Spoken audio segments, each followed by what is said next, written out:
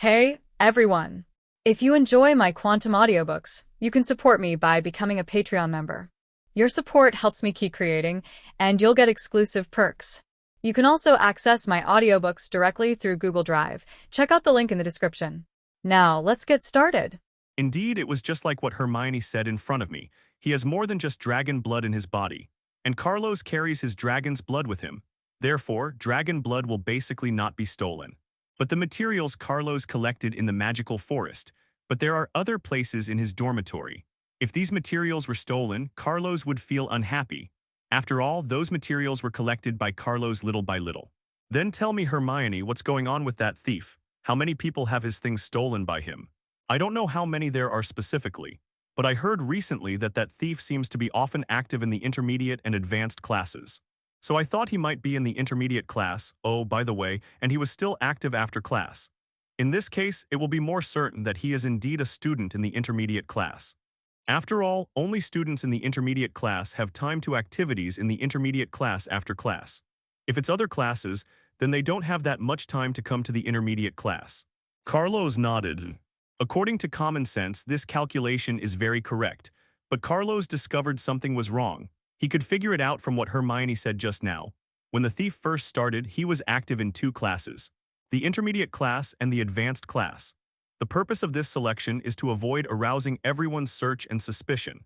And now I am doing activities in the intermediate class in order to shift all the attention to the intermediate class. So is there a possibility that this person has mastered some kind of magic? A kind of magic that can teleport to a certain place, steal, and then return to your class. If this is the case, then the scope of intermediate classes should be expanded to include beginner classes and advanced classes. But in Carlos's eyes, the most likely candidate is the beginner class. But what he doesn't understand is what kind of talent he is. Surprisingly, even the junior class who just entered the school can do such magic. It was time for get out of class to end.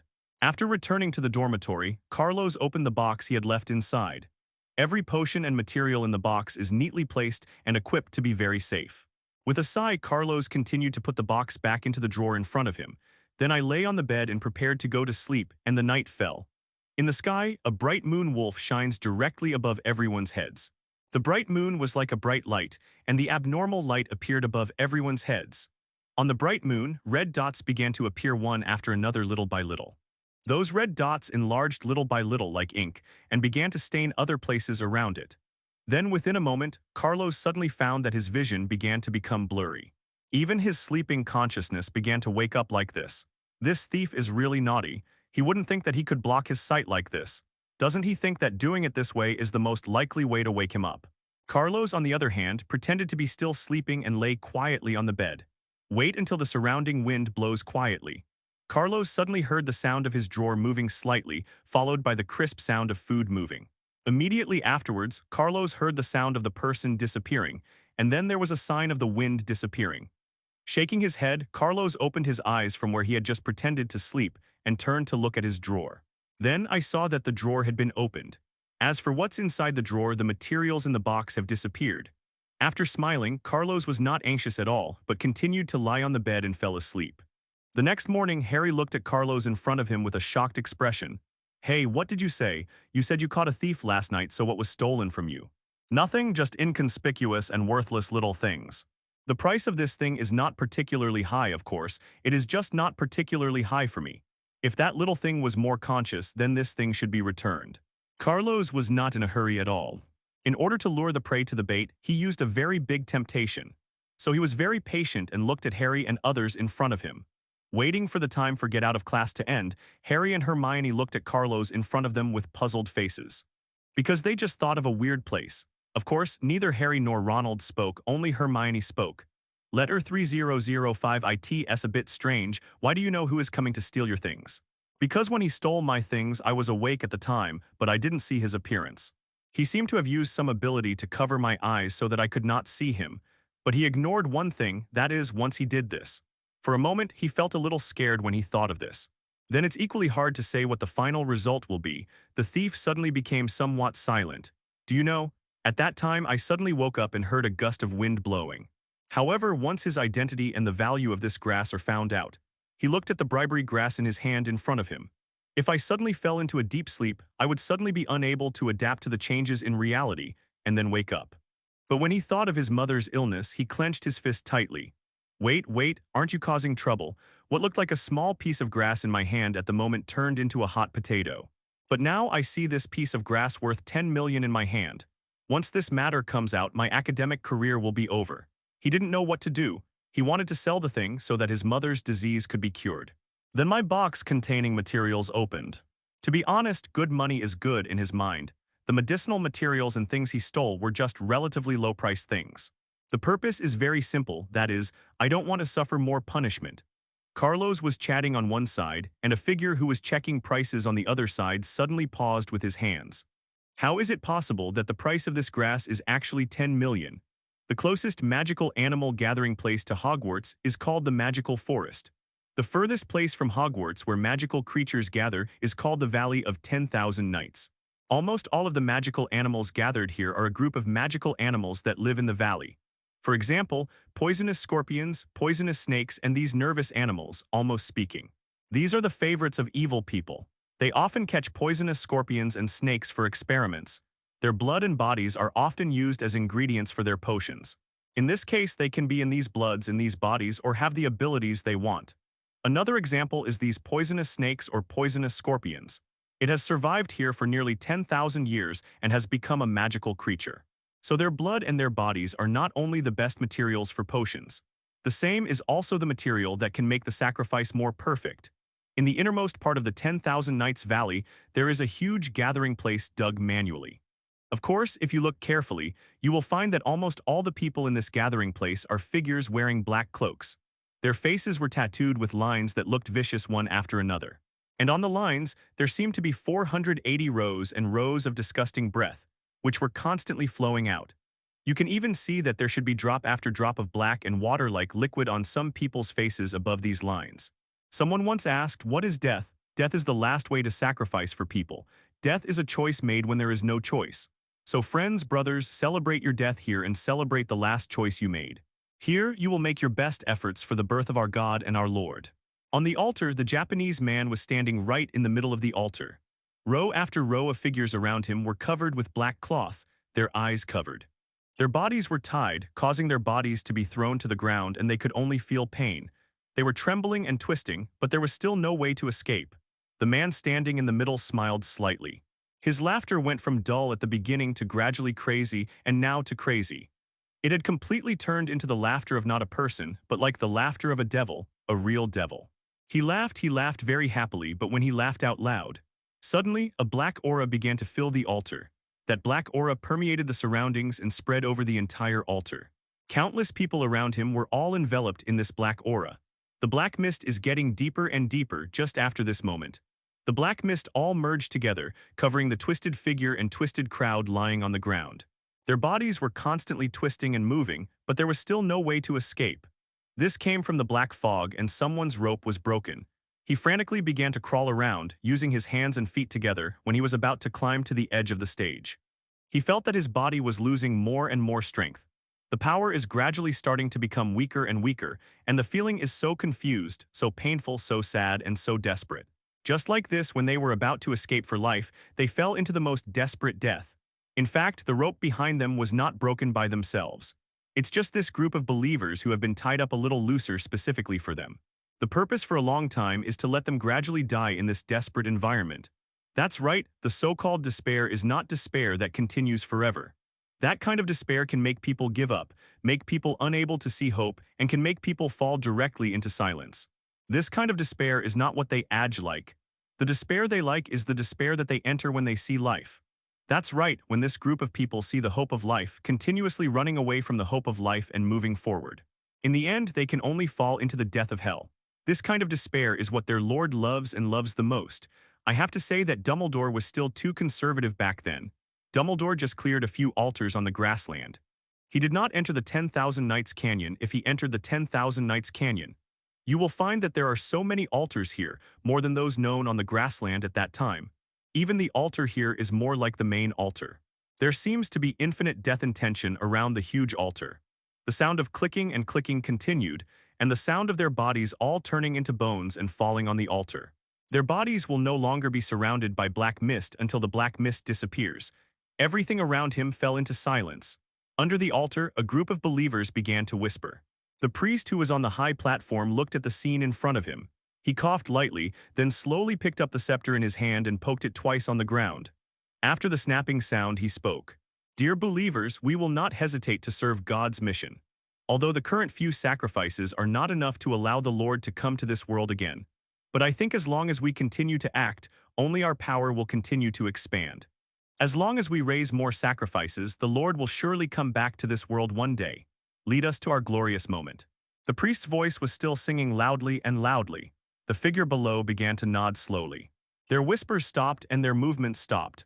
They continued to look at the altar in front of them and the great priest in front of them. Their eyes revealed a sense of faith and expectation. They were looking forward to their Lord and General leading them on the path that belonged to their gods. That's right, in the final analysis, this group of people are all about their rights in the future. It's all for the future to achieve success as one's own divine envoy. However, these so-called believers, but they never thought that their Lord had actually come long ago. But they will never know that everything they do now will happen to them in the end. That's right, if the group of people they keep looking for are sacrifices, then they are the final sacrifices. The crowd gradually dispersed, and the believers also gradually dispersed. The moment they dispersed, only the gray bones were left hanging on the ground. It has lost the vitality that belonged to him, and only the patches of strange roads remain. And when this group of bones fell to the great priest who was on the altar smiled slightly. He looked at the group of believers going away, then looked at the sacrifices next to him and laughed. Then he slowly walked behind him.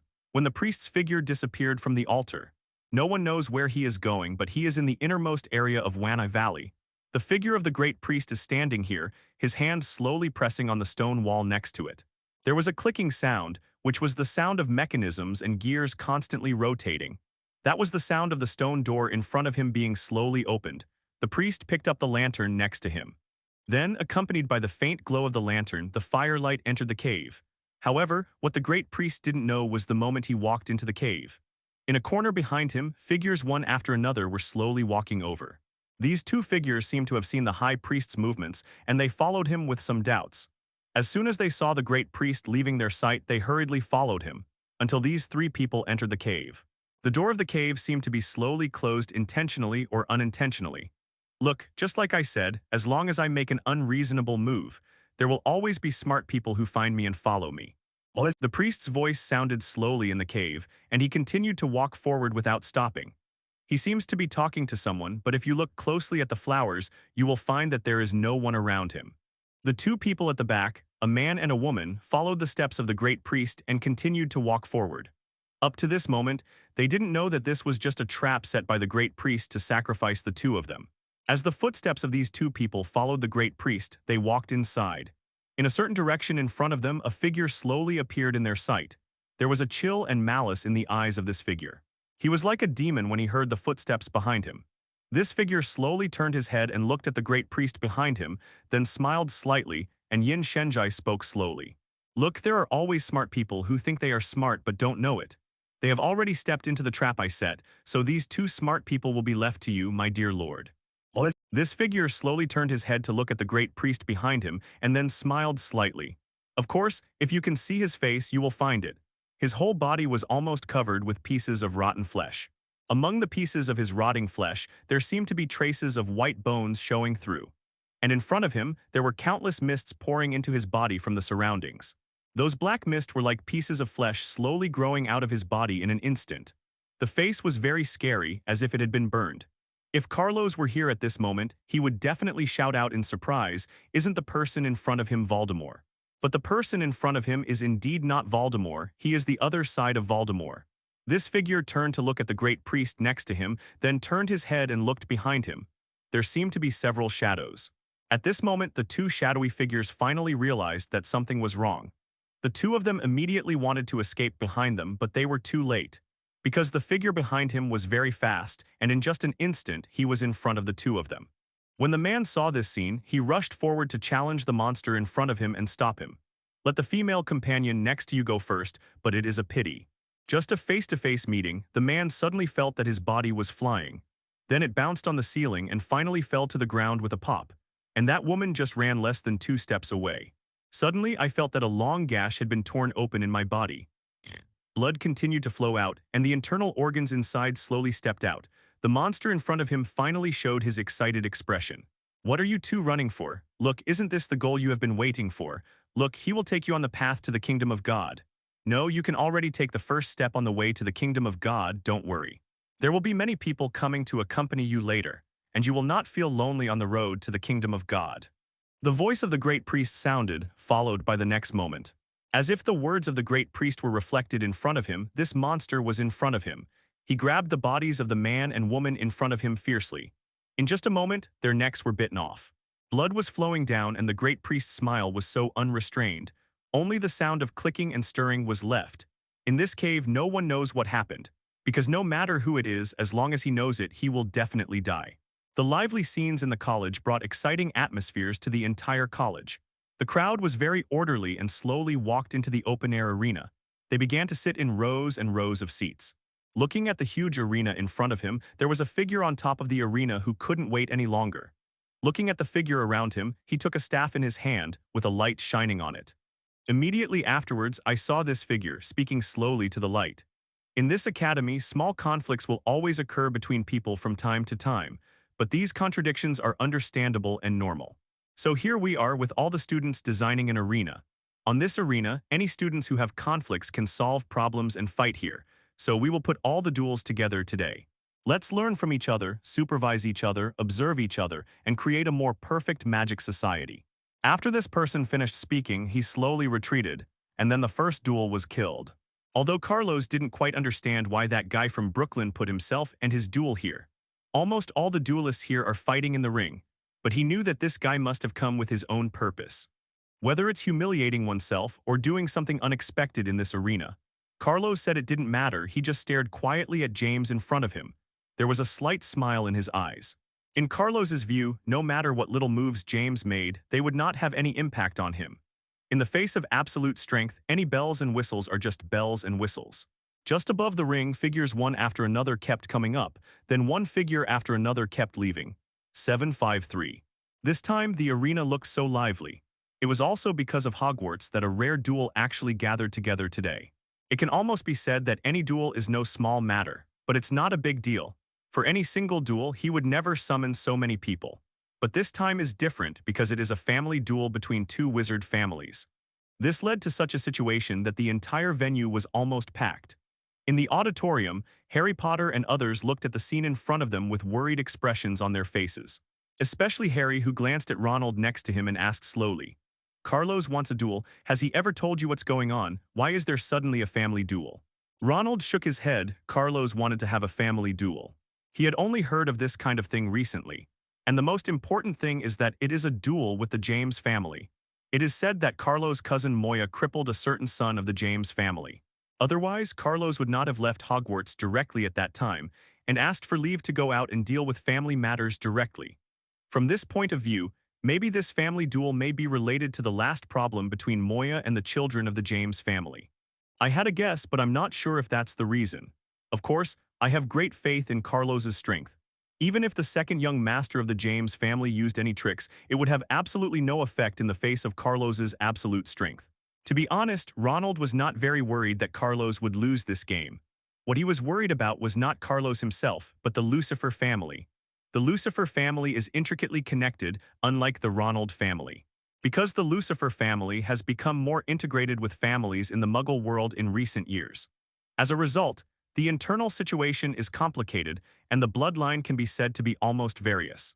This means that there are also a lot of sesame seeds among the heads of the Lucifer family. Under such circumstances, it is difficult for the Carlos family to control the entire Lucifer family. After all, no one knows who in the Lucifer family has a brain twitch. Suddenly, he did something to trick the Lucifer family. After all, people's hearts are the most unpredictable in this world. What I'm worried about is that someone in the Lucifer family may not be able to stand the stimulation of the James family or the temptation of the James family. In the end, it led to the betrayal of the Losua family. After all, people's hearts are difficult to measure. After all, almost all of the Ronald family are pure-blood wizards. It doesn't matter whether it's the 7 members of your family or the current Ronald. Because they are both wizards, Almost every decision they make can be made through discussion and at the lowest cost because this is the advantage of having fewer people. But the Lucifer family can't. After Ronald glanced at the venue in front of him, Hermione next to him said a little helplessly, "Don't you think it's a little strange for the second young master of the James family to choose this place this time?" The James family, I understand that their family often engages in small tricks. In order to win, in order to gain the reputation of their family, this is a normal thing. But you have to understand that a family duel is not a very glorious thing. The James family, being able to bring the family duel to this kind of arena, must be well prepared. Therefore, no matter what small tricks they use, they will definitely not let outsiders discover them. While Hermione and the others were chatting, suddenly a figure walked over slowly. Teacher Snape looked at the arena in front of him and saw several figures slowly leaving. Then he spoke softly and explained. Hear Mr. Snape's explanation of the Jamite family. Both Harry and Ronald felt shocked. They never thought that Teacher Snape would have such a deep understanding of the family. Harry and the other two looked at Mr. Sleo next to them with strange expressions on their faces, and then slowly asked him, "Then Mr. Snape, why do you hate the family so much?" "It's not that I hate families, I just hate those pure-blood families and some ancient families. How many things have their families done in this world as a family? How many of those things are good? Think about it, Ronald, you should understand, right? If it weren't for your family, there are only 7 people who can better control the situation of the entire family. I think the troubled Lucifer family is what you hate the most. Indeed, although the Lucifer family can be said to be a declining family, but because their predecessors were from an ancient family. So 1.1 in terms of inheritance, etiquette, and even the arrogance of the nobility. The Lucifer family can almost be regarded as an ancient magic family. When it comes to dealing with people and things, the Lucifer family almost treats itself as an ancient family. Treating anyone arrogantly is something Carlos has no way to solve. In Carlos' view, the world is changing if the relationship between families does not change. Then they will be eliminated. On the ring below, it was finally Carlos's turn and Brooklyn's. The two of them looked at each other slowly. There was a faint murderous intent in the eyes of both of them. Yes, it can be seen that their murderous intentions are not hidden at all, whether it is Brooklyn or Carlos. Remember what the two of us are betting on, and Brooklyn, if you really have any guts and are a man, you shouldn't take that thing out. Carlos looked at Brooklyn in front of him with ridicule and contempt in his eyes. But at this moment, Brooklyn didn't feel any shame at all. He just held the staff quietly and stared at Carlos in front of him. There was a spark between the two of them in their eyes. Maybe it's like taking action directly in the next moment. The moment the two raised their staffs, suddenly, a ray of light flashed slightly. Just when Brooklyn thought that Carlos in front of him was about to fall under the magic of his staff. However, he discovered that magic had been released from Carlos' hands. The speed of your weapon makes it difficult for him to react. He only saw a golden ray of light coming towards him and then hitting his subordinate. Immediately afterwards, the staff in his hand came out. The next moment, Carlos once again threw a blast of Expelliarmus, but it couldn't come over. Carlos's speed made Brooklyn's face darken slightly. How is it possible? How could Carlos 3 be so fast? Moreover, doesn't he need to recite the magic spell? What a poor kid, do you think a family duel is just a child's playhouse? Can I still wait for you to finish reciting the spell, then stretch out the staff and poke it into my nostrils? Am I casting a spell? Am I resisting? How is that possible? Children, just go home and play house. Don't play children's tricks here, there is no one to play with you here. Every time Carlos performed it was Expelliarmus, and every time the shooter hit Brooklyn in front of him. It only made him feel a certain amount of humiliation, but not danger. Brooks' face darkened slightly. He didn't expect that Carlos would take aim at his hand as soon as he started. Knocking off his own staff will indeed make him unable to cast spells. The staff is the most important thing in the world. He must have it before he can let people cast magic. As for the future, it is a matter of the future. So when Carlos saw Brooklyn in front of him, the staff in his hand was a staff made from the legendary tree branch. He then understood that Brooklyn would definitely not be able to have a good fight with him. This family definitely cannot use magic potions. Since magic potions cannot be used, the James family decided to take out the legendary staff. Come and give it to Brooklyn for use, and Brooklyn is also without any surprises. It can be seen that Carlos is afraid of this staff. Of course, that fear was just what Carlos showed him. Therefore, Carlos had actually already thought of how to deal with him. It doesn't matter if the staff can't compare. After all, you don't need a very good staff. After all, in terms of magic casting speed, he is at least 2 versions ahead of his opponent. Under such circumstances, Carlos has very strong self-confidence. Even with this special staff in his hand, he can still defeat the opponent.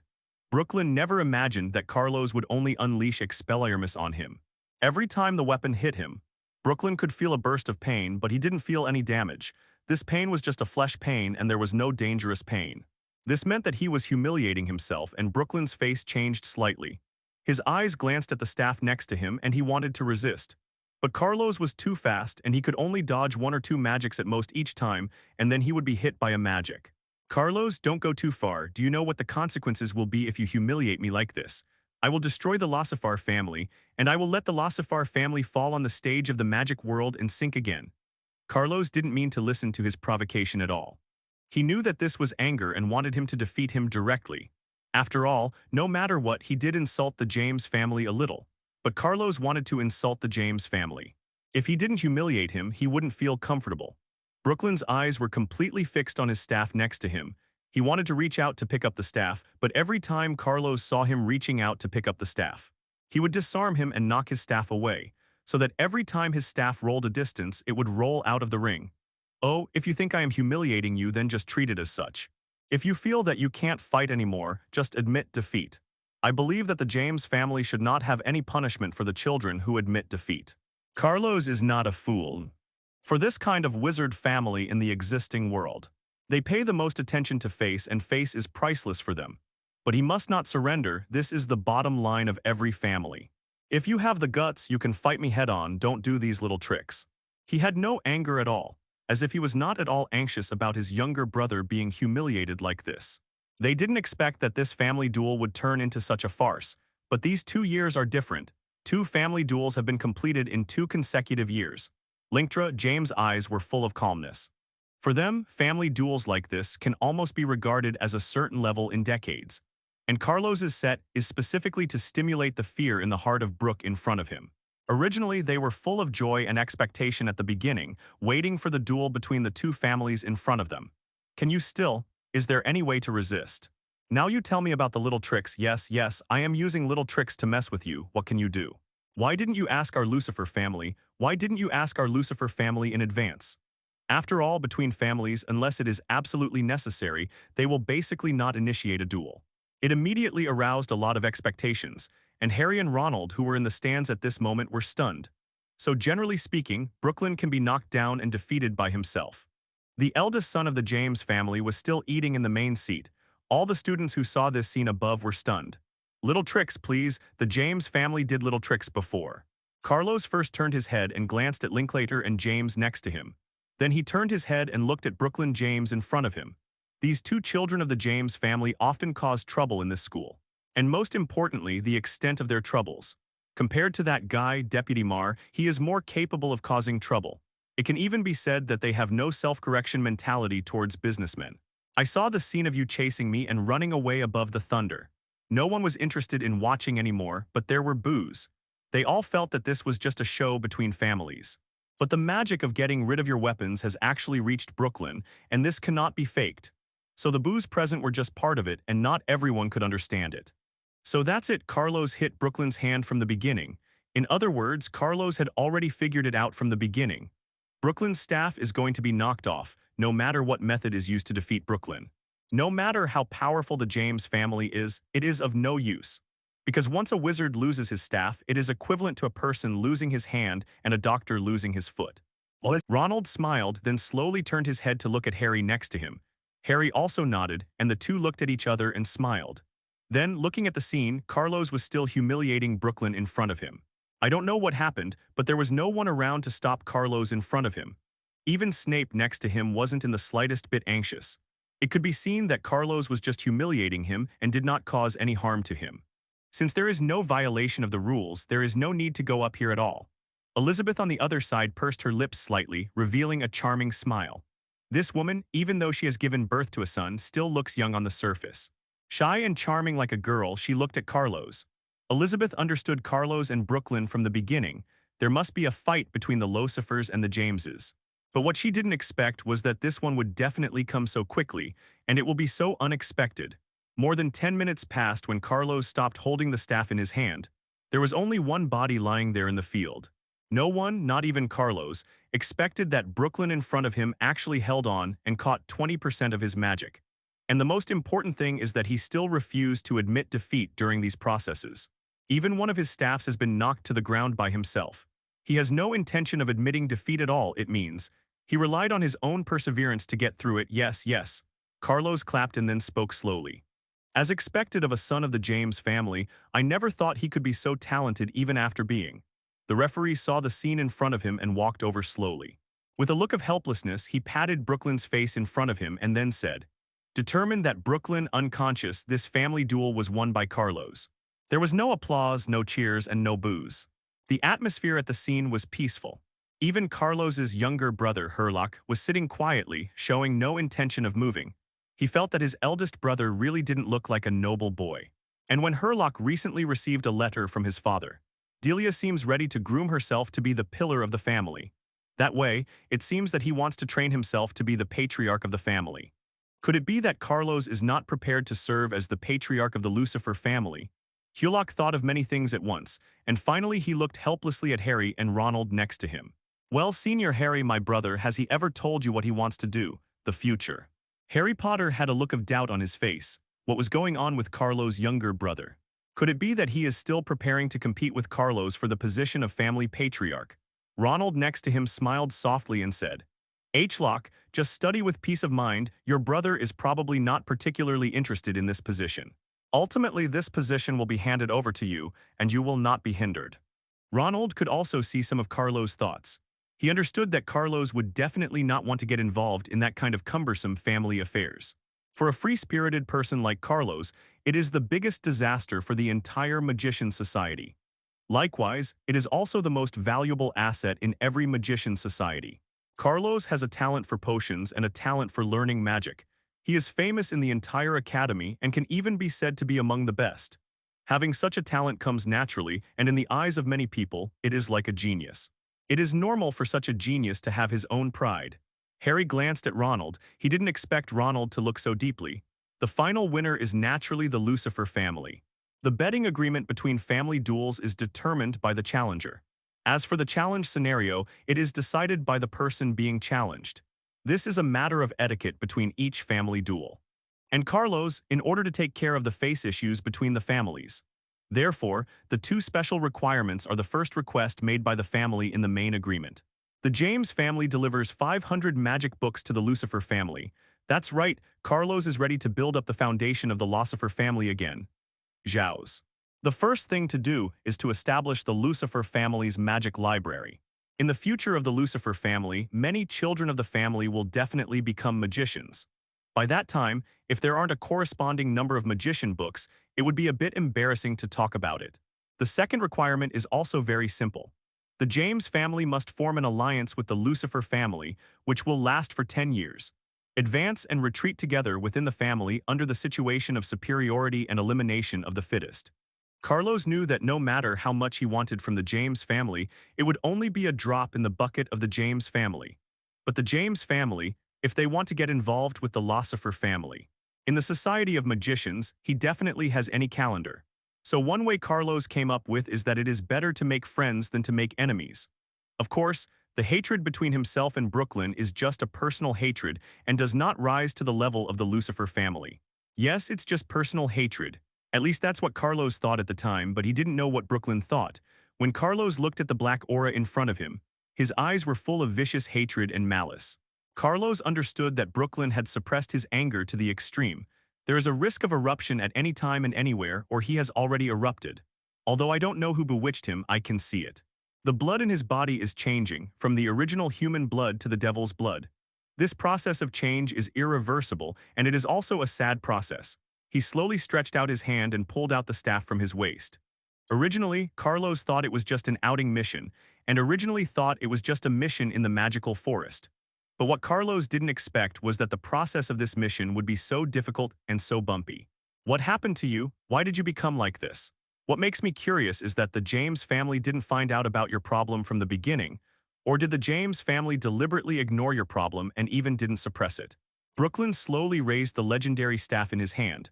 On the staff, there was a guide wire originally made of dragon bones. At this moment, a black breath was slowly burning. The wire made of the dragon bone was originally made of the dragon bone wire made by the evil dragon.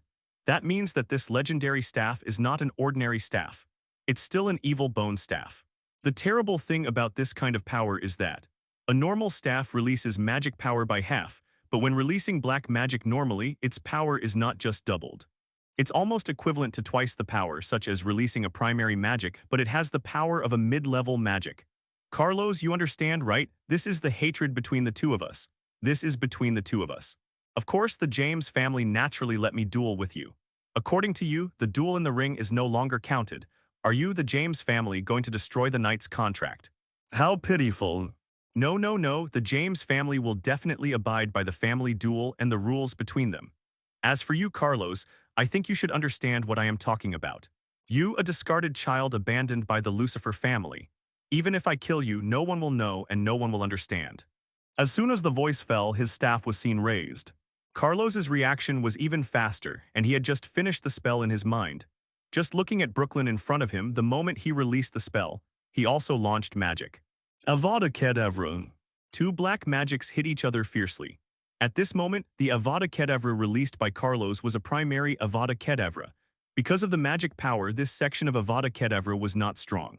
But the one in Brooklyn's hand was an Avada Sui with real mid-level power. Carlos grinned, watching the black magic coming towards him. Without hesitation, he quickly retreated to the side, Brooklyn's black magic. Just avoided it, then passed by and finally hit the tree behind him. With a clang, the big tree behind Carlos, which was as big as a bowl, just like that, under the power of this black magic, a hole was smashed. Similarly, the figure in front of him was ready to continue releasing, without any hesitation. Continue to release Avada Kedavra towards Carlos. The speed was so fast that Carlos was slightly startled. And most importantly, Brooklyn in front of him didn't know when he started. He didn't need to recite it with his mouth. It seemed that for him, he only needed to recite it silently in his heart. No, everyone can learn the method of reciting the spell silently in their hearts. Everyone should be able to learn it, but because of habit, they didn't say it out loud. So the delay of magic is increased. And now when the delay is reduced, Carlos knows that his speed will not be much of an advantage. Ha ha ha, the Lucifer family abandoned you. Look at Carlos. The two of us are just the same, both abandoned by the family.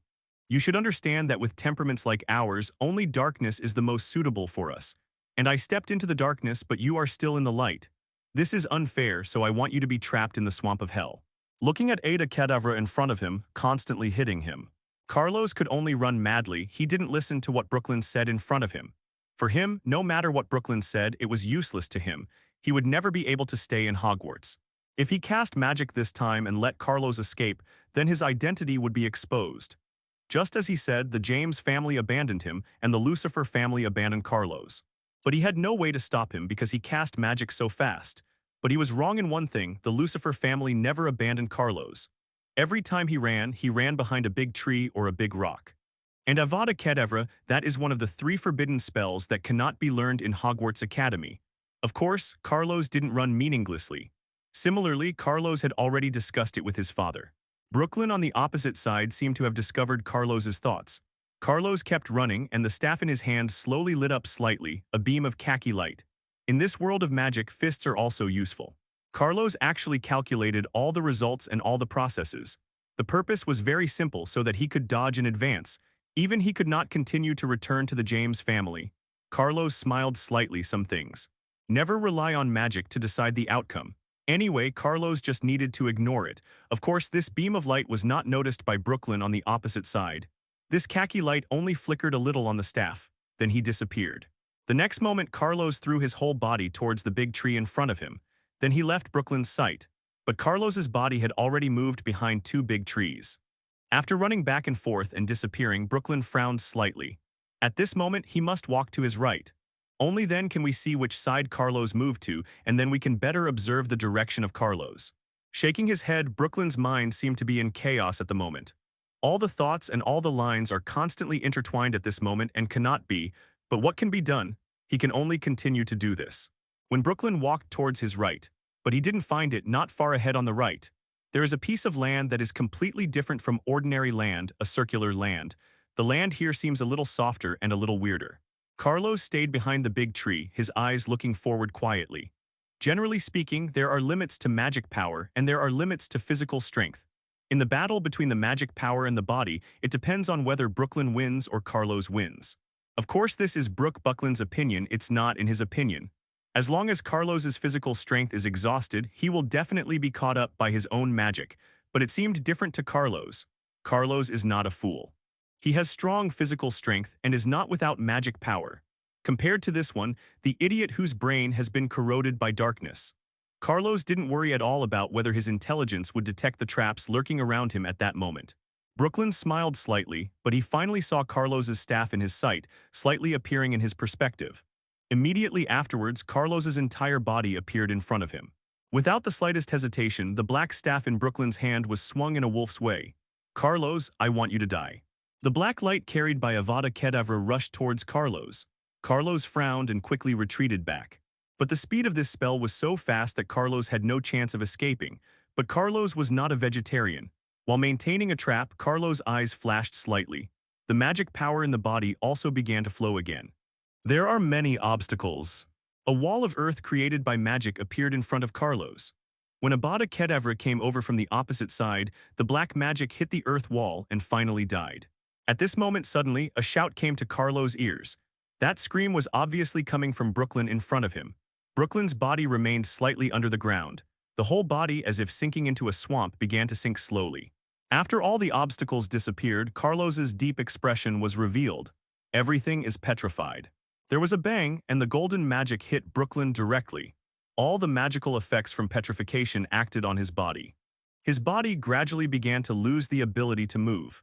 After Carlos saw Brooklyn's body, he was directly petrified by his own petrification. He quickly ran up and kicked away the staff he was holding. Then when he saw Nuo's body trapped in the trap, he sighed softly, shook his head and said, "Actually, I want to kill you, but I still have to thank you. Because of your arrival, I know that there is more than just Voldemort in this world. It is evil, in this world that affects gods and magic. I believe there must be more evil gods." After Carlos finished speaking, he slowly stretched out his hand. Little by little, it clicked in front of him on Brooklyn's head. Brooklyn's face changed slightly, even though he was petrified. However, if you look at it from the surface, you will find that his body is still the original body, it is just frozen. But his face was still so rosy, but he couldn't move. After finishing speaking, Carlos picked up the staff that was kicked away from the ground, requesting flowers 0. On the black staff, there are bone dragons carved one after another like bones. The dragon climbing rock is on top of the staff, extending to the front like a line. This one must be the staff made from the bones of the evil dragon. Shaking his head, Carlos put away the staff and then glanced at the sky. At this moment, the sky has become silent, and the sky seems to be covered with stars and clouds. The moon gradually began to shine over the entire land. Next to him, Brooklyn's body gradually began to recover after the petrification effect disappeared. But his body was still buried in the ground and he couldn't get up. "Carlos, why on earth? Why are there always geniuses like you in this world? Why are there mediocre fools like us in this world? Why do mediocrity and genius always exist under the same sky?" Listening to the complaints from Brooklyn next to him, he didn't move at all. Listening to his evil aura full of negative energy, Carlos shook his head, his face speechless. "Do you think I am a genius? But in my eyes, I have always been mediocre. You think I am a genius because you have not seen real genius, because you haven't seen the hard work behind my mediocrity. For example, you think I am so talented in potions. Just pick up any book and read it, and you can easily make the potion with the above materials, right? But have you ever thought about it? Before that, I had already mastered all the potions.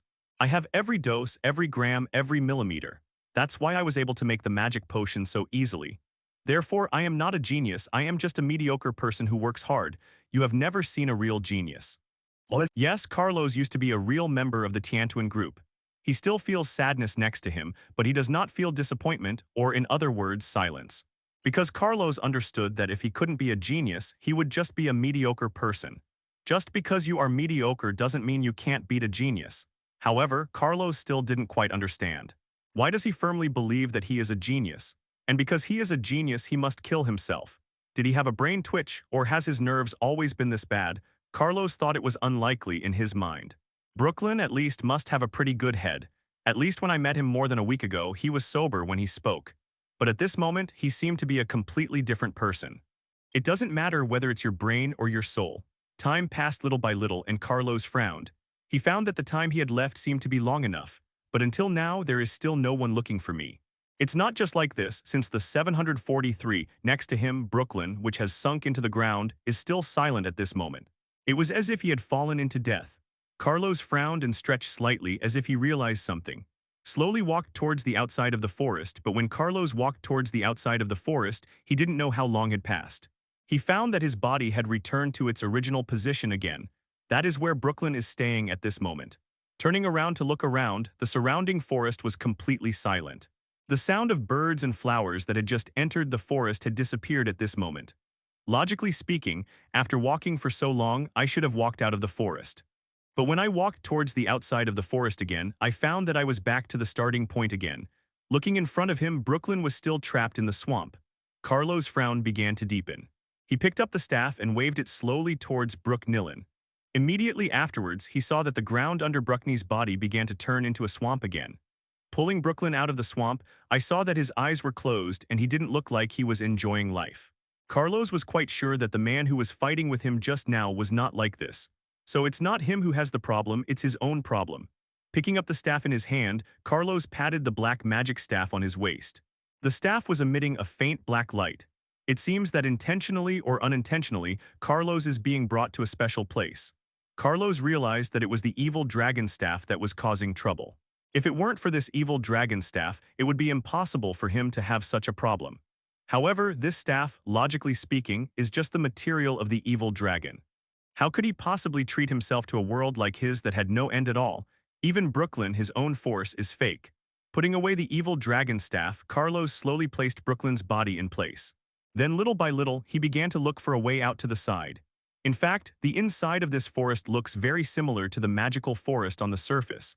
But if it actually radiates downward from the sky, it will be found. It's not like a magical forest, but it looks like a magical forest. Yes, it's like what it used to be like in the magical forest. For example, the old dragon's lair is still in the forest. Caro's sighed, then waved the staff in his hand, slowly walked towards the distance. He walked several roads and finally found that at the end of each road was the scene of Brooklyn lying on the ground in front of him. It was as if after everything I was back where I started and couldn't find my way out. Carlos didn't believe this result and he was still searching frantically. And after Carlos walked in all directions, he finally slowly raised his head and looked above himself, that is, in the sky. He noticed something strange, that is, the magical forest at this moment was black. So is there a possibility that the sky is white? Riding his broom, Carlos suddenly jumped up. The whole body passed through the forest and headed towards the sky. However, the dark night sky and the silent stars made Hello's heart skip a beat. When he came in, it was obviously daytime. At this moment, the world has turned into a dark night, and this kind of dark night does not look like the scene where the night just fell just now. But the night has fallen for a long, long time. Countless stars and moons, their twinkling points of light slightly illuminate some directions and roads. And Carlos finally saw the entire magical forest clearly. He saw something inside the magical forest that shouldn't exist. For example, the outskirts of the magical forest that was once burned by fire. It was still lush and green at the moment, and another example was the huge dragon's lair next to him. At this moment, he is still staying in the magical forest. From the lair, he can even hear the roar of dragons one after another. But the roaring sound became a little weird. No, it wasn't like the roaring sound that I was familiar with before. After looking around, Carlos slowly landed on the ground. He probably already understood that he might already be in the land of the evil dragon. Of course, this is a very normal behavior, because evil energy is emitted unconsciously and has nothing to do with itself. A terrifying mass of shattered bodies and bones gathered together. There was a bang, and Carlos raised his staff. Teleport to this area, a land surrounded by evil dragons surrounded by a dark magical forest. Their bodies also seemed to be contaminated with evil spirits. Throughout the body, a magic power was slowly boiling and flowing. Maybe the evil dragon himself doesn't want to use this ability. The place where this power affects is called the land of the evil dragon. The moment he swallowed half the bottle of medicine.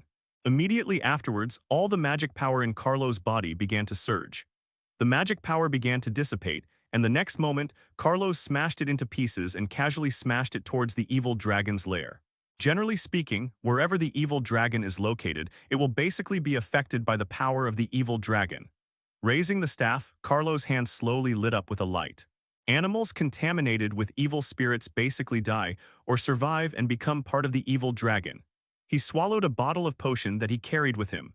All the magical creatures living here are affected by the evil dragon's breath. Otherwise, it would be impossible for him to be teleported here.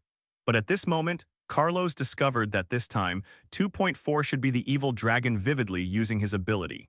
At this moment, inside the evil dragon's lair, the dragon's roar was still roaring inside. At this moment, he was hit by this terrifying body-shattering magic and suddenly stopped.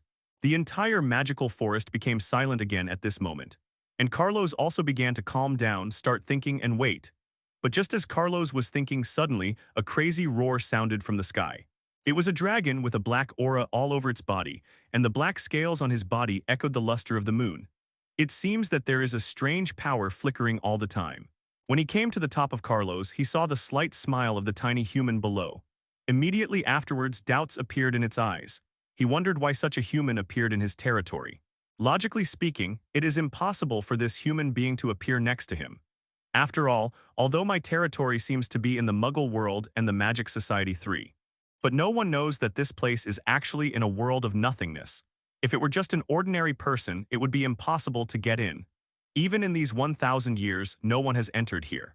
Then when the evil dragon suddenly felt the black aura on Carlos's body in front of him. At this time, its eyes changed from confusion to anger and rage. He seemed to be in an angry child state and suddenly roared at Carlos. The roar of the dragon was so shocking that it seemed to shatter everything in the world. Carlos, who was below, also heard the roar. When he raised his head and looked at the evil dragon hovering over him in the sky, there was a kind of fear on his face, and Carlos picked up the staff in his hand without any hesitation. Then he ran forward. He wanted to curse. He just smashed your hometown. Do you need to chase me so closely? Because even Carlos can feel it. I must have been brought here by the evil dragon in front of me. If it weren't for him, he would still not be in the magical forest. Seeing Carlos running wildly, the dragon shook its head slightly. The two horns on his head began to rotate continuously. Then, the whole body was twisted a little, accompanied by pieces of corroded flesh. With his wings flapping, he chased after Carlos. In this dark forest, the evil dragon is getting faster and faster. Getting faster and faster, in just a moment, he was in front of Carlos. The moment the evil dragon came to Carlos' front this time, his mouth slowly opened, and a black light gradually began to gather. It was as if Carlos in front of him was going to be completely destroyed in an instant. Carlos didn't want to sit still and wait for death, so he stretched out his powers at the same time. A ball of light also began to gather inside the staff in his hand. Avada Kedavra's black energy gradually began to flash out. Carlos this time was different from the last time. When facing Brooklyn, Carlos won with absolute skill. But when facing the evil dragon this time, Carlos felt that any technique was like hard work in the face of such power. Damn it, Carlos' mouth twitched slightly. He wanted to curse, he wanted to yell angrily. But there is nothing he can do if he is sprayed by this black light. There is absolutely no integrity in my own body. There was a bang, and at that moment, Carlos's eyes were all occupied by these 10 black rays of light. Carlos only felt a hot breath surging around him. That breath stretched infinitely and stretched again and again. At this moment, Carlos could only feel the small staff in his hand. It is absolutely impossible for the magic power Avada ordered to defeat the terrifying power in front of him. At the moment, Carlos was preparing to face death. Suddenly, a familiar roar sounded from beside him. Accompanying the roar was a golden flame. The flame hit him hard on top of the black flame. The two flames collided together and finally dispersed. This was just a giant red dragon. This giant red dragon glanced at Carlos in front of him. Then he took another look at the evil dragon in front of him. The eyes of the two giant dragons looked at each other slightly, as if they could both see the meaning in each other's eyes. Carlos slowly retreated towards the back. Although he didn't know why the Dragon King came here. But Carlos understood that once he came here, he would have a good companion. However, when the Dragon King and the evil dragon in front of him were constantly discussing, he was also slightly stunned. He slowly turned his head to look at Carlos behind him and then said with a thoughtful look on his face, "Carlos, he said you took his scales, so he thought you were the one who hunted it. Do you really have his scales on your body?" When Carlos heard this, he immediately wanted to refute, but then Carlos was slightly stunned. He slowly pulled out a black staff from behind him. That was the evil dragon's staff. The moment I saw that staff blooming, the evil dragon's expression immediately changed slightly, and he wanted to take another bite at Carlos in front of him. The Dragon King seemed to be aware of the thoughts of the evil dragon in front of him in advance. The red burning fireworks in his mouth also spurted out fiercely, and the two flames collided together again. Ever since, at this time, the evil dragon roared fiercely at the Dragon King in front of him. He was asking why they were both dragons, even though they were not in the same camp. Why do you have to help your enemies? However, the Red Dragon King shook his head and said, "Didn't you say that, 500 years ago that group of people came to hunt you? Then look at this little child. Is it possible that he could have lived as long as 500 years? Finally, the evil dragon calmed down, and he seemed to understand the meaning of the Dragon King's mouth in front of him. He slowly looked at Carlos in front of him and then couldn't help but snorted. Then he turned his head and looked to the side with an arrogant look. It can be seen that this evil dragon was indeed very angry, and it was so angry that it really wanted to kill Carlos. Of course, if it weren't for the appearance of the Dragon King, even if Carlos could explain it, it would still kill Carlos. Carlos looked at the two giant dragons in front of him, howling at each other. They are like two giant cats, constantly roaring at each other, constantly echoing the other party's words. To be honest, Carlos couldn't understand the language between the giant dragons. But he could understand the tone between them, and it didn't seem particularly bad. It presents a very harmonious sign. It can be seen that the relationship between these two guys should be good. At least it won't be like Carlos and the evil dragon face to face and then fighting directly. Carlos didn't think he could defeat the evil dragon in front of him. How do you say this? If you really want to fight the evil dragon. Carlos believes that at least he must be as powerful as Dumbledore. Without Dumbledore's strength, if he faced off against an evil dragon, there would be only one outcome, and that would be death. The evil dragon is not any god, he is a dragon, and it is a dragon that does not require belief. In his eyes, any enemy is an enemy. As for friends, there is no need for them at all. Even the Dragon King next to him is not considered his friend, just his relative. During the interaction between the two dragons, Carlos also calmed down. He looked at the surrounding forest, and then looked at Brooklyn, who fell to the ground and was no longer breathing. I couldn't help but sigh softly. It's better to die than to keep causing trouble for myself while I'm still alive. Immediately afterwards, Carlos saw that the Dragon King in front of him was already staring at him.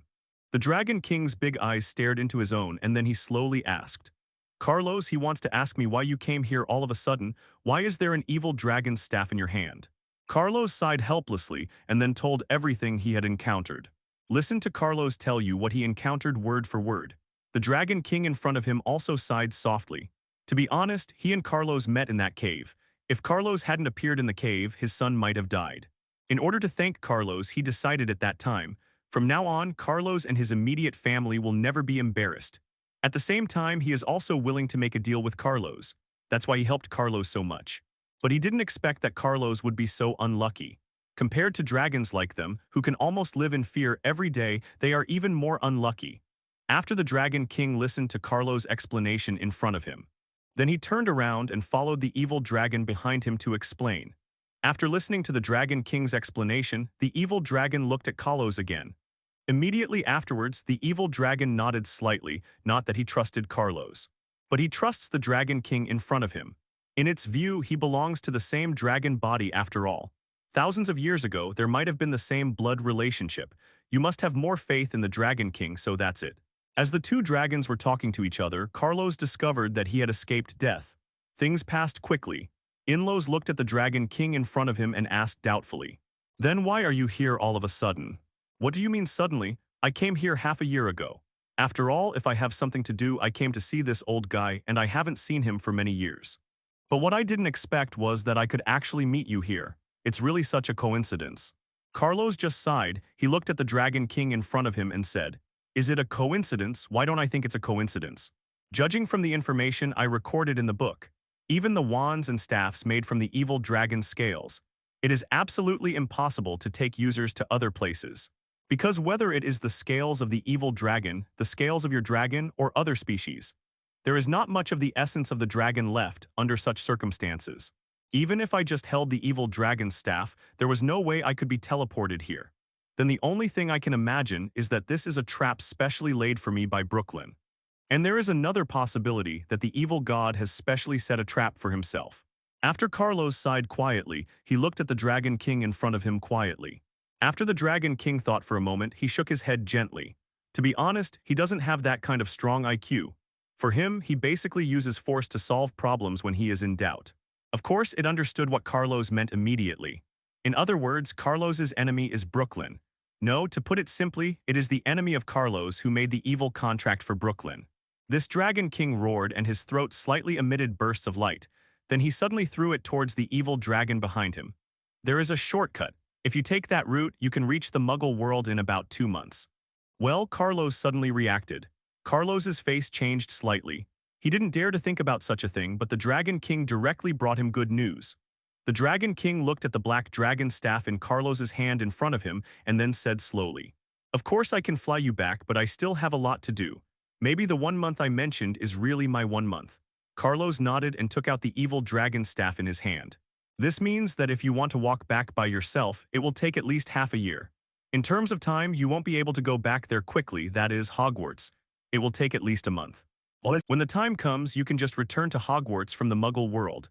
And the most important thing is, even if I can take you back." Then he turned his head, saw Carlos next to him, and then asked slowly.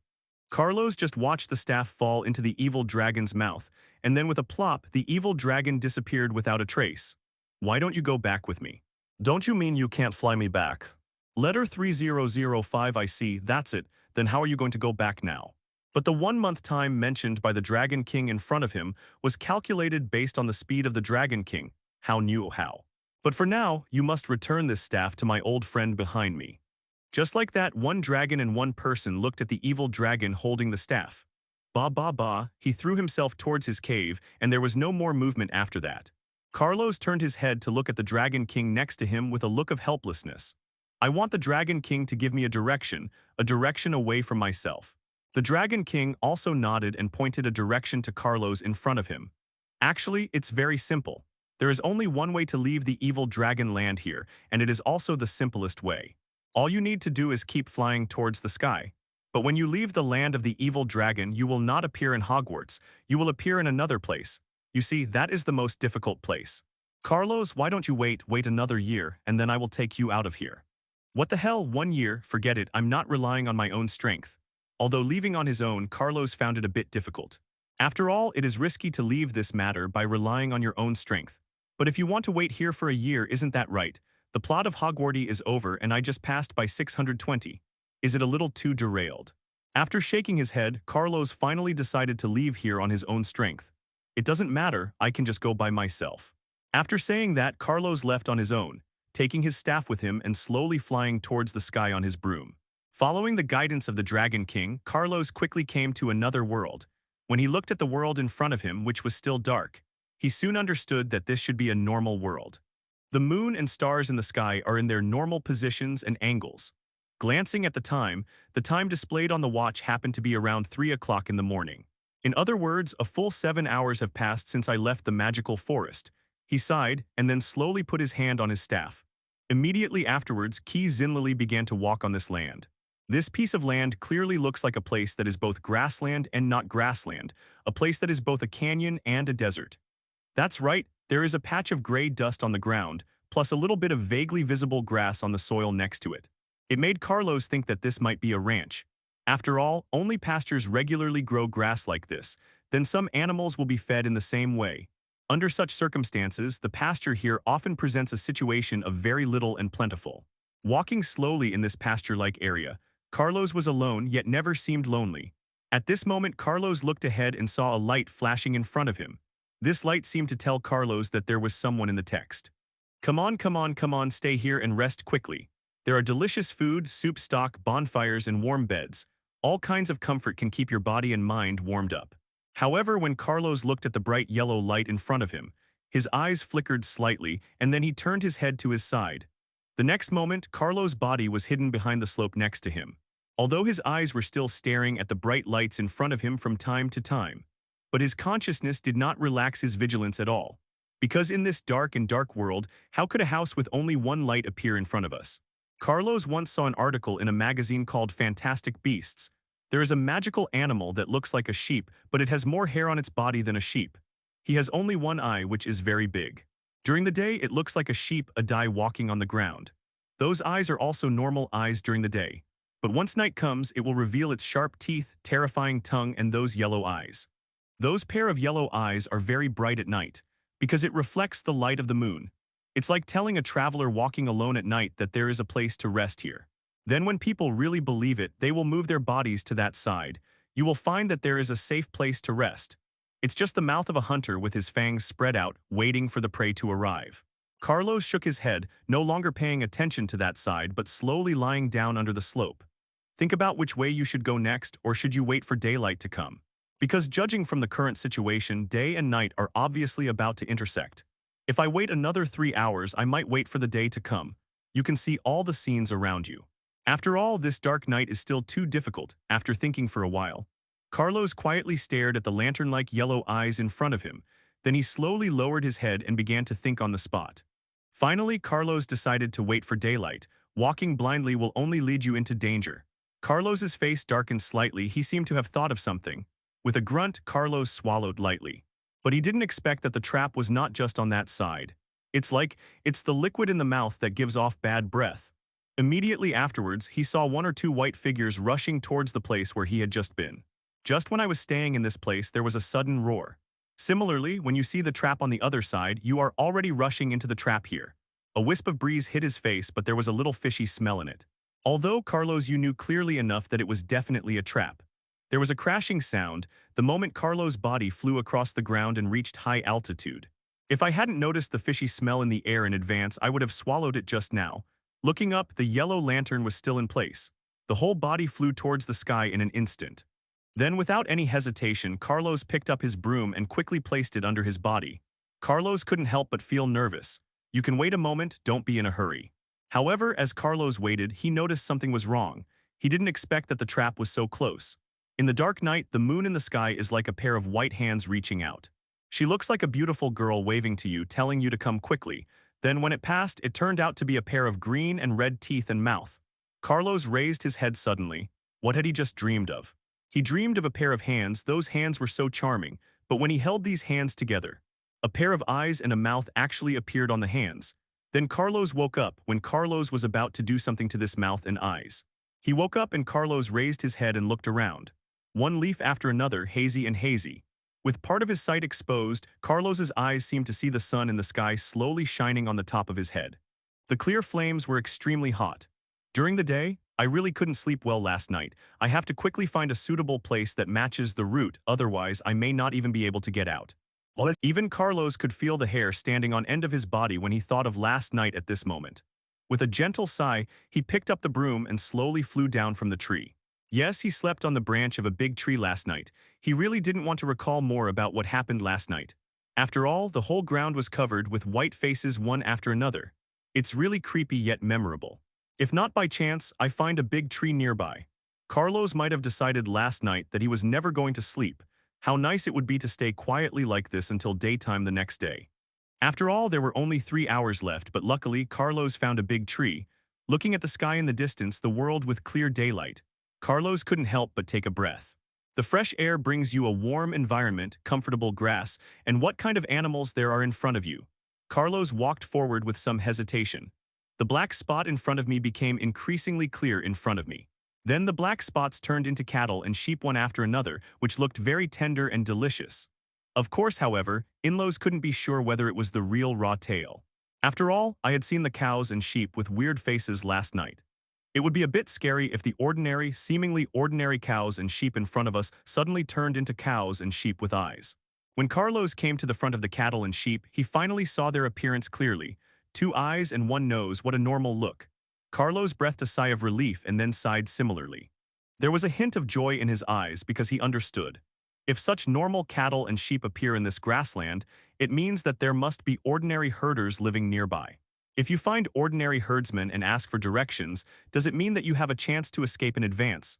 However, Carlos still thought too much. No matter how you looked at it, these cattle and sheep were just a group of people who looked very ordinary and normal. It also has some wild cattle and sheep. Yes, these cattle and sheep are bison and sheep, not artificially raised cattle and sheep. Moreover, Carlos rode his broom and glanced around him. Finally, it was discovered that there were hundreds of miles around. Almost no one can be seen, not to mention the human figure, not even the house can be seen. Shaking his head, Carlos felt that it would be better for him to leave this grassland as soon as possible. But seeing the normal cows and sheep on the ground, Carlos wanted to eat meat again. After all, I am a normal person. I shook my head and expelled my desire. Carlos, riding his broom, suddenly headed south. When in doubt, the compass makes the decision, even though I don't have a compass to know where the south is. But he could look at the sun. In the sky, Carlos' figure crossed 10 black trajectory lines. Sometimes he would sigh from time to time, wondering if he had taken the wrong path. Because he has been flying for a long time and has not yet flown out of this grassland, and he does not know that he will feel lucky for his decision not to eat cattle and sheep. At this moment, the entire Lucifer family is experiencing an uproar. Due to the sudden disappearance of Carlos, the entire family began to have illusions about the location of the main line. 0, please give me flowers. Of course, only those two family members with magician talents have such fantasies. For them, if Carlos, a genius, falls, it means that they have a chance to rise to the top. However, it was also the family that Herlock returned to that day. With the help of his father Dayari, Herlock began to take over the family affairs. Under Herlock's steady study and practice, there were no major problems in the affairs of the entire Lucifer family. This means that he will accept the position of clan leader. And that day, Dayari even expressed it at the entire family meeting. From that day on, Herlock will take over the Lucifer family in the future. This means that from that day on, Herlock was officially appointed as the future successor of the loss of a family, no matter how the other tribesmen below react. Whether he disagrees or agrees, it has nothing to do with Dayari, and Carlos feels that he is very tired now. After all, as long as the current patriarch has descendants with magical talents, can you imagine? A wolf would actually be more than 3 meters tall. Then, any other clan members are not qualified to intervene in the position of clan leader. 2 eyes, a nose, and an open mouth. Of course, that wolf is a normal, ordinary-looking wolf. Such scenes that are contrary to Tiangang appear one after another in this grassland. And that wolf didn't seem to be a lone wolf, there was a group of cubs following him. As long as he makes a decision, he will not change it. That row of eyes seems to be telling itself that it can see anywhere. The seemingly normal bird suddenly grew a row of eyes. The changes that have taken place in the Losica family cannot affect Carlos, who is currently running frantically towards the outside of the grassland. Of course, Carlos definitely doesn't know these things. He felt that strange-looking magical animals would jump out in front of him from time to time, but his height makes him completely disobedient. That's a scene knife that only appears in the magical forest. For another example, a wolf appeared in the grassland. For example, suddenly a bird will fly in front of you. Carlos used to think that he was in the magical forest and saw that kind of rabbit that could eat meat, which was already very outrageous. Now in the grassland, when I see a wolf 2 or 3 meters tall like this, only Carlos knew what was truly outrageous. The life nurtured by this piece of nature is really full of strange things. There are many lives that I have never seen before. But Carlos was not in a hurry, he just quietly watched the wolves slowly advancing towards the distance. And the wolf at the front may have discovered Carlos. But it didn't want to do anything to Carlos, after all, it could only run underground. And Carlos is flying in the sky. Looking at the wolves retreating away, Carlos slowly continued to move forward. In the 960 situation without a map or guidance, it seemed that C could only move forward looking in the direction of the sun. He could only keep moving towards the south. And at this moment, when Carlos was about to find a place to sleep quietly, but he suddenly heard a whistle sound in front of him. It was a boy who looked plainly dressed. He was standing on the upper slope of the grassland. His eyes were fixed on the sky, and he held a whistle in his hand. He blew the sound of the whistle in his mouth and spread it into the sky. In the sky, something seemed to be flapping from a distance. At the beginning, all Carlos saw was a black dot. But then this black spot got bigger and bigger. Within a moment, Carlos saw this black spot, which finally turned into the shape of a black eagle. The eagle flapped its wings and finally landed slowly beside the boy. And the shape of this eagle is obviously similar to the animals on the grassland. He actually looks the same, almost 1 meter tall. This is an eagle more than 1 meter tall. It is lying quietly next to the little boy, staring ahead, and its eyes seem to be full of vicissitudes of life. Okay, what I said at that time was obviously angry. Zayaoyu, who told you to disobey me and insist on catching other people's sheep? Those are other people's sheep and have nothing to do with me. We are on our territory and can just move around. A little boy was obviously talking to the eagle next to him. Of course, Carlos must have known that there was no way the eagle could talk to the little boy. Carlos' knowledge of magical animals in this world is not limited. According to Carlos' understanding, there are magical animals in this world. Only that ancient heritage animal has the ability to speak. Of course, that doesn't mean they don't make sounds. Generally speaking, these magical animals can talk to animals. Of course, what they speak is just the language of animals. But if they want to speak human language, they must have blood inheritance. For example, like the Dragon King who spoke to me at that time. Even the Dragon King at that time was the only one who could talk to him. Except for the Dragon King, no other dragons will do. He sighed and then slowly floated down from the sky. He held the broom in his hand and walked towards the boy bit by bit. Carlos thought it was a very appropriate smile. But at that moment, Carlos was almost 3 meters away from the boy. The eagle's face suddenly turned around. At that moment, Yuliosi seemed to be able to see the eagle's eyes. That kind of vigilance and endless killing intent, those eyes are definitely eyes that have devoured human bodies. Carlos sighed and then said with a relaxed smile, "Hello." At this time, Carlos had not noticed that the little boy was looking at Kairos with fear in his eyes. The fear was not buried at all, as if he really regarded Carlos as his enemy at this moment. And Carlos did look slightly confused, and suddenly he had a bad feeling in his heart. Immediately afterwards, this bad premonition suddenly began to bloom. I saw a little boy waving his hands, looking at the eagle next to him and shouting, "Zayoyu, I'm a tourist, come on in." The eagle next to him also had a slightly dark expression. Immediately afterwards, he quickly slammed into Carlos in front of him. That 1-meter-long body, those hard wings and feathers. Coupled with its hard head, it looks like a mature eagle. But this time the eagle is a bit too big, more than 1 meter tall plus more than 2 meters wide and long. The eagle hit Carlos fiercely. Looking at the eagle in front of him that reached his abdomen, Carlos sighed helplessly. Immediately afterwards, he quickly pulled out the staff in his hand. He released his magic towards the eagle in front of him. All the petrified light fell fiercely on the eagle in front of him. "Get up, it's okay. I don't have any ill intentions towards you. I'm just a passing traveler, just asking for directions." The boy looked at Carlos warily at first. Then he lowered his head in silence and said, Can you get up first? If you act like this, I will feel very uncomfortable, do you know? The same is true for the eagle and the boy, so they don't want the other to be harmed." He felt melancholy and yearning again. Then Carlos started chatting with the boy in front of him. This is the monsters. No, this is the animal breeding area. Ever since, after this eagle was petrified by Carlos in front of him. There was no way to move in place, so he could only reluctantly turn his head and gave a helpless look to the boy behind him. "I want to ask Carlos in front of me to let go of the eagle in front of me." This eagle also felt as if his body was being supported by countless hands in an instant. Immediately after he heard Carlos, he came from a world full of civilization. Then his vigilance and doubts began to become less and less. There is also a look in his eyes as he runs fast. For that boy, it means that the eagle is his only companion. The boy ran over full of pain and pleading and knelt on the ground. The corner of Carlos's mouth twitched again. He didn't think about himself. How could he suddenly be regarded as a bad guy for the 3rd and 5th time? "Could you please tell me where I can go to a civilized place and what kind of place it is?" As soon as the little boy spoke, his voice was filled with loneliness and sadness. After hearing the silence and the sadness, Carlos was slightly startled. Then, the next moment his face changed, becoming a little hideous and terrifying. He heard the meaning of the words of the little boy in front of him. The meaning was very simple. There was a group of people in this world who were raising this group of cattle and sheep. But if that was the case, what kind of existence was the little boy in front of him? Could it be that this little boy was specially arranged by those people to take care of these cattle and sheep? The little boy could see the doubts in front of Carlos. He nodded slowly and then spoke faintly. "I think you must have guessed something, but you must have guessed wrong.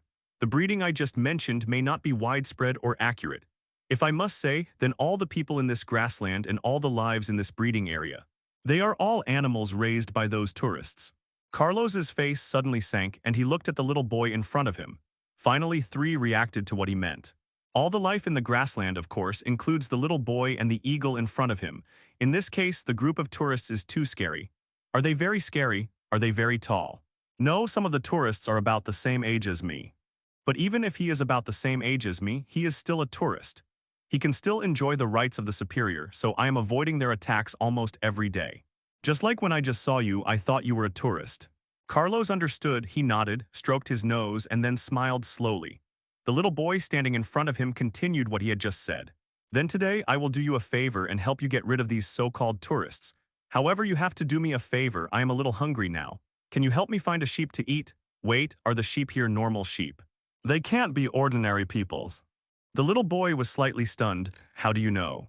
Listening to the child's calm voice, there was no trace of anxiety. Carlos sighed slightly, and a bad mood surged into his heart. If it is the same as what the little boy said, then all the sheep and cattle here are almost transformed from human bodies. Then what is the situation of the little boy in front of him? The little boy nodded and continued to speak. "Everyone who is caught will become a sheep or a pig here. They will be raised here and then sent to the slaughterhouse in the near future. There is their destination, so it is best not to eat these cattle and sheep on the grassland. But if you want to eat meat, there are fish in the lake, you can go and eat fish. Carlos shook his head, indicating that he didn't want to eat any meat now. In fact, the green vegetables in this field are still pretty good. The little boy also noticed the abnormal state of Carlos in front of him, and then he smiled. He didn't continue to talk to Carlos in front of him, but looked into the distance. But his eyes were full of yearning, as if there was something in the distance that made him very concerned. Just as Carlos smiled and looked at the little boy in front of him, he turned around. Then he led himself towards his house, which was when Carlos's face was not seen by the boy. Carlos's eyes flickered slightly. He seemed to be able to glance at the eagle at the far side, whose eyes were emitting a burst of green light. It's a pity that I am really considered prey. This was Carlos's thought. The sun in the sky slowly sets and it is actually dusk now. The little boy came to a room with Carlos. This room looks very simple, it should be an ordinary room. Looking from the side of the house, you can still see traces of black liquid, which once left some traces on the wall. At this time, Carlos was even more certain of his guess. As night fell, the day finally passed. Watching the silence that comes with darkness, Carlos does not close his eyes. Instead, he rode his broom and flew up into the sky outside again. Looking at the house below under the dim night, it seems to have a huge mouth open. Carlos didn't dare to relax at all, but his face was full of vigilance. Then, at the next moment, he suddenly noticed a black shadow slowly passing by in the distant sky. The next moment there was not just one black shadow, but 2 or 3. The 4 or 5 black shadows were slowly chasing after them from behind. Their destination was obviously the house below them. It can be seen that this group of people must have come with a purpose. If you look carefully, you will find those dark shadows underneath their bodies. One after another, it looked like a 2-meter large eagle. The color and appearance of the eagle were basically the same as the eagle next to the little boy just now. That is, they are of the same type. Carlos's vigilance has reached its highest level. He rode his broom and ran quickly towards the distance. At this moment, Carlos seemed to be able to feel that the people behind him had noticed his escape. Carlos shook his head, not wanting to listen to him at all. He rode an eagle and then equally quickly chased after Carlos. Shaking his head, Carlos first took out a bottle of magic potion from his arms. Carlos felt that he could play with them at this moment. Of course, the premise is that you have to catch up with me. Instead, he continued to run forward. Then without hesitation, he quickly poured it into his mouth. The broom drew a bright white silver flash in the sky. Drafa's potion, when the potion spreads throughout his body, then you can try and see if you can turn me into a cow or sheep. Under the moon, there seems to be a little trace of silvery gray shining dazzlingly. Really. If you can catch up with me, a warmth is also spreading around the body, spreading crazily. Inside the house, the little boy suddenly revealed his true face. Don't run, why are you running? Besides, it would be great for you to become an ox or a sheep. Under that calm face, there were only gloomy eyes and face. A figure was chasing behind him, and his body seemed to be stained with the infinite smell of blood. In this case, you only need to worry about food problems in the future, and you can spend your remaining years here peacefully. At this moment, the scene before him reminded Carlos of many things. For example, these people who only appeared in the fantasy world ride giant eagles and so on. At this moment, the giant eagle appeared in front of him, but this time, it looked different from other eagles. Could it be said that there are still giant eagle knights in this world? Shaking his head, Carlos stopped thinking so much. The broom quickly shuttled through the air, and in the dark night, there was a brilliant light under the moonlight. It was dark at the moment, and Carlos couldn't calm down to look for the Big Dipper in the sky and then find the direction. He could only quickly escape in the dark night. However, his eyes were fixed on the house in the distance that seemed to be quite different from his own. That's right, don't think Carlos is running away unconsciously at this moment. Carlos's eyes and his figure were actually not far from this house. This means that if Carlos wants to find him, you can find the right direction to leave here anytime and anywhere. As for his current purpose, he doesn't want to leave here, because in his opinion, he just walked aimlessly in this grassland. The final result could only be to fall in this grassland. Carlos looked behind him and saw the knight who was constantly heading towards his best. In his eyes, Carlos had a little smile. The next moment, Carlos slowly stretched out his hand, and the staff slowly unfolded in his hand. This staff is just a relatively advanced general-purpose staff. The pattern on it looks like a dragon, constantly soaring in the sky. Of course, this is just a not very powerful dragon. Carlos narrowed his eyes slightly and saw the figures suddenly chasing behind him. Especially the eyes of one of the boys seemed to be filled with all kinds of desires. Avada Kedavra. Facing an enemy like this, it is absolutely impossible for Carlos to leave any trace of wealth behind. because he understands that once he keeps his hand, there is no need to say what the final result will be. The black light flashed in the air, of course. This light just flashed in Carlos's eyes. In the eyes of the group of people behind, nothing appeared. That's right, in the eyes of those people, Carlos in front of them just waved his hand gently behind them. Then with a bang, a person's body flew out of the air. The terrifying power left a trace of death on the man's body. As the man's body flew out, it hit the big tree next to him. The sound of B***** G kept sounding, which was the sound of the big tree being hit again, and the leaves on it kept ringing. Immediately afterwards, I saw that the man had stopped breathing, lying quietly on the spot, closed his eyes, and there was no movement. All this happened so quickly I was caught off guard. No one could even react. And at the next moment, the staff in Carlo's hand shone with light again, and he smashed it out again. The boy just watched as another body next to him flew out fiercely, hit the wall behind, and then stopped breathing. All this happened so fast, until in the end the only thing left around me was my own moment. Only then did the boy react. I kept chasing this person, thinking I was chasing this prey. In fact, he was the hunter and I was the prey. This moment was the beginning of the little boy's face full of fear. He turned wildly and tried to escape behind him. And Carlos also turned suddenly. He gave chase, and just like that, once he chased and then escaped, the positions between the two sides changed. The boy looked behind him at Carlos, who was suddenly chasing him, with a sudden look of fear on his face. He wanted to be angry, to yell, to scold Carlos for his immoral behavior. But Carlos didn't care at all. Still chasing him crazily, he kept running ahead. Everything is petrified. A ray of yellow light suddenly hit the boy, just when the boy thought that he would be like his companions around him. When he was directly killed by this ray of light, he found that his body seemed to start to stiffen. Without anyone's control, the eagle actually began to become a little at a loss. The boy above holds the reins in his hands, but his body was unable to move at all. The eagle below began to slowly land towards the ground, and Carlo also landed below. Just like this, the boy looked at Carlos quietly in front of him, slowly walking towards him. The distance between the two people changed from a few meters at the beginning to 1 meter, and then finally became more than 10 centimeters. Looking at the figure of the boy so close to him in front of him, Carlos smiled slightly. At this moment, Carlos's smile was like a devil, so scary. Letter 3005YO. You know. There are many tortures in this world that can make people feel very painful, but they are not. For example, I can make you feel pain at this moment without letting you die. With that said, Carlos slowly raised the staff in his hand. The exquisite staff made of wood gradually began to occupy the boy's eyes. The next moment, the staff slowly touched the boy's heart. All the petrification gradually disappeared from the boy's body. Alaze! The boy's body fell down from the eagle's body. He fell to the ground, covering his heart with pain on his face. That kind of heartbreaking pain is like countless steel needles constantly drilling into my heart. That feeling of pain cannot be eliminated no matter what. Ah, a painful scream sounded from the boy's mouth. He beat the ground frantically, trying to delay the pain, but there is no other way. The international feeling is that there is no way to describe pain in any words. And Carlos, so quietly looking at a little boy on the ground in front of him. Watch him rolling, flopping, and trembling. Answer my question and I can let you leave here peacefully. Yes, I can let you live. But if you don't answer my question, then what you have to accept here is life worse than death. In the dark night, there was a shrill scream. That scream startled the figures flying in the sky among the birds. There was also the constant tearing sound of crows. It all looked so spooky. In this world, there is such a frightening scene. At this moment, Carlos was just looking at the boy in front of him quietly, watching his body trembling continuously and rolling in place. Carlos didn't expect that he could persist for so long. From the moment I cast the bone-deep magic on him until now, he was actually able to stay until now. There was no movement at all.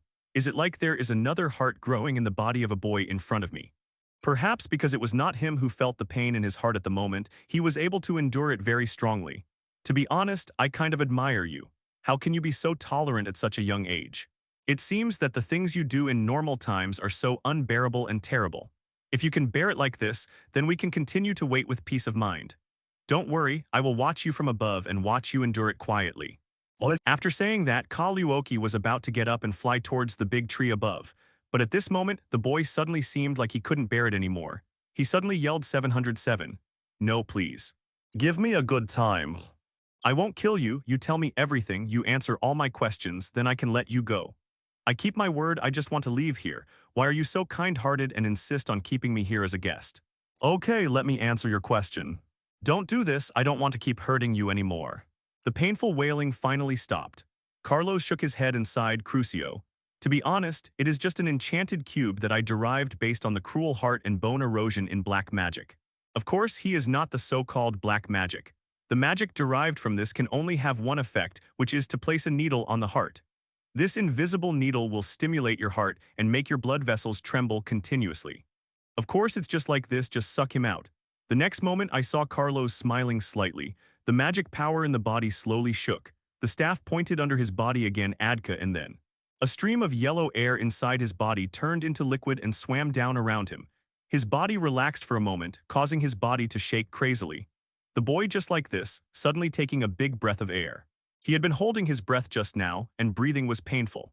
That kind of pain was something he never wanted to experience or think about again in his life. He lay on the ground and looked at everything in front of him quietly. Then it's all over and I won't tell you. There was a thump and Carlos saw his head suddenly turn in one direction. That's right, his head actually turned 180 degrees from the front and back again.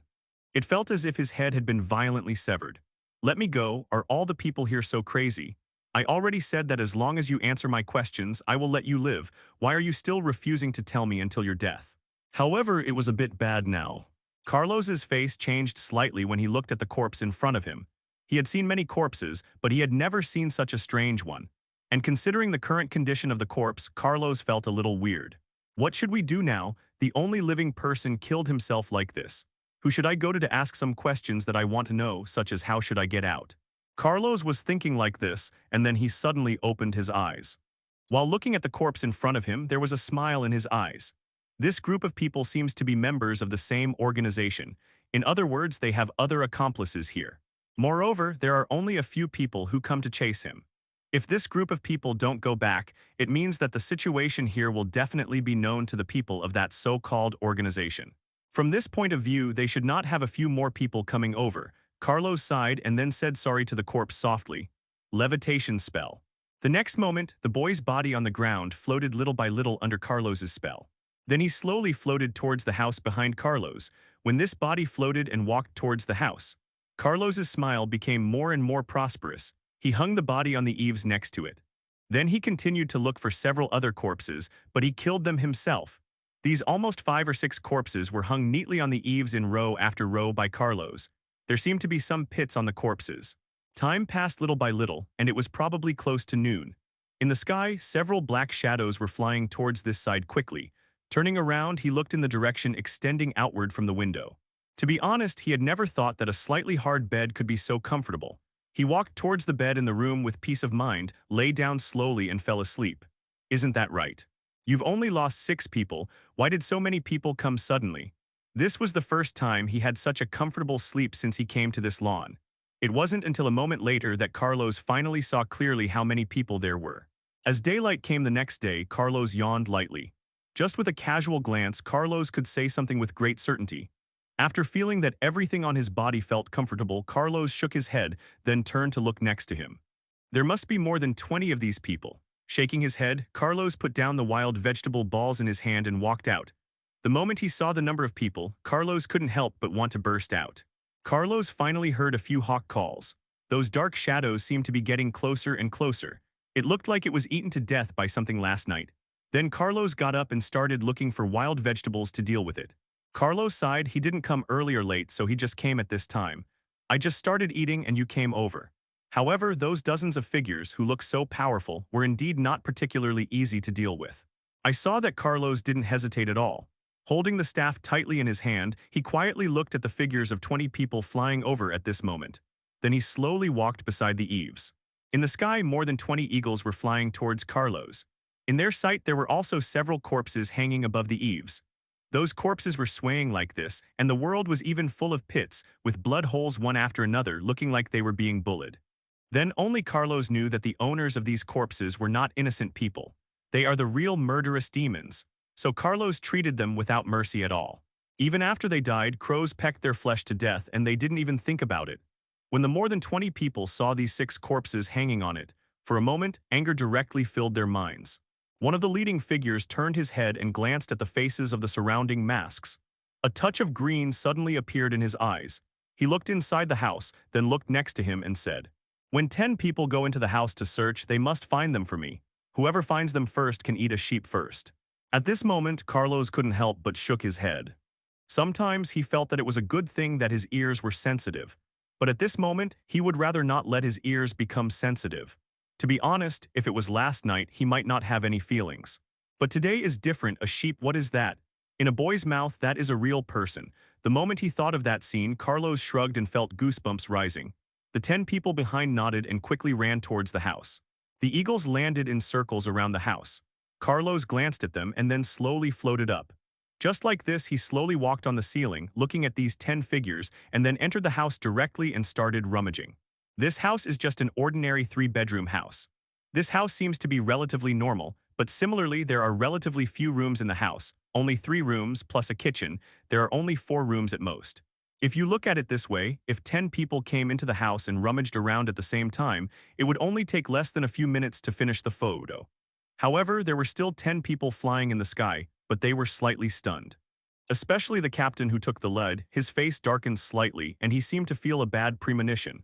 And at this moment, something weird happened, because until now, it seems that no companion has come out of this house.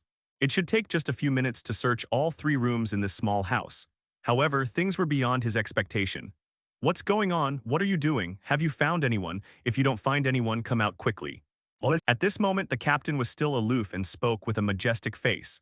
The moment his voice reached him, it was in the ears of a certain voice in the room.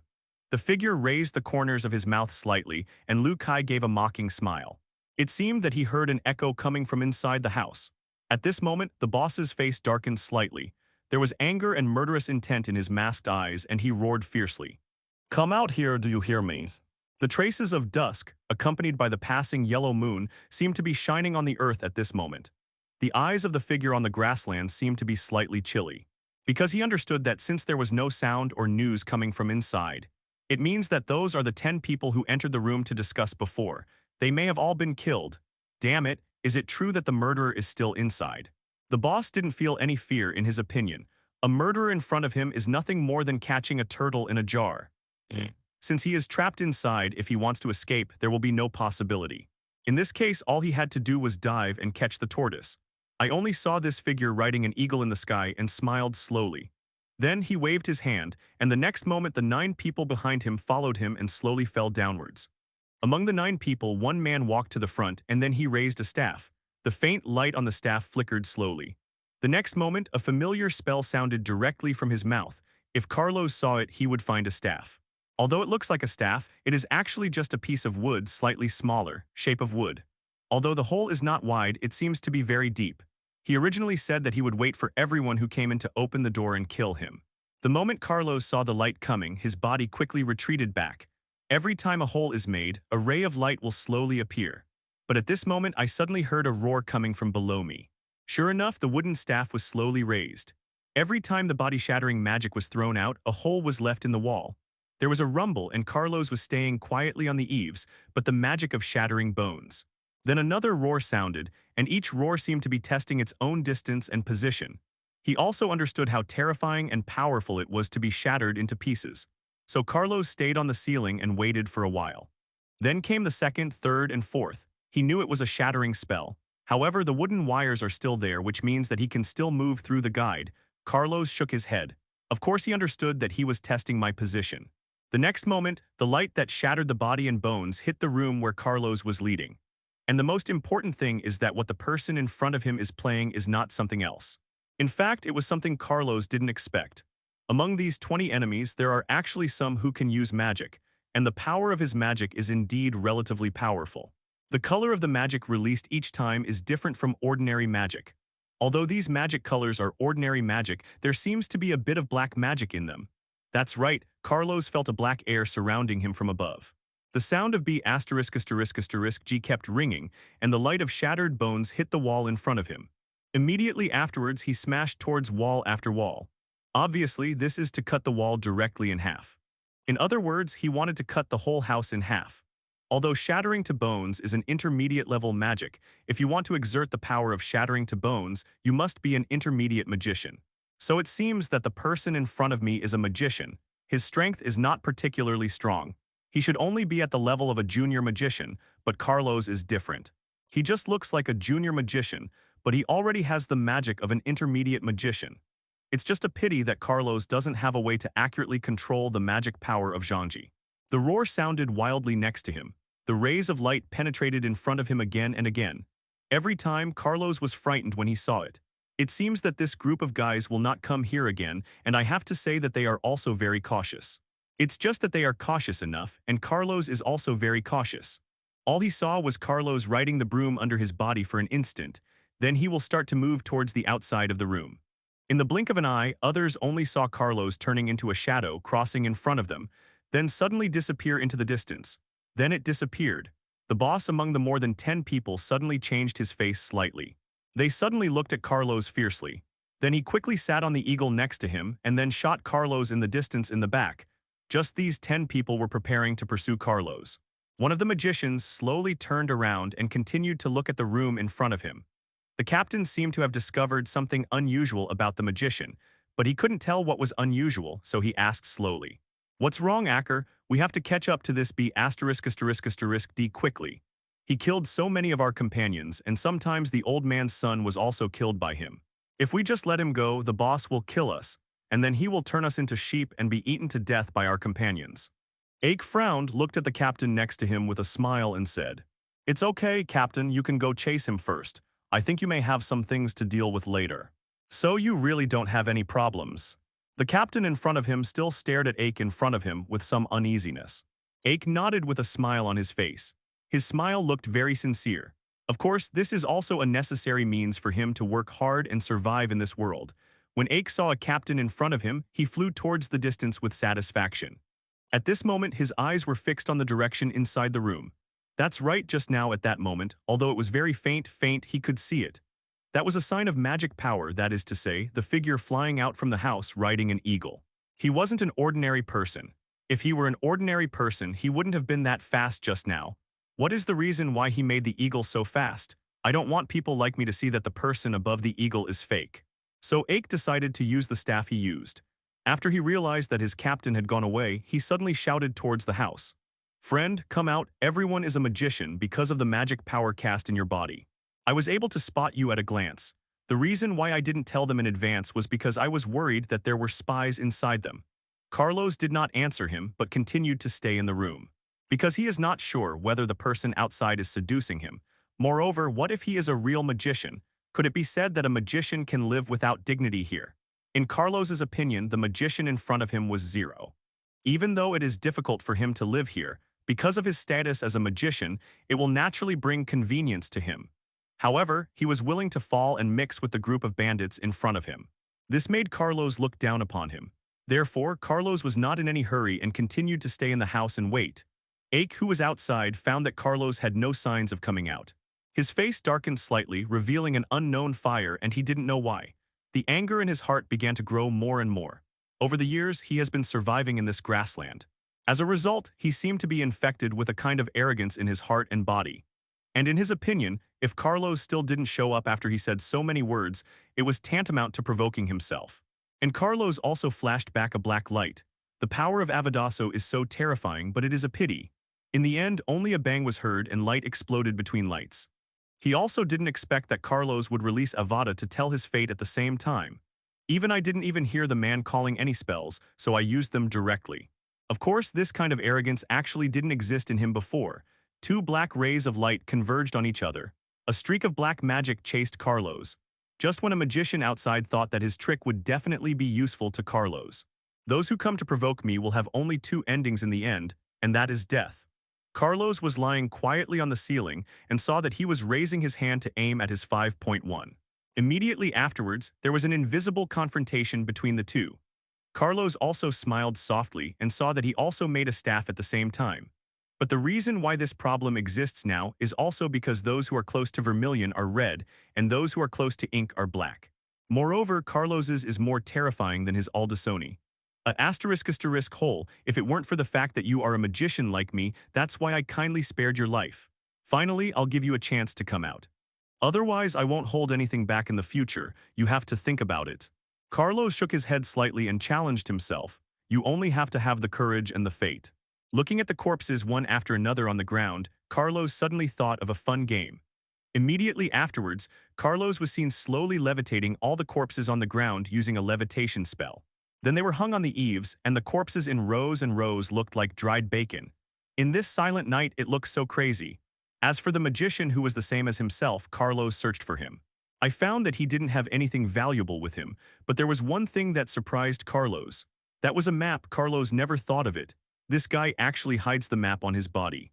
But if you think about it carefully, you can figure out that this guy seems to be thinking about how to escape from here. So, it is indeed a normal thing for him to transfer the map to himself without being discovered.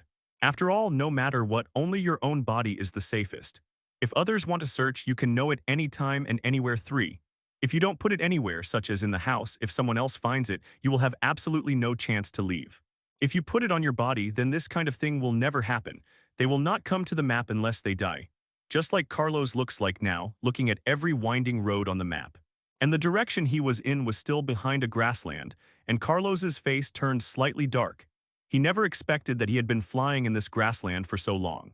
In fact, it has always been just making circles on the grassland. With a sigh, Carlos slowly turned around and walked away.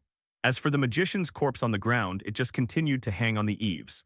If you follow the map and walk forward, you will be about 15 km away from a place that looks like a town. Hopefully, that town should be a Muggle world. Of course, Carlos also knew that his was just an extravagant hope.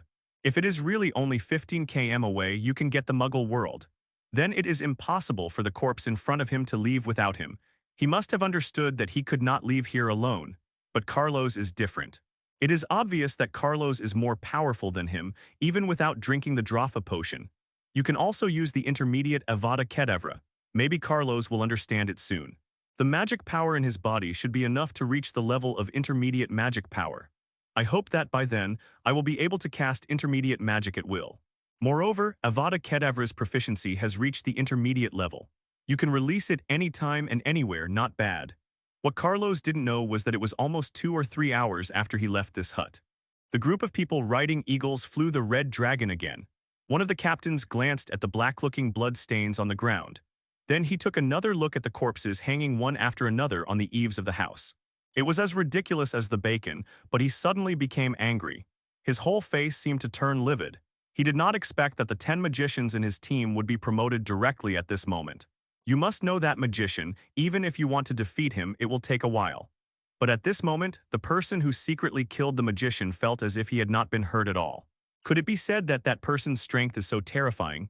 You go on and find a murderer. Remember, you must find him.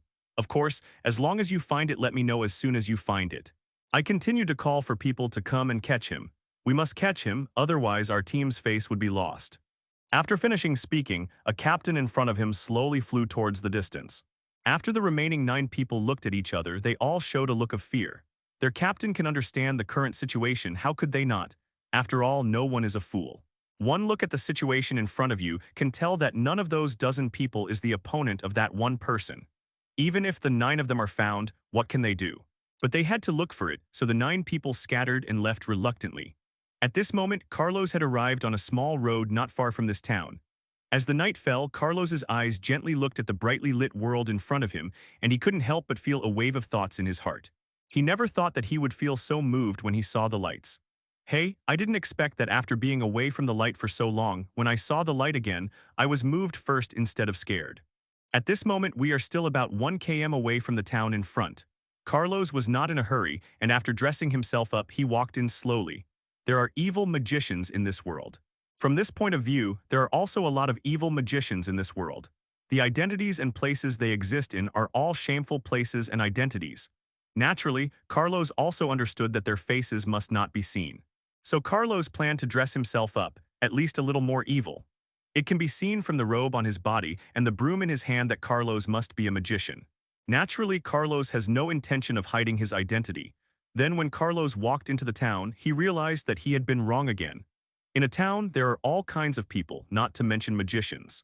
There were old men driving sheep, women who kept arguing with others, and a man who looked like he had obviously lost a hand but had an evil face. There was also a woman dressed in coquettish and strange clothes, but Carlos could smell a trace of magic potion from that woman's body.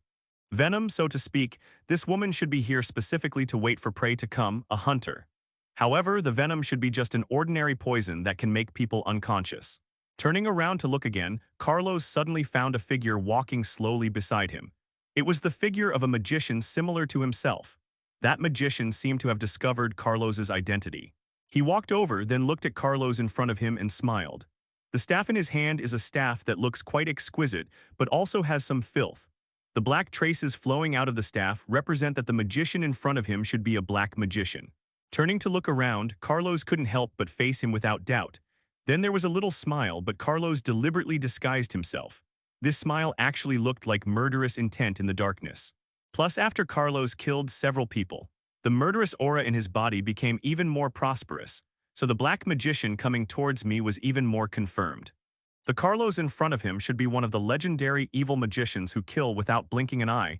That is to say, he is in the same group. May the evil god bless you. May the evil god bless you. This is the evil god that these evil magicians respect most. Although Carlos didn't know which evil god they believed in, however, he did understand that since they said this, it meant that they were definitely in love with each other. This is how you show your identity. However, looking at the body of the person in front of him, the huge, evil aura was not hidden at all. Carlos also felt that he seemed to be slightly nervous. Is this your first time here? It looks a bit strange. Carlos smiled, walked up to him and said, "What's strange? I've been to places like this many times before. There are too many towns like this in every town. Sometimes the art of chatting is just that simple." Carlos revealed too much in just a few words. Of course, these few words were just what Carlos was willing to expose. He just wanted the evil magician in front of him to know that he was a magician who had been to many places.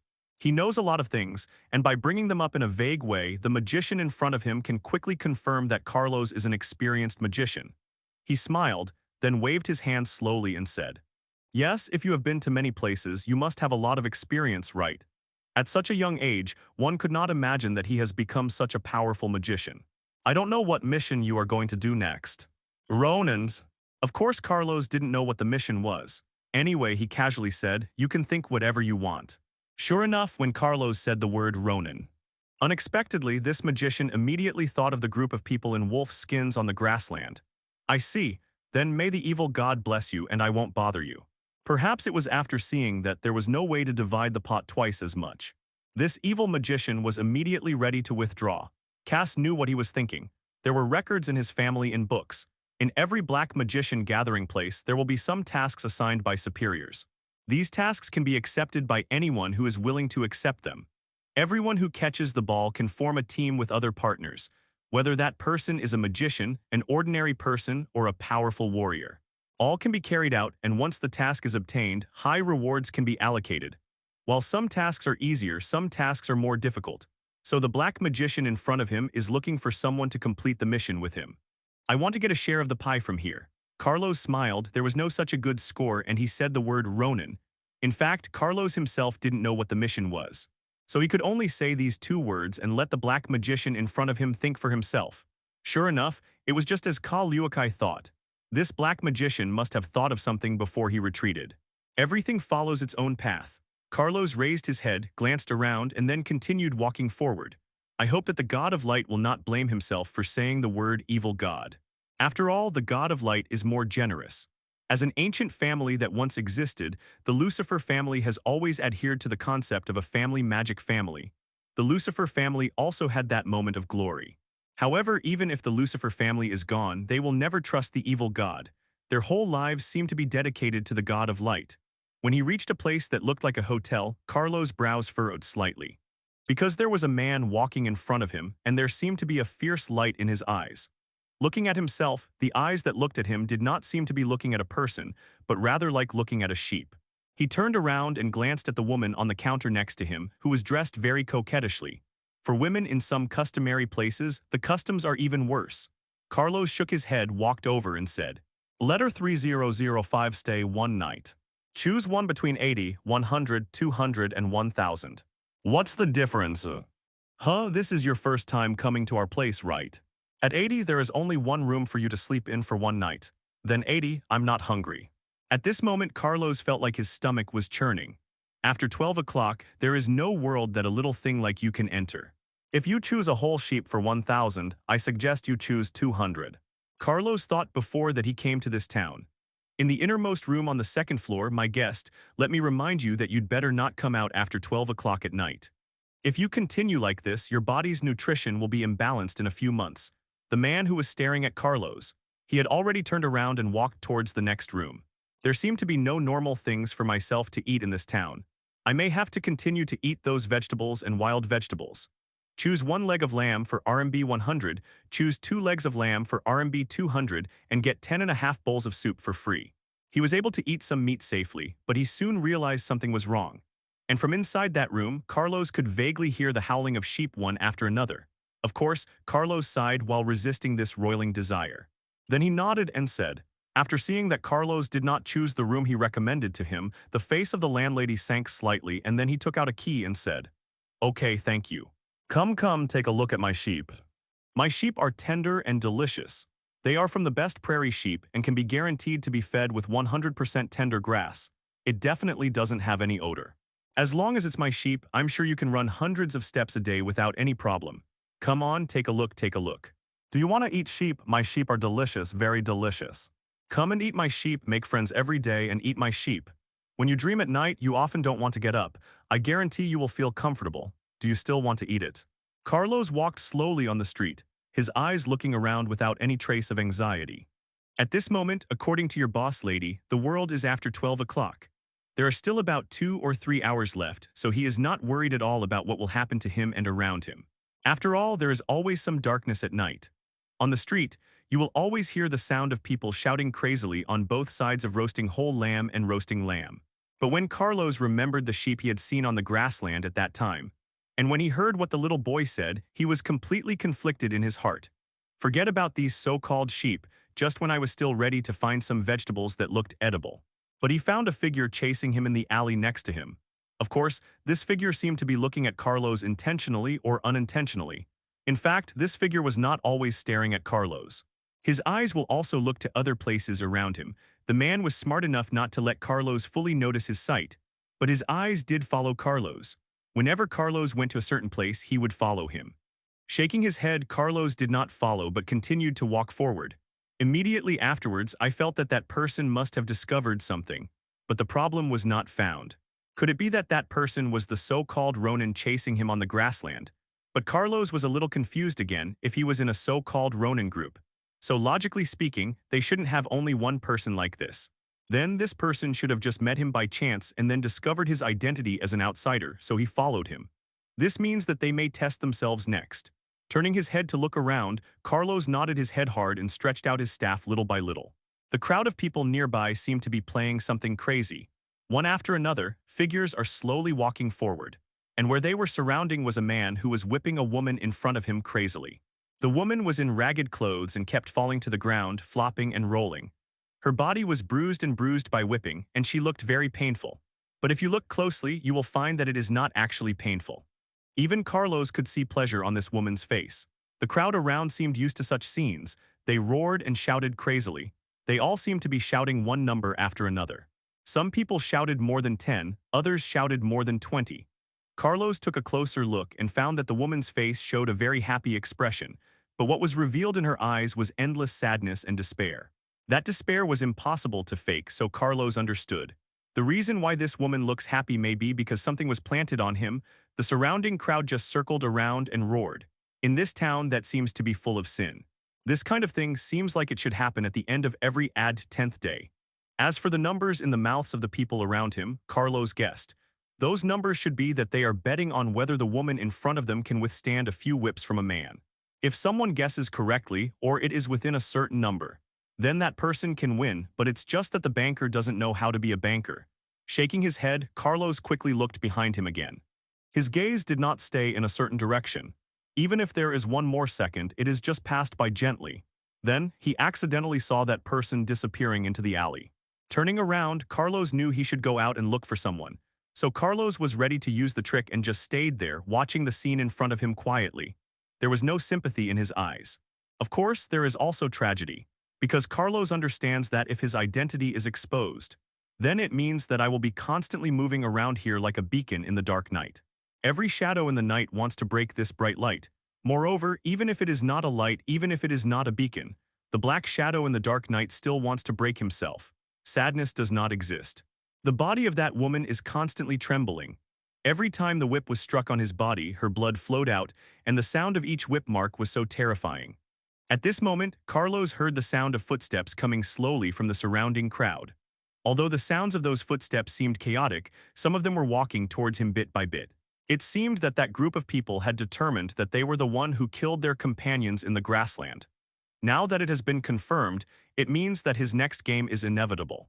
At least that's what Carlos thought before, but now Carlos has other ideas. All he saw was Carlos reaching out to the person next to him little by little, and then followed. Thunderbolt explosion. There was a loud rumble. Of course, it was not particularly loud, but it was exactly the sound of an explosion. It caused a panic in the surrounding area, but obviously there were not many panicked people. Thinking more, he turned his head and looked around with a calm face. Those eyes seemed to be completely filled with indifference to the surroundings. As long as there is nothing related to you, it doesn't matter. But then they were slightly stunned, because he suddenly discovered that, seemingly suddenly, there was a ray of light coming towards him. That ray of light severely smashed the bodies of several people away, and then there was another explosion. At first, some people thought that the so-called explosion was just caused by others unintentionally. As long as it has nothing to do with you, it doesn't matter. But two explosions sounded in succession, suddenly covering all the people in the venue. In a small venue, the excited and exciting voice suddenly disappeared. After leaving only two miserable howls, an angry voice sounded. Which B*** D dares to cause trouble in my territory. You want to live, right? Your territory, when did Corning Town become your territory? Old B*** D, I think you are the one causing trouble. That is, Corning Town has never been other people's territory. In this town, everyone has the right and obligation to protect this place. Including you. If you dare to take action, don't blame me for being rude. Hey, you're welcome. If you have the ability, try it. I'm sorry, just try it with your teeth. Believe it or not, I'll pull out your middle tooth. Ever since under Carlos' deliberate attack, this group of people began to get confused, and one person after another rushed towards the side. One after another, figures fell to the ground and then were beaten again and again. And there are many evil magicians among them. Every battle between evil magicians and evil magicians can be said to be truly terrifying. The damage and power caused by them is even more reflected in those ordinary people. This is what happens when a fire breaks out at the city gate and affects the fish in the pond. And those figures kept walking towards Kaloska. Suddenly, he was disrupted by what happened unexpectedly in front of him. Under the constant pushing and pulling of the crowd, the footsteps of these people stopped abruptly. Everything is so simple and so ridiculous. Immediately afterwards, Carlos took advantage of the chaotic crowd and carefully and slowly got out. He looked at the body under his feet that was covered with whip marks. Then he sighed softly and covered his face with the mage hat on his head. After Carlos shook his head, he threw a recovery spell on her body. Then throw the bag of coins to her. There are approximately 200 coins in this bag. In this gloomy city with 200 coins, you can only stay in a room like Carlos's for 2 nights. But these 200 coins can indeed give the filthy woman in front of her a chance to survive. The recovery spell worked on the woman's body, causing the whip marks on her body and the magic potion in her body to disappear. The body that was originally affected gradually began to return to its original state, just as Carlos thought at first. The reason why this woman feels a sense of joy and excitement when she is whipped. It was all caused by the evil potion. After this woman felt her body recover, she slowly turned her head. Looking at the back of Carlos, who was retreating, there was a hint of gratitude in his eyes. Then she picked up the coins and ducked into the crowd. Perhaps at this moment, even she had not thought that everything Carlos did was just to stop those who were chasing her. The movement in the entire Corning Town immediately don't think Carlos is stupid. In fact, he had asked many people before, or he had asked many people openly and secretly. The final result is that if you want to leave from this Corning Town and go outside, then you must pass through 4 towns and 1 city. However, up to now, Carlos has only learned some things like this. And knowing these things is useless. He only knows how to leave, but he doesn't know where to leave and what he needs to go through. There are too many unknown things and too little information, so he has to go to a place with more information. So Carlos came to this so-called task-gathering point. I only saw the figures in front of me, one after another, beating each other's most handsome nose and face crazily. It seems that whoever lies down first will not be qualified to take those safe tasks. And in the middle of the group there is a burly man. His face is like a lion and his hair is curly.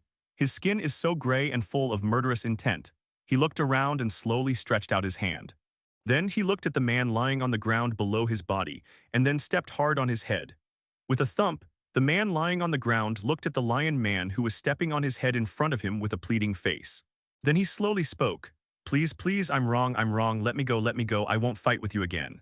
There was no way just now, he challenged 2 opponents in a row. After winning twice in a row, his confidence doubled. So when he was about to choose the 3rd opponent, he met such an uncle. At the beginning, this uncle's strength was not strong. But the superimposed strength suddenly broke out at this moment. Even the man lying on the ground did not expect it. The 3rd opponent he chose would be so powerful. Just 3 punches knocked his body to the ground. The lion man looked around with anger. Then he opened his mouth, revealing the monster-like fangs in his mouth. The fangs were so huge and so scary. A very strange creature, he slowly looked at the group of people in front of him. Then he laughed and said, "Is your strength just like this? Although the task I want to get is not such an easy task. But when I think about being able to beat you up and be able to beat you up before leaving, how happy I am." That's right, the lion-like man in front of him doesn't need anything else. His only purpose is to beat up the group of people in front of him. For him, the so-called battlefield, the so-called arena, and the task are just passing clouds. In his eyes, these things are just easily available, and he can play them however he wants. And this also means that the man in front of him has nothing that can restrain him. Carlos hid in the crowd and moved quietly towards the back. He swore that even if he fought against the great magician, definitely not fighting the burly guy in front of me. It's not that Carlos is afraid of him, but Carlos understands it too. If he fights with him, his strength and identity will be easily exposed. After all, as a genuine magician, I can't have an explosive rate. Then there is only one possible final result: input. And just when Carlos was about to leave, suddenly a hand slapped Carlos hard on the shoulder. It was a figure that looked very familiar, and it was pressing down bit by bit from above. Carlos looked confused, then turned his head and looked at the burly man behind him who looked like a lion. Seeing him staring at Carlos in front of him with a smile on his face, Carlos looked around with a strange look on his face. A group of people around them had already fled far away and separated a road. And on this road, only Carlos was left there at the moment. So that was the case, which meant that he had been tricked. Hey, you should understand, how can I beat you with such a small body? So let's leave it like this, since you have been selected as the strongest person. Then why not choose the strongest and most terrifying one to fight? Why do you have to bully weak guys like us? Good guy, don't you think you still understand the rules here? Weak, this place is so chaotic, how can there be any real weakness? If you don't want to fight, you can kneel on the ground and lick your toes for me, then I'll let you go, how about that? Really? Do you think I'm really that easy to deceive? That's all. If you want to fight, let's fight. After saying that, Carlos walked onto the ring with the man who looked like a lion. The 2 of them were on the left and right, and Carlos stretched out the staff in his hand. He slowly aimed at the lion-like man in front of him. The man nodded slowly, stretched out his hand, and said with a smile on his face, "Wind Lion, my name is Wind Lion. What's your name? Little kid. Don't worry, uncle, I will be gentler later and I will never let you suffer any harm. Of course, it's okay to shed some tears and wipe some sweat, right? Really? Thank you, uncle, but uncle, why don't you take care of yourself first? Don't steal the chicken, King Kayans, but lose the rice. In this case, I won't care about your uncle, whether you are an uncle or not." There was a bang, and the lion-like man in front of him had just finished speaking this sentence. He suddenly saw a black light coming towards him. The black power was like the wind in the shadow, directly penetrating his body and passing through fiercely. The lion-like man looked at the hole in his abdomen with a careless expression. Of course, this hole was not big, but it also passed through his body and even passed directly from his lungs. Pain, endless pain, was constantly transmitted to various parts of his body. Impossible, impossible, what are you talking about? Why have I never seen this thing before? In the past, there must have been dozens if not hundreds of magicians who died in my hands. Why do you have such terrifying abilities? Of course, this is not the most angry thing for the Lion King in front of him. There is also something scary. What confused him the most and was terrifying was that Carlos in front of him did not recite the incantation. For this group of evil people who are at the bottom of the world, they have seen too little in their lives. In other words, they have seen too little of those things above. As a result, their consciousness is still stuck in the past. In their opinion, perhaps magic must be recited with a spell, and it must be recited with the mouth before it can be released. However, it is a pity that they never imagine that the world is always making progress and the times are always being updated. Falling behind will always result in a beating. Under circumstances where the information is not rigorous and sufficient, The Lion King will never know that magic never needs to be spoken with the mouth, nor does it need to eat a spell to release it. He just needs to recite it silently in his heart. Only Kalos was seen, slowly raising the staff in his hand again. He said to the frowning head of a lion in front of him, "I'll give you one last chance to choose a mission related to Ronan, and I'll let you go." The reason why Carlos didn't kill him was very simple, even though this Lion King said he had a grudge against him. Although he likes to bully the big with the small, he is not the most important to him. The most important thing that he hates the most is still his mortal enemy, those wanderers on the grassland. So in Carlos's opinion, instead of killing the Lion King in front of him, then it would be better to let him go directly into the grassland and fight with those rogues. It is also a relatively simple and important thing to cause some trouble for those rogues. The Lion King didn't expect that Carlos would be so cruel. He was actually asked to choose such a task as soon as he opened his mouth. And the most important thing is, in this town or in all towns, as long as there are some mercenary associations the tasks issued, then these people cannot give up at all. In other words, as long as they accept the mission, they must go. There can be no thought of giving up. That's why Carlos dared to do it so easily, the reason for letting him go. Looking at the guy in front of me, he got a high-powered mission about Ronan. Carlos smiled, then waved him off. Immediately afterwards, Carlos did not hesitate at all. With shocked expressions on everyone's faces, they walked towards the counter of the task in front of them little by little. The staff behind the counter seemed to realize that Carlos was not easy to mess with, so he quickly took out a simple task and gave it to Carlos. Carlos glanced at the entire mission content above. It's very simple, even simple, but it's a bit incredible. There are only 2 words in the above content: collect medicine. Yes, there is a green forest next to Corning Town. There are a lot of medicinal herbs in that forest. Simply speaking, this task is to collect medicinal herbs, and that forest is not separated from the grassland. In other words, between the grasslands and the woods, there is the town of Kangning. Therefore, there are naturally no Ronin in the woods. Those wanderers just like to do things in the grassland. So the task of herbal medicine seems to be very simple. As long as some herbs are collected, even Carlos can get a full 10,000 coins. This can be said to be the simplest task, and it is also the simplest task with high rewards. You must know that Carlos just took a look at the mission that the Lion King just accepted. That Ronin's mission was directly worth 50,000 coins. Think about it, this is just an ordinary task, but it actually has 10,000 coins. Carlos sighed. It seemed that there were also dark transactions in this town that he imagined. Maybe those who are stronger, those who are tall and mighty. This is probably the reason why we can survive better in this town. However, Carlos slowly placed the piece of paper in front of the staff member in front of him, and he smiled. Carlos's smile was very vulgar, and there was also a touch of evil in the vulgarity. "I have a proposal. I don't want coins. I want a complete map of Crossland. This map, Your Majesty, includes the entire town of Kangning, as well as any place extending beyond 100 km from Kangning town. In other words, if you want to leave this place, then you must have a map, a detailed map that can be walked out." The staff member was also slightly stunned. He was a little confused, wondering why Carlos would do such a thing. Carlos shook his head and said, "I'm going to a place that no one knows where it is and no one knows its exact location, so I need a map. At least the map must be detailed." Carlos didn't say where it was, but he let it slip, because he wants to see who are the people behind these dispatch tasks. The staff member lowered his head and then made a phone call. Carlos smiled softly as if he was an indifferent person and then spoke slowly. "Those 4 big characters. Isn't it okay if I buy it with money? Could it be that if I didn't tell you, you wouldn't have given me this map? The land of evil dragons." Listening to it made one's bones feel very soft, but Carlos continued to listen with a nonchalant expression. Next moment, suddenly there was a clanking sound on the other end of the phone, which sounded like the sound of rummaging through boxes and cabinets. That woman's voice was very charming. Sure enough, the woman who became serious asked slowly, "Sorry, that's the rule. We still need to know where your destination is." But at this moment, when Carlos said these 4 words, Carlos understood that the call just now was supposed to be a test of himself, to test his strength. Is he qualified to make such a call? The woman's voice gradually changed from a soft voice to a serious voice, which seemed normal. The land of the evil dragon in the legendary story is a place that will not be found.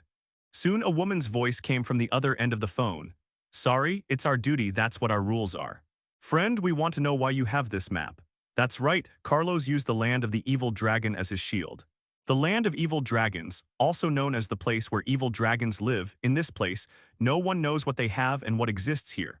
But everyone knows that there are endless good things here. This world is bright in people's legends and books. This world is a world created by the God of light. So in this world, because of the characteristics of the sun, almost everything that causes this world to grow has the attribute of light. They all grew upright and upright in this world.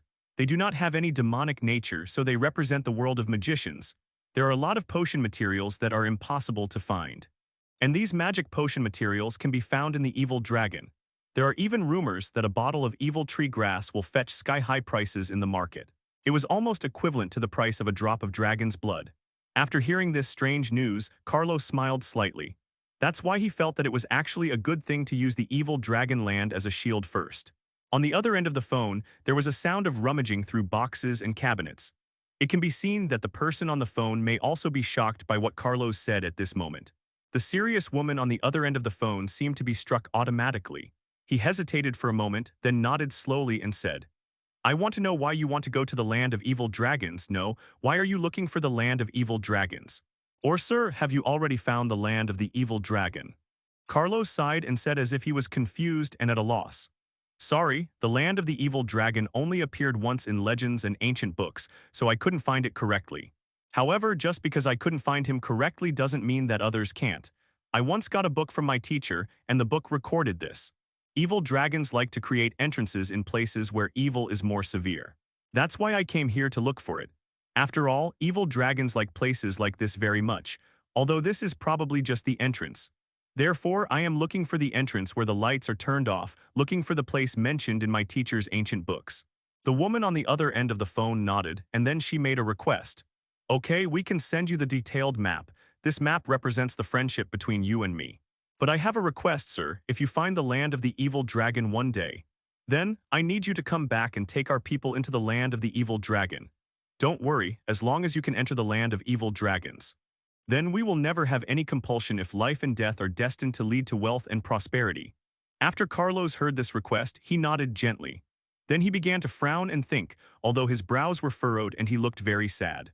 Although the woman on the other end of the phone was very much looking forward to Carlos's words of agreement, "I hope he won't say no," but at this moment Carlos's heart is filled with excitement. Great, we have found a loophole. All we need to do is tell them that we are indeed looking for the land of the evil dragon. Then as long as they believe in themselves, then there is no need to worry that they will not agree to their requests. "Yes, I can agree to one of your requests, so when do we trade? Why not do it tomorrow? I will wait for you at Feilu Hotel at noon tomorrow. Remember, you must come alone." After Carlos finished speaking, he slowly turned around and left in the distance. As for the task of the counter, he felt that there was no need to search for it. The next day at the Feilu Hotel, the landlady was currently standing in front of Carlos' door, constantly pressing for rent. After Carlos washed up for a while, he smiled softly and opened the door. He showed off his strong muscles and a rich smile. He looked at the landlady in front of him, and he was not at all anxious about the rent offered by these landladies at this moment. For her, she is about to leave here. No matter how unpleasant her words were, it was none of my business. And before he leaves, I can just think of a way to teach him a lesson. But at this moment when Carlos walked out, I don't know why, but the landlady's face turned green. Her eyes seemed to be glancing towards her side slightly. Zero. The fear and evil spirit in the eyes suddenly began to permeate the surroundings, and then Carlos shook his head and said, "Why are you looking at me like that? I'm just not wearing a shirt, and you are already an ant. Don't you still think that I have taken advantage of you?"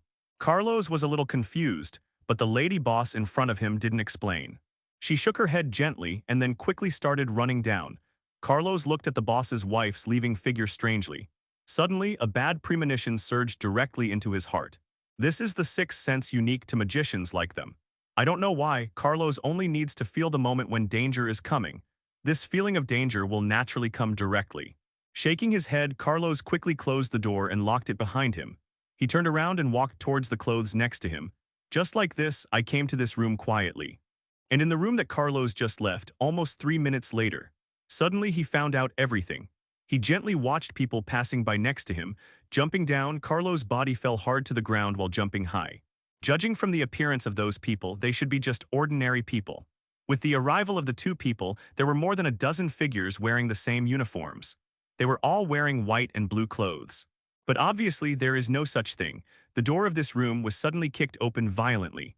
When Carlos saw the group of people in front of him in the air, At this time, Carlos saw another group of people slowly walking towards the Line Hotel. Then people kept entering the hotel, and Carlos wanted to see if they could find any problems with themselves. So that's it, so I was discovered, or was I betrayed? After preparing his clothes, Carlos rode his broom and flew away from the window toward you.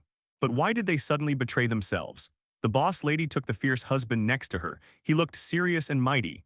Although Xianlu Hotel is said to be just a hotel, it actually has rows and rows of tables and chairs outside. Those tables and chairs can be used for drinking tea and resting, and there are all kinds of entertainment and food. But the seat fee here is indeed very expensive. Carlos sighed and sat on the chair. Then he put a coin in his hand on the table. His face had already changed at this moment, so that others could not recognize him. Carlos even used the transformation technique directly on his face. This spell is very simple, but recovery is also very troublesome. Of course, he only performed spells on some small animals. Carlos had never thought about it or applied it to his face. Just when Carlos was sitting on the chair as agreed.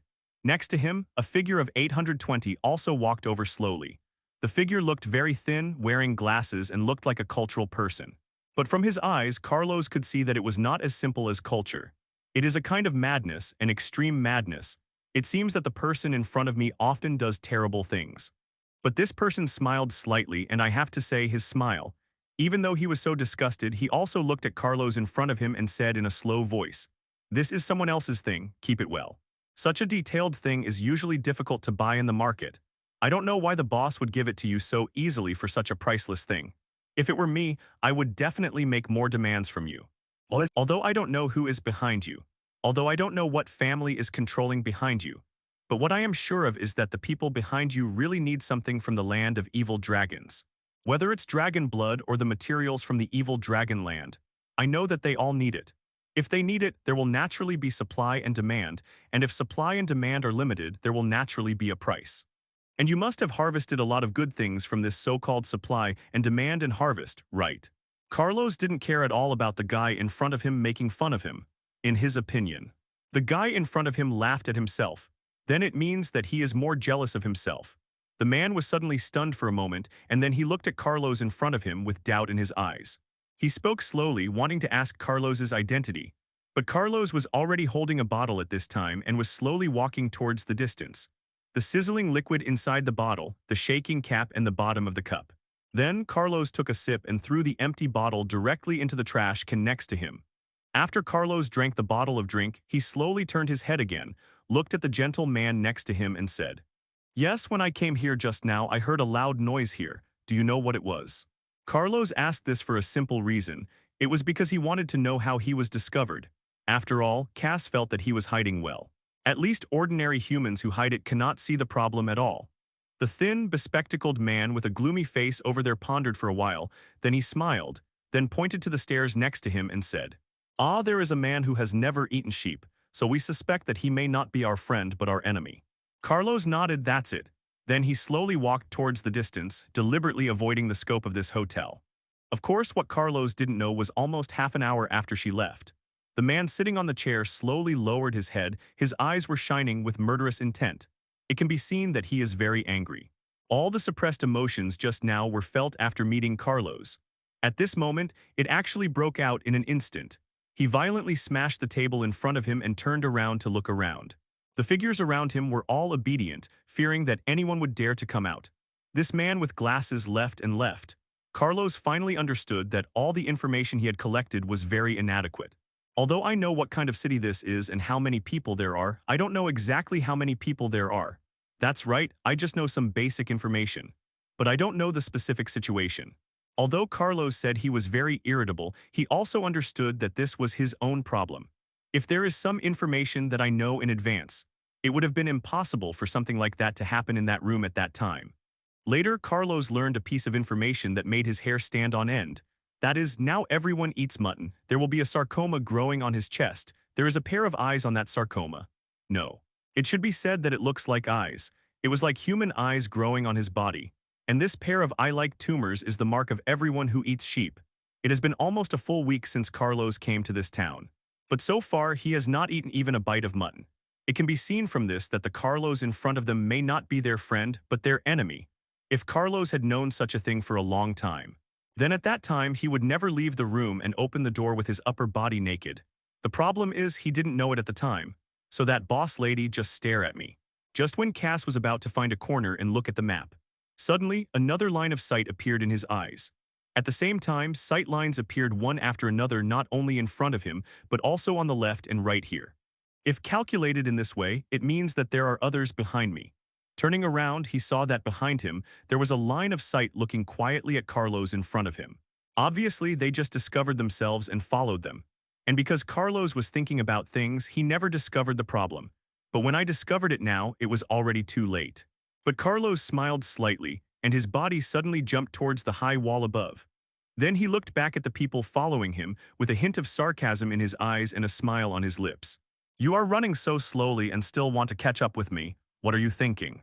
Carlos shook his head and taunted, then turned around and jumped down to the bottom of the city wall in front of him. The whole body swayed for a while in the sky. Then he disappeared into the distance, and the man who had just climbed to the city wall turned slightly dark.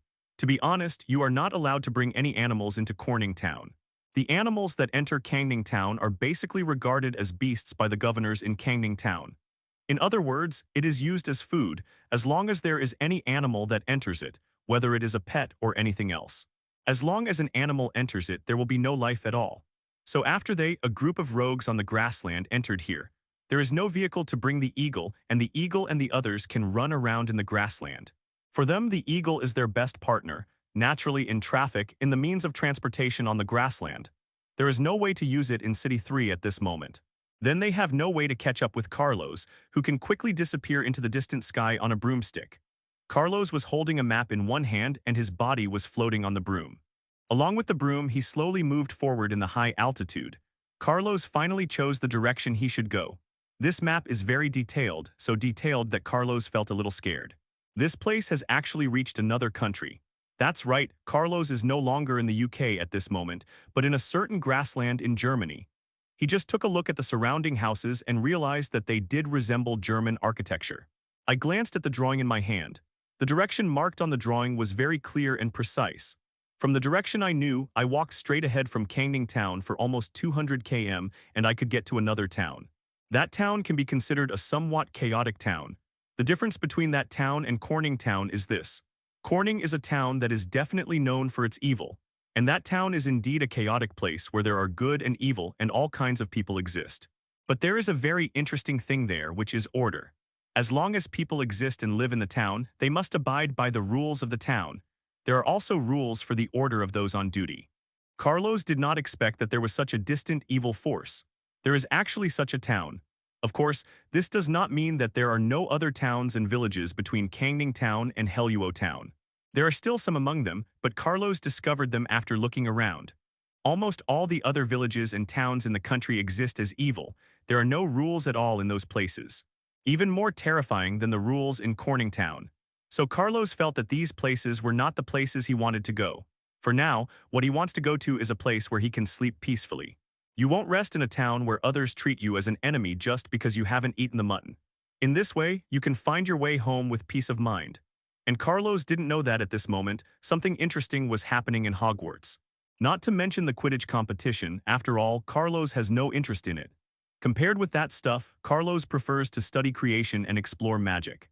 In terms of magical achievements, Carlos can be said to be unparalleled among his peers.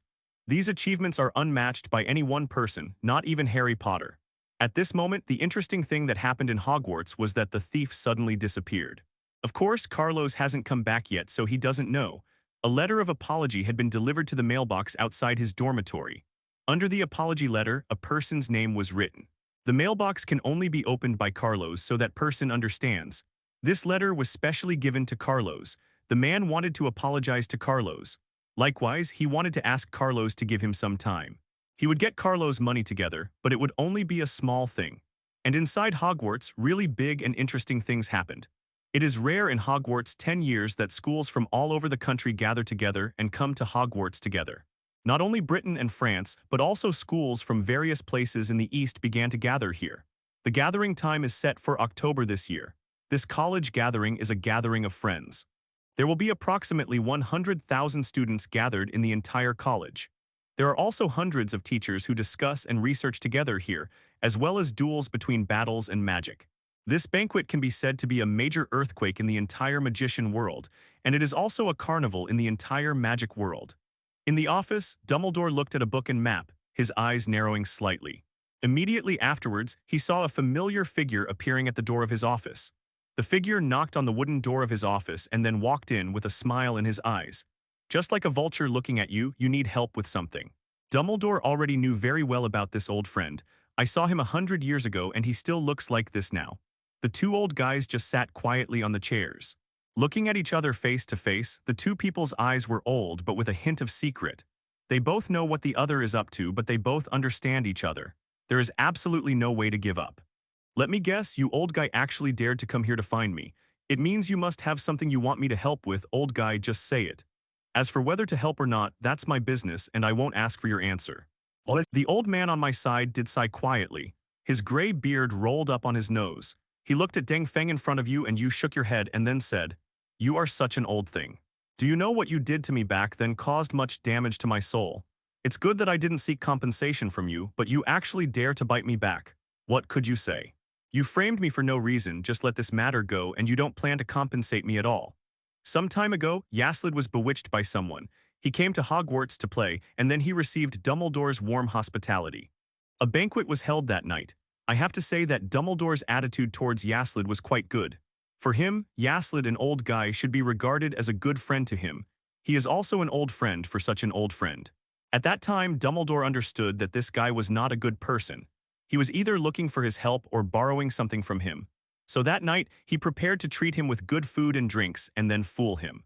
However, what he didn't expect was that the final result of that banquet, they all locked up Yaslid, but it was not unjust. If this guy hadn't appeared in Hogwarts school in advance, he would not have suffered such a disaster. Later, when everyone knew that this matter had nothing to do with Yaslid, no one locked him up and released him again. So he decided to trouble Dumbledore with a face full of resentment. Of course, he felt that he had gained something from this trip.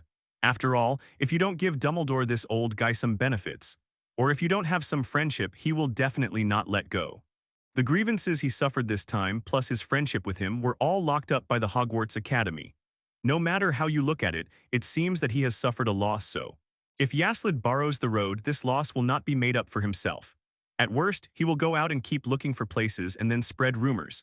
Tell everyone that Hogwarts is a stingy academy and that old man Dumbledore is a stingy old man.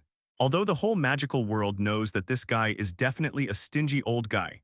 But it doesn't stop him from talking for a few more days, seeing that Dumbledore in front of him just looked at him quietly. The two of them were in each other's sight with a nest of crazy irritability. For some reason, Dumbledore felt like beating up Bocalis. And the next moment, a figure appeared between the two. The voice sighed faintly, and she slowly picked up 2 cups of freshly brewed coffee and placed them in front of the two old guys. Then Elizabeth, who had just walked in, smiled slightly, put down the coffee and slowly retreated. Then the next moment, Snape also walked in. He looked at Dumbledore in front of him with a worried look on his face and then slowly spoke. "Mr. Principal, something happened. Carlos Lucifer, a genius student of our school, is missing. According to the current information, he may have been captured by that evil organization Tilde Tilde." Dumbledore immediately woke up, with anger in his eyes. And surprise looking at those incredible eyes.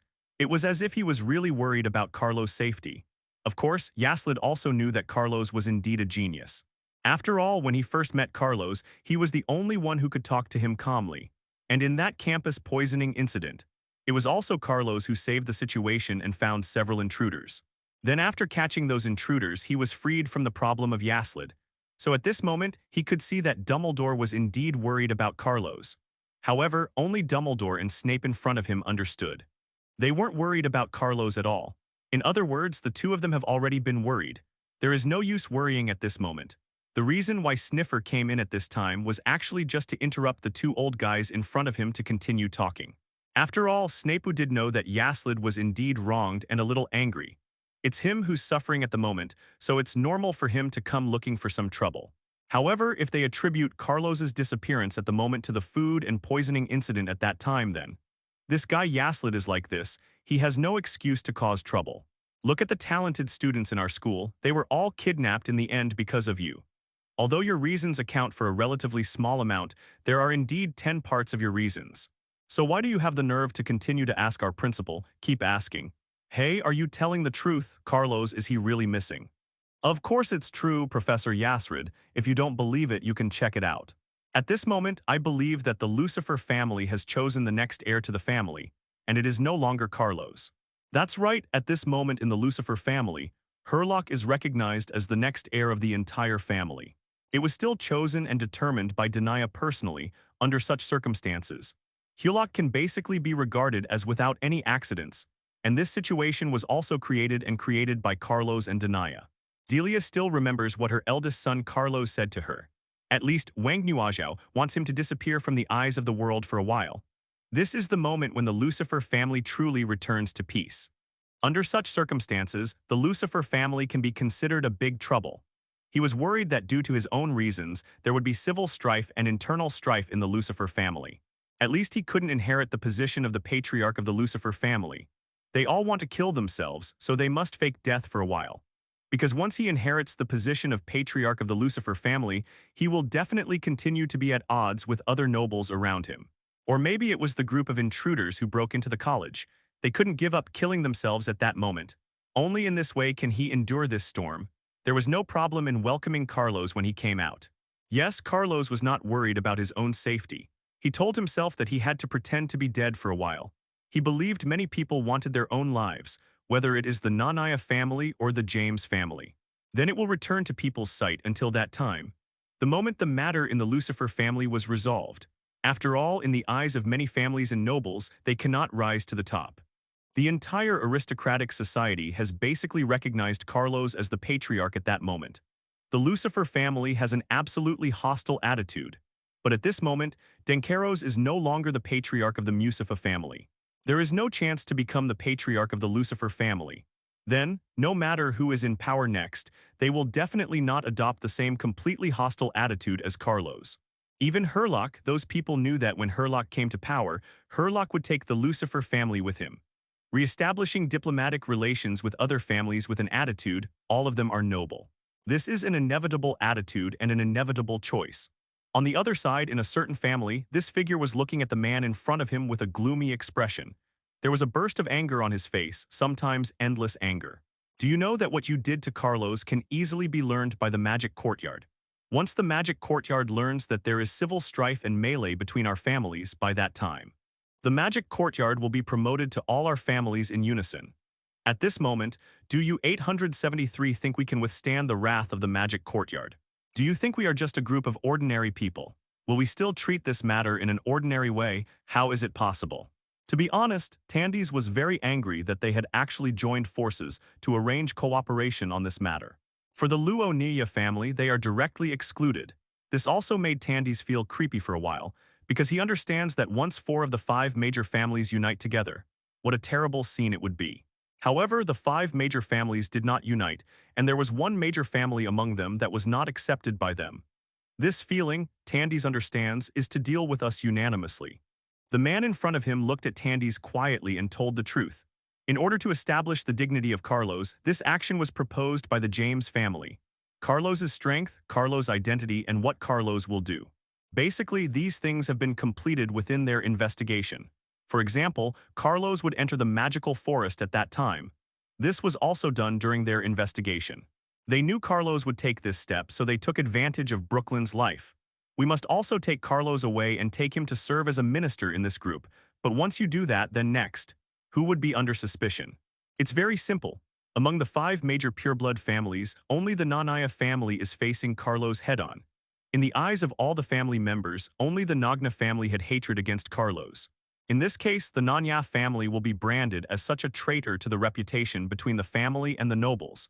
Then the label can no longer be removed. Everyone understands that this is a conspiracy, and it is also a conspiracy that makes everyone feel creepy. Especially Master Tandy, looking at these voices in front of him, his eyes were full of murderous intent. He shook his head, he wanted to smash the face of the man in front of him. His smiling face is so disgusting. With someone like him, the James family is indeed a very hateful family. But you have forgotten that it is not just our non-Nia family that has conflicts with the Lucifer family. Don't you, the James family, also have conflicts over drinking Cass? Under such circumstances, it is not just our Nanya family. Your James family will also be labeled with suspicion. Once you are labeled as suspicious, it is time for the magic garden to visit. I hope the older one, your James family, can still hold on. Tandy's left without a single hesitation, Edfi, and very decisively. In this family-to-family battle, he cannot lose nor can he stop. Where did Carlos go? He didn't know, he only knew that Carlos might not come back. So what is the most important thing now? It is very simple. Of course, it is to repair the relationship between the Lonia family and the Lucifer family. At the same time, prove it to the world and the entire family and society. The Nanya family did not participate in this option in the Carlos disappearance case. The case of Carlos' disappearance has been spread throughout Hogwarts. Almost everyone in the entire Hogwarts Academy already knew that there was such a student. He had an accident in the magical forest, and next to him was Brooklyn lying on the ground with blood on his face. The two of them had met before, so a conclusion can be drawn from this. The two of them must have encountered something terrible. During the battle between the two, they finally drove away the terrible thing, but Carlos disappeared and Brooklyn died luckily. In fact, there are only two ways to return from the land of evil dragons. The first one is that according to the Dragon King, you can leave the land of the evil dragon and then leave the grassland. The second way is to return to the original place after death and return to the original world. This has something to do with the rules of the world. At this moment, when everyone sees Brooklyn's body lying there, everyone understood that what the two of them encountered was definitely a very terrifying creature. But no one ever thought that Carlos actually killed Brooklyn. No one thought that it was actually because of Brooklyn's fight with Carlos. That would lead to the tragic situation and ending before us. Of course, no one would know and no one would think about such a thing. What should we do? What can we do? Yeah. Could it be said that we don't have any calendar correction for this kind of thing? Can't we punish them? We know they did it. During the magic trial, a group of people quarreled. At this moment, the upcoming disappearance case of Cabuz is being tried. They will sort out the case of Carlos' disappearance step by step and then draw a conclusion. In the end, the solution was reached. To be honest, it was in the mouths of the great congressmen.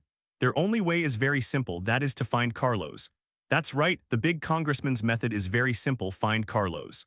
He did not think that Carlos would be dead in this disappearance case. For his part, Carlos is a very smart boy.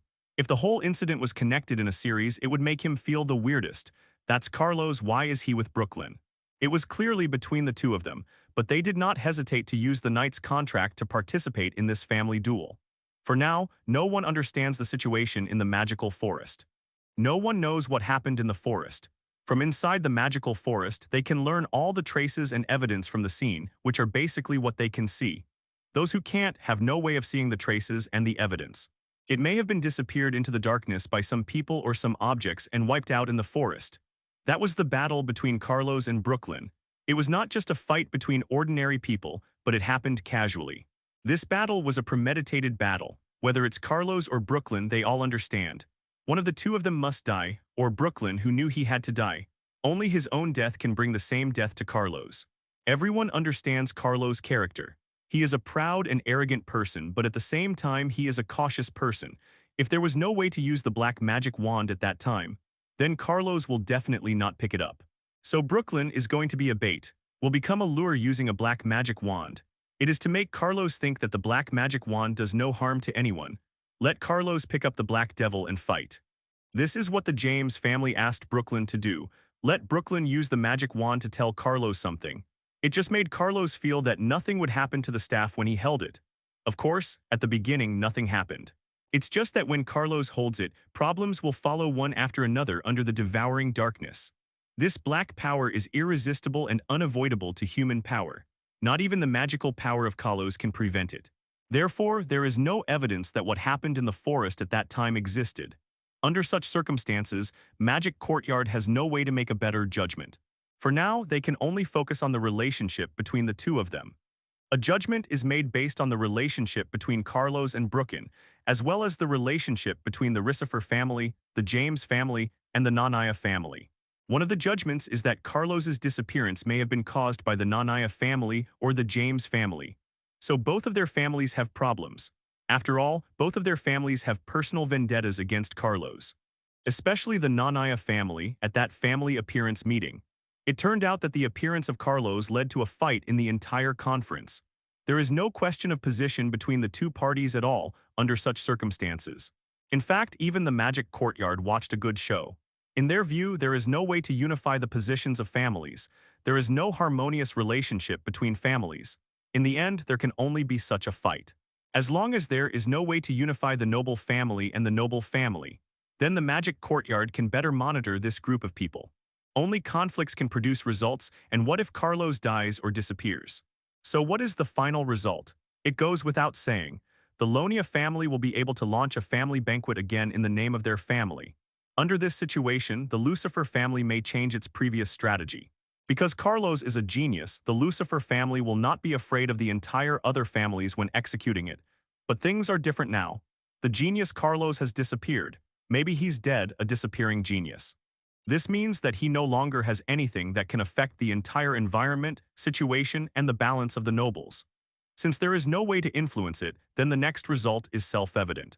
Carlos will become an abandoned son, allowing the family behind and the Lucifer family to reconcile. The Lucifer family will also make a new choice again. All previous interference in the magic courtyard will be ineffective. Councillor Kasani's face darkened slightly. He glanced at the chief councilman in front of him and then spoke slowly. Dan Sheng, you should understand that this is not a time for us to discuss things at will. Is there any point in continuing to discuss it? It must be the so-called families and the so-called nobles. At this moment, we are already trying our best to solve the current problem. 0. Do we really believe what they say in their family? If this continues, checks and balances will disappear. The only thing we have to do is to find a way to bring checks and balances back to shit. Before, Carlos controlled the entire family and all the nobles. Under such circumstances, Carlos would become a truly terrible person. This also led to the magic courtyard's confidence in the entire aristocratic system. But things are different now. The checks and balances have disappeared. Carlos has disappeared. Then they will look for new checks and balances, although Carlovin has won. They didn't create it, but they were inspired by Carlos. For example, choose an equally powerful genius to be the leader of the entire declining family. But if you look carefully, you will find that several black magic crossbows on top are shining with dazzling light. That kind of shield is a shield formed by free magic power. From the surface, you can still see a layer of shield slowly forming above the town. This town is much smaller than the previous Corning town. Carlos slowly landed outside the straight door. At least on the surface, it seems to be about 1/3 smaller. On the other side, Carlos saw this small town in front of him. Although looking in front of me, there was no sign of guards or guards at all. One after another, they looked like so-called figures, holding staffs and quietly patrolling people. Different magic and different methods cannot break the physical shield formed by the dragon. Then, it is necessary to use a kind act to release this idea to everyone. Carlos naturally chose to enter directly from the main entrance. As a serious, normal, ordinary magician. After waking up, Carlos rode his broom and slowly headed towards the entrance of the town. But Carlos understood that on the surface, although there seemed to be no guards or weapons at all. Even compared to the previous town, this place seems much safer. It's just that it's so small, but it looks very peaceful here. For him, he understands that he wants the other party to show goodwill. That's right, it's actually a whole town guarded or controlled by magicians. It seems that the armed forces in this town are indeed more terrifying than those in Kanglin town. At least it looks like this on the surface. A man on the city wall seems to have noticed Carlos coming. When he saw Carlos step down from the broom, his face sank slightly. He knew that Carlos was a magician. After all, magicians now like to fly with their brooms, since he is a magician who can ride on a broom. His magic power has at least reached that of a primary magician. That means that the magician in front of him should be a primary magician. Although the strength is not very strong, magicians are generally more terrifying and powerful than ordinary people. A person like 843 enters their town. Not to say it is a disaster, but at least it is a bit troublesome. So generally speaking, in this town, every magician who enters the town needs to register in advance. Carlos seems to have known this point a long time ago. He just quietly looked at the figure walking towards him. There was a little smile in his eyes. Then, Carlos saw that he was holding a book in his hand and said, "Hello, my name is Leo. This is my business card and my identity is the manager of this town. Of course, it is just an ordinary registered manager. In view of your identity as a magician, you need to register your name in advance before you can enter this town." Carlos first looked at the man in front of him in confusion. After seeing the book in his hand, Carlos smiled lightly, then slowly came over and wrote his name on it. Of course, it was just a name. This world is a very interesting world. If you leave something of your own on something at will, then it is very likely that the contract will be established because of someone else's conspiracy. For example, the book just now, if it is in the book if there is magic guidance on it. Then, as long as Carlos drops his blood on it. Then Carlos' identity will be recorded. Then Carlos will force a magic contract with something. It's just that this method is more troublesome. And the restrictions are very large. First, you must leave your blood or saliva on it. In this way, the contract can be formally established. After all, if you just leave your name on it, there is no way for anyone to make this contract valid. Looking at the names written one after another on it. Carlos smiled and returned a book to the male minister in front of him. The man looked at the name on it, then shook his head and said, "Sorry, you still have to leave your blood mark." Carlos looked at the man in front of him and said to his face, "Are you sure I still leave my blood mark? Do you know what a blood mark is? Everyone's blood is unique, and letting your blood enter any object, it is very likely to cause any kind of impact. I hope you can answer a question for me. That is, there shouldn't be anything in your notebook that can affect this kind of thing, right?" The man hesitated for a moment, then smiled softly and said, "Excuse me, please come in." The man let Carlos go, then smiled. Carlos did not leave his blood mark, but he still walked in. Everyone who entered this town basically left their name and blood mark. Of course, except for those special characters, some problems can be seen at a glance. And Carlos was the same, although he saw some problems. But he didn't know where the problem was, but at this moment he seemed to have understood the key to this problem. The book should be just an ordinary recording magic. Simply put, remember that everyone who entered the town left a mark on their blood. Once someone who entered the town caused any bad influence or accident, then the blood would have the effect of the contract, and the person who entered the town and committed a crime will be discovered and watched in an instant. Of course, Carlos could not take other risks zero. Then leave his blood on it. He was worried that his blood would be used by others for other things. After walking into the town, Carlos took a look at the town. It was exactly the same as what was said on the map. This town looked very peaceful and stable. At least on the surface, there was nothing bad about this town. Shaking his head, Carlos slowly stretched out his hand. Then a ray of light appeared quietly in his hand. In the dark world, this ray of light brought Carlos a trace of peace. It's dark, and we have to find a place to rest for a night. After all, I remembered the hotel in Corning Town before. Carlos felt that the hotel on this side should be much safer. Do you have a room? Only a few hotels were still operating quietly. His face, which was already very sleepy, seemed to be a little energetic. The man seemed to have noticed Carlos coming out. It seemed that he should have forced himself to get rid of his sleepiness. Whether it is 50, 100, or 150, it seems that the price has at least returned to normal. But Carlos also understood that any calmness would never be perfect safety. Compared with the so-called relationship between rooms and sheep before, the rooms here are much more normal. Carlos walked slowly forward. From the surface, this town is much calmer. He first looked at Carlos and smiled. "We have 3 types of rooms here, 50, 100, and 150. Which one do you need?" There were not many shops open on the road. Behind the silence, there is most likely a chaotic sequence. Yes, sir, of course we have rooms." Carlos walked over and asked directly. Carlos walked into a hotel and took a look at the man who was taking a nap at the counter of 2.8 in the travel room. Shaking his head, Carlos stretched out his hand, and the light shone on the road ahead of him. After all, the price is quite normal, so naturally, in Carlos's opinion, this should be a very normal hotel. At least that's what it seems on the surface. After Carlos opened the room, he realized that it was much cleaner than the previous hotel. There were no obvious blood stains on the bed, and the black marks were difficult to see. Although you can smell a little bit of mold, it should just be the smell of moldy furniture, and there is no particularly strong fishy smell. Only representation doesn't happen very often here. It was the same kind of vicious incident in Changning Town. For example, a murder or something. Shaking his head, Carlos slowly closed the door to his room, then lay on the bed and quietly fell into sleep. The fall of darkness brought endless tranquility to this town. In the silence, there seemed to be a flame burning. Carlos's eyes twitched slightly, as if he was dreaming about Jin Chen. "I felt that a ball of fire 3 was quietly starting to burn around me." Without any hesitation, the moment he felt that the flame should not burn towards him, Carlos suddenly opened his eyes, and sure enough, it was not a dream. It seemed to be true. Carlos's eyes jumped slightly, because he did see a flame burning slowly in front of him, even spread quickly around. Because the staff was placed next to him, Carlos could quickly pick up the staff, then wave the staff quickly and said, "Liuashuju." A pool of clear river water sprang out directly from the staff. Then he threw himself fiercely towards the flames in front of him. The flames and water flow combined to emit clouds of white mist.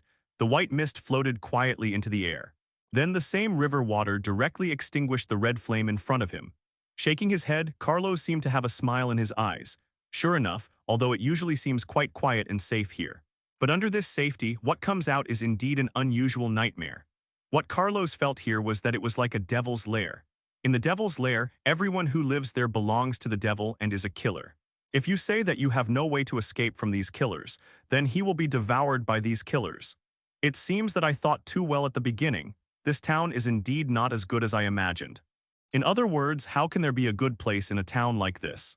Carlos slowly got up from the bed and turned his head little by little to look out the window. There was a killing intent in his eyes, and he quickly picked up the broom with the staff in his hand. He rushed out into the sky fiercely. For the induction of magic power, Carlos's strength is obvious to all. Once upon a time in Hogwarts College. He spent the whole day on his way to the road inside the magical forest. He sensed a magical power belonging to Chi-Luo and came here specifically to target it.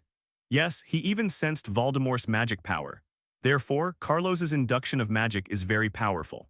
It can even be said that all the magicians in Hogwarts, except for Headmaster Dumbledore, no one could compare to Carlos' Sai of magic. Carlos frowned, relaxed slightly, waved his finger, and a ball of light appeared on his finger. Then with lightning speed, it rushed into the sky. Looking at the figure in front of him, Carlos smiled. He waved his palm, and the flame gradually began to bloom on his palm. There was a bomb wrapped in the flames, and Carlos quickly threw it towards the man in front of him. There was a bang, but the man didn't expect it. As soon as Carlos saw him, he actually took action directly. Could it be that he wasn't worried? In this town, if you dare to take action so blatantly, what will be the final result? Could it be that he had never thought about it? And then Carlos had no idea at all. In his opinion, the only thing he could do was scare and conquer the people in this town who were hiding in the darkness. Only then can I rest in this town for a while with peace of mind. And now there is a magician who also rides a broom, his whole body wrapped in black clothes. Especially his magic hat is also wrapped in black, looking completely like an evil magician. Really, I just want to have a chat with you. There's no need to rush into a fight. There's no such deep hatred between us, is there? Who told you that there is no such deep hatred between us? Interrupting me while I'm sleeping is the thing I hate most. If you dare to disturb me when I am sleepy, then you should be prepared to be killed by me, right? So are you ready to pay the price? My dear friend, regret what you just said. Will I be very unhappy during the rest of my journey? No, I don't understand. I only understand if I take a breath here. The managers of this town are not a good person. As soon as my brain twitches, I may come back and fight with you again. It could be seen that he was also puzzled by Carlos' behavior at this moment. 793. There is no need to rush into a fight in such a hurry. Do you want to kill me? There was a chill in the eyes of the two people, and then they saw that they said it casually. Then I will be very unhappy during the rest of the journey. Wait, wasn't it just when you were sleeping? I woke you up when you were sleeping. If he finds out what you did to me, you should understand what the final result will be, right? Carlos, who stretched out his staff, just looked at the evil magician in front of him quietly. And besides, don't you understand the consequences of fighting in this town? Still dissatisfied. The two magicians stretched out their staffs at the same time in the sky. Do you know how angry a magician is when he wakes up? So I must take a breath and say it here. His black clothes were covered with black light, and the moonlight cast an icy chill. It seems you recognize it. Yes, my friend, I am ready to accept your punishment. Come on, let me see what kind of punishment you will give me. Will you kill me or kill me? Carlos sighed leisurely, killing people. He would never do such a terrible thing. Besides, he never had the guts to kill those who had no life-or-death enmity against him. Immediately afterwards, Carlos waved the staff in his hand slightly. A flash of light gave the evil magician opposite him a bad premonition. His expression changed slightly, and he quickly backed away from himself. Looking at this one, the black magician retired towards his back. Carlos had already released his magic. His magic was not shouted out, but released quickly and directly without any spell or intention of speaking. A ray of yellow light smashed towards the body of the evil magician in front of him like a wolf. Evil magic, it can be seen that the power of that light magic is completely petrified. But he knew that he was okay and escaped quickly. Otherwise, his body would have been hit by petrification in an instant. Then basically, I can be considered a failure. You can even say that you are at the mercy of others. Carlos looked faintly at the demon in front of him who was retreating behind him. Then Carlos laughed slightly. Sure enough, it was still a bit difficult to kill him at this moment, but you know what? If you fell into this trap just now, then you can wait for a painful possibility with peace of mind. But it's a pity that you didn't, so don't be embarrassed. I will use all my strength to deal with you, but you must be prepared. There was a buzzing sound and Carlos's staff waved very fast, just in an instant. 2 magic spells were cast within less than 3 seconds. Of course, the first magic was in Carlos's heart and he had already shouted it out. Now you only need to wave it out gently and you can smash it out directly. The magic that shattered the bones was smashed towards the body of the magician in front of him like a wolf. When the magician saw this golden light coming towards him, his face darkened slightly. He quickly retreated behind himself and then shouted, "Fall down." Shattered to pieces, the 2 magics smashed together and the 2 smashed into pieces. Immediately afterwards, it directly brought the power of being smashed to pieces to the surrounding walls. He even severely smashed all the surrounding vegetation, big trees, land, and the so-called dead things around him into pieces. However, it was a pity that the one who was writing magic looked ready to mock Carlos in front of him. Suddenly, he found that his magic had hit him in the face. After sighing so quickly, he quickly backed away from himself. But it was too late, this magic was very fast, it just hit him in an instant. The moment a magic power hit his body, he only felt a sense of numbness. The numbness that formed on the body and arms was like adjusting one's hand tendons and hamstrings. Is it painful? It's not painful. This feeling seems to have adversely affected my body in an instant. What's worse, this was to get rid of his own weapon. In the end, his hand became slightly numb, and then the weapon in his hand flew fiercely into the distance. After 2 clicking sounds, the staff in his hand fell hard to the ground. There were 2 crisp impacts, and then there was nothing. Carlos, on the other hand, also swung out a wave of shattering bones. He just hit the evil magician in front of him fiercely. The faces of the magicians darkened slightly. Suppose that at this moment I was hit by my own body and bones. Then he is definitely not dead but also semi-disabled. Although these magics are aimed at those corpse eaters with dark attributes. In other words, those evil believers. However, it is also very effective for evil magic like him. Damn it, he gritted his teeth, then quickly threw it into his pocket and took out a white wooden shield. He picked up the shield fiercely, reacted quickly, and blocked it fiercely in front of him. Carlos's body had been smashed into pieces and there was a clang. The shattered bones hit the shield like this and there was an echoing sound. At that moment, the wooden shield in his hand shook slightly, cracks appeared, and then there was nothing left. At this moment, I couldn't sigh more. Carlos thought for a moment and waved directly. As expected, he is an evil magician who has survived in this kind of place for so long. He has many good things in his hands. Then another serious incident happened, which made Carlos feel very powerful. Because the evil magician in front of him actually took out a staff from his pocket. There was a faint white light shining on that staff. This staff was very similar to the staff in my hand. After Carlos got the map, a bad thing happened in Corning Town. That's right, the evil magician was entrusted by others to find Carlos in front of him. I believe you should also understand, what is my purpose from you at this moment? Let me explain it again. Can I explain it to you carefully? Lies. And it was a staff he bought from the black market. Then let's see, can you use this power to unleash its most powerful power? I discovered the purpose of coming to this town. That's right, inside the hotel where we made the deal with Carlos. No, my dear friend, please let me explain. This is not what I want to do. Explanation? I can't possibly need your explanation. I just need the real voice after you have been punished. Letter 3005. I can't believe that besides that one staff, you actually have other staffs. Sorry, all this world needs is comfort and peace. It seems that that staff should be his backup staff. And most importantly, Carlos discovered something. Dear friends, accept it and take the power of pain. The evil magician finally understood that Carlos in front of him had no intention of letting him go. Then, and the person who entrusted him was some insiders in Corning Town. There were people who didn't eat sheep, so the group of executors thought of Carlos. As a result, they began to doubt Carlos' identity. What commission are you talking about? Why should such a high-priced commission be entrusted to me? Could it be that there is something wrong with him? Nedek looked at the man in front of him. He is really weird about such a high price, high return, and low-risk commission. He shouldn't have had his turn, but the person in front of him directly requested that the entrustment be assigned to him. From this point of view, I still have a bit of a reputation here, no shit. Nedek has never thought so. In his opinion, he has no reputation. Could it be said that I don't know yet, although I am an intermediate magician?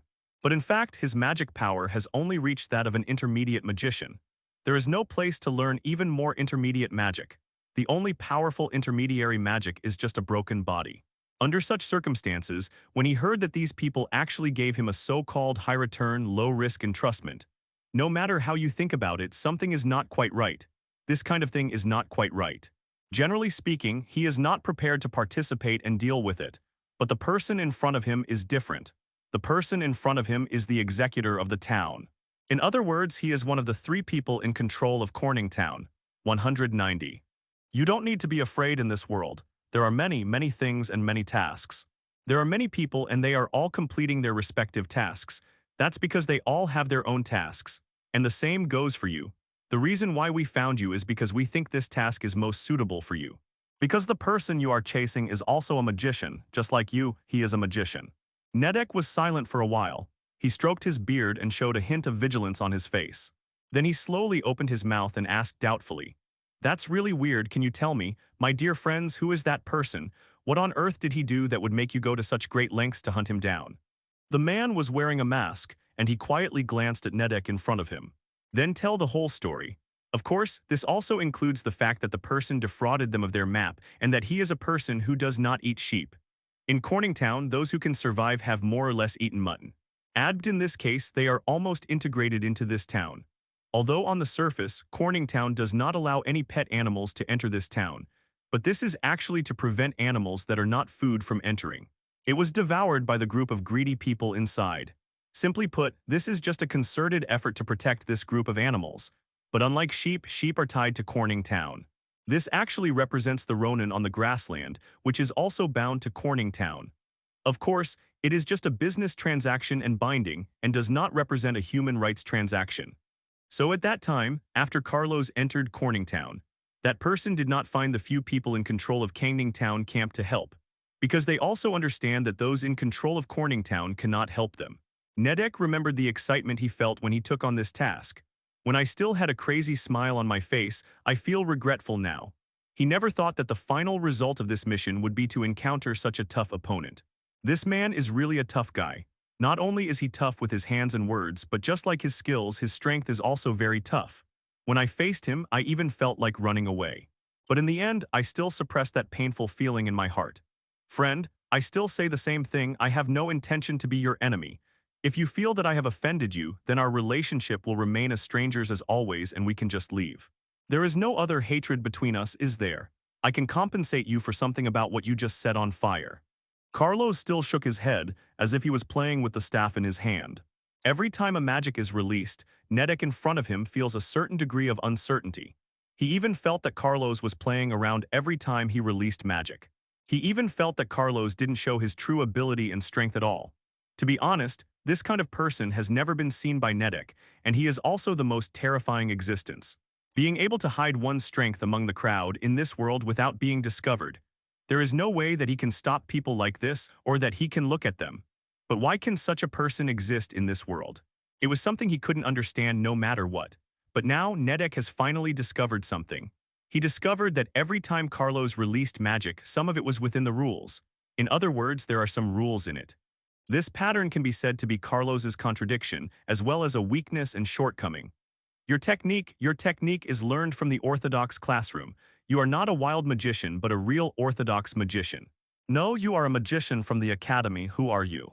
At this time, Nedek finally saw the completely different expression on Carlos's face in front of him, as well as Carlos's identity. They understood that Carlos was definitely not an ordinary person. At least the feeling shown in front of him is not a feeling that ordinary people can have. Nedek was very angry. He wanted to scold Carlos in front of him. "Why would a strong man like you pretend to be an ordinary mid-level magician to seduce me?" But Carlos, he is an intermediate magician.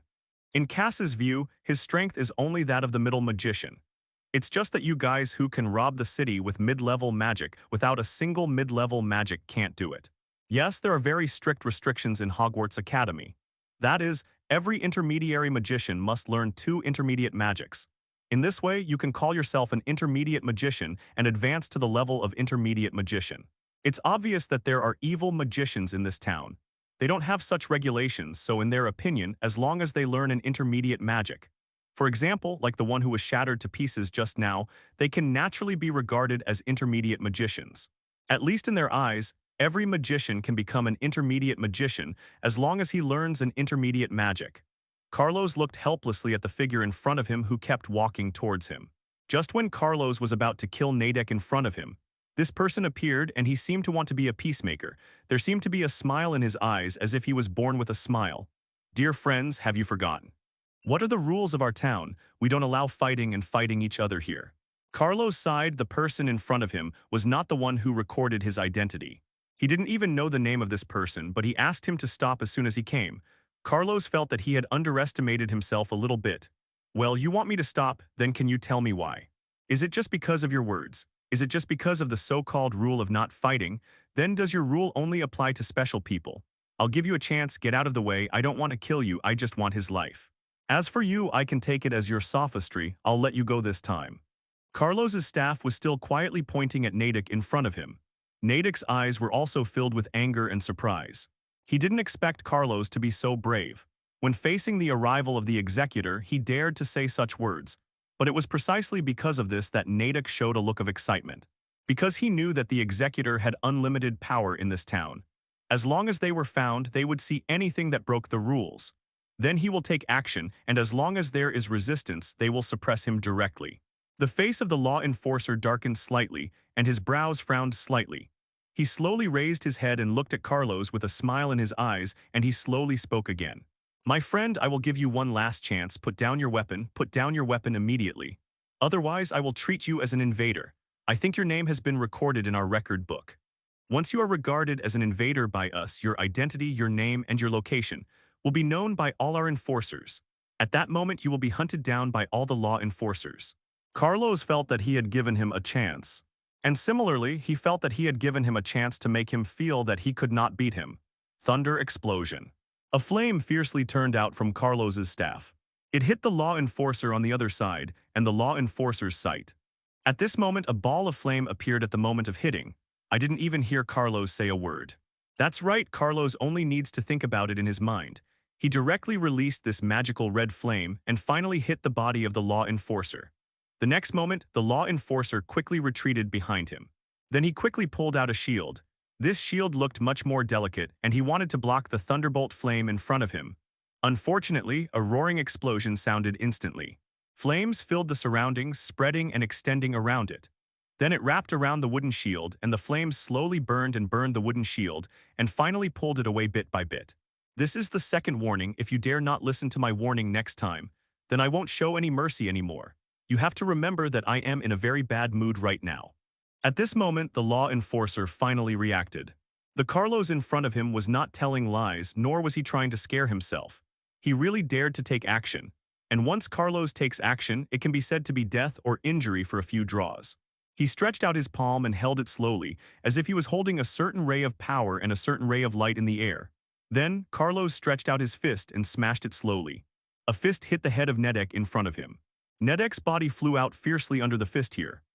There was a bang, and Natick's body was seen flying out at the same time. His face also darkened slightly.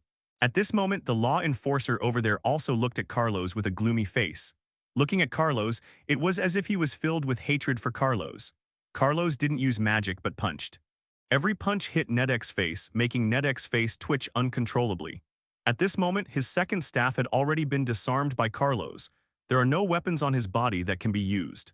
It can only be said that he let it get stuck on him, act arbitrarily, and swing his fist at will. Point zero, dong dong dong, it hit him again and again, and his head hit the ground. One dent after another was made. A thin crack in the pit also extended towards the surrounding area. Carlos smiled slightly. He was smiling, but his hands were still beating and hammering. At this moment in Carlos, this law enforcer can see two faces. It was an angel and a demon, constantly trying to persuade Carlos to keep his hand. But Carlos completely ignored the advice of these two guys. Instead, he insisted on hitting the young man in front of him. Sure enough, after receiving this message from the sender, the other law enforcers in the surrounding town also began to walk over to where Jai was gathered. The moment they saw the current scene, their faces turned slightly dark. An enforcer immediately went up to stop Carlos. However, Carlos did not stop at all. He swung the staff in his hand fiercely and hit his law enforcer directly. The force that shattered the body and bones hit the law enforcer with a loud sound. The sound of clicking sounded constantly on his body. The bones shattered and gradually began to leave tiny cracks one after another. His body just hit the wall behind and even made a hole. Before the man had time to scream, his body was lying on the ground and he would never come back. Carlos was very decisive and did not hold back at all. However, the group of law enforcers in front of him still had some thoughts on Carlos's attitude at this moment. It was a bit strange, of course. that no one of them continued to attack Carlos at this moment. They only felt that Carlos was even more evil than those evil magicians. Even on his body, he didn't see any aura belonging to the evil magician. He even only saw a big blister swollen on Nedek's face at this moment. His face was swollen as if he had a bun. His eyes have turned blue and countless black circles around his eyelids are constantly blooming. Look, this is the final result. I said don't mess with me, why can't you understand? Tell me who ordered you to come close to me and track my 827. Nedek looked at Carlos, who was acting recklessly on him in front of him. I wanted to say that person's name at that moment, but at this moment there was a bang. There was a gunshot and a bullet shot through the fire pit. The gunpowder, coupled with the smoke of gunpowder, fiercely rushed towards Nedek's head in front of him. Carlos reacted quickly and very quickly. I saw him waving his staff and smashing it in front of Nedek. The force of many obstacles directly blocked the trajectory of a bullet. At this moment, the sudden scene in front of them immediately frightened the law enforcers around them one after another. There was a moment of silence and anger on the faces of the law enforcers. Suddenly one after another rushed over. They all caught the law enforcer who took action. Then the trial began, which these people never expected. They, the people who enforce the law, actually attack the victims directly. It seems that the situation is a bit complicated now. Carlos glanced at an enforcer over there and said something. Catch him first. I want to question the guy in front of me first and then I'll torture him. Don't worry, if you have any questions in the future you can come to me. I am a person who abides by the rules of this town, but unfortunately some of you here are unwilling to follow the rules. These law enforcers looked at each other. About 5 out of 10 of them nodded. They seemed to agree with what Carlos said at this moment. And there were a few people who actually looked at each other without any reaction. It seemed like it should be silent. Carlos and the Nedek in front of him were constantly asking and answering questions. The law enforcement officers in the surrounding crowd finally understood what was going on with the two people in front of them. Especially one of the law enforcers, after knowing what happened at this moment, his face suddenly showed a burst of anger. At this moment, his eyes were only staring at Nedek's face in front of him, staring into his eyes, and then he slowly asked, No, every time a demon enters the town, it will be recorded. Who is he? Has he been recorded? Why can't we detect it in advance when he is here and casting magic at will? This is why in a town, the rules can always be followed. Because in this town, no matter who it is, whether it is an evil magician or a righteous magician, as long as they use magic, they will be noticed the moment they use magic. This kind of contract does not require blood, just a name. All you need to do is write your name by hand. This contract is also very interesting. It only plays a very simple monitoring role. But it was obvious that Nedek in front of him had entered here secretly. This means that he definitely did not enter normally, because everyone who enters normally needs to be recorded in the book. What happened in the town at this moment obviously made this peaceful town become a little noisy in an instant. The surrounding houses began to slowly move. In the originally quiet room, the lights that were turned off were now turned on. Actually, some people stuck their heads out one after another to see what was going on outside. After all, they have lived here for so long, and no one has ever seen anyone making trouble. But at this moment, they did see it, and they saw more than a few people. There are so many law enforcers, which means that the level of trouble is not small. On the surface, Nedek revealed everything and all the problems. In particular, he emphasized that at this moment, in the hotel in Corningtown, a man who did not eat sheep appeared in the hotel. They believed that a person who did not eat sheep was Carlos. This means that in the eyes of the people in charge of Corningtown, Carlos is a liar, the one who deceived them about the map. Carlos stood up, then turned to look at the law enforcers around him. I just said it casually and wanted to see your reaction. You should express your condolences to me. How do you know these things? Logically speaking, it should be impossible for you to know about this matter. He is just guiding the law enforcer in front of 13.9. Just when Carlos was thinking about how to answer, suddenly, the air around him suddenly solidified. Then he pointed his finger gently at the face of the law enforcer and said. After finishing speaking, Carlos looked at the law enforcer on the other side who was about to fire a bullet. Carlos's voice was very firm and experienced. Although I don't know what your name is, I know at a glance that you must be a spy from Corningtown, right? And when that law enforcer heard Caro's words, the moment he heard them, everyone, I need an explanation. What happened this time is obviously that I suffered a loss and that I suffered a disaster. Why did you suddenly blow yourself up like this? With you like this, how can I be embarrassed to say what I want to say next? The expression on his face suddenly changed slightly. Likewise, I guessed right away that the group of people in Corningtown wanted to take action here, right? Carlos was also slightly stunned, and the corners of his twitching mouth couldn't help but feel speechless. He seemed a little nervous, seemed a little conflicted. He looked at Carlos and he slowly wanted to speak. It seemed that what he said was true. Carlos didn't know whether what he said was true. The solidified air seemed to freeze all the breath around it, and in the frozen air, a figure was walking slowly over. This voice came from the road all the way to Carlos.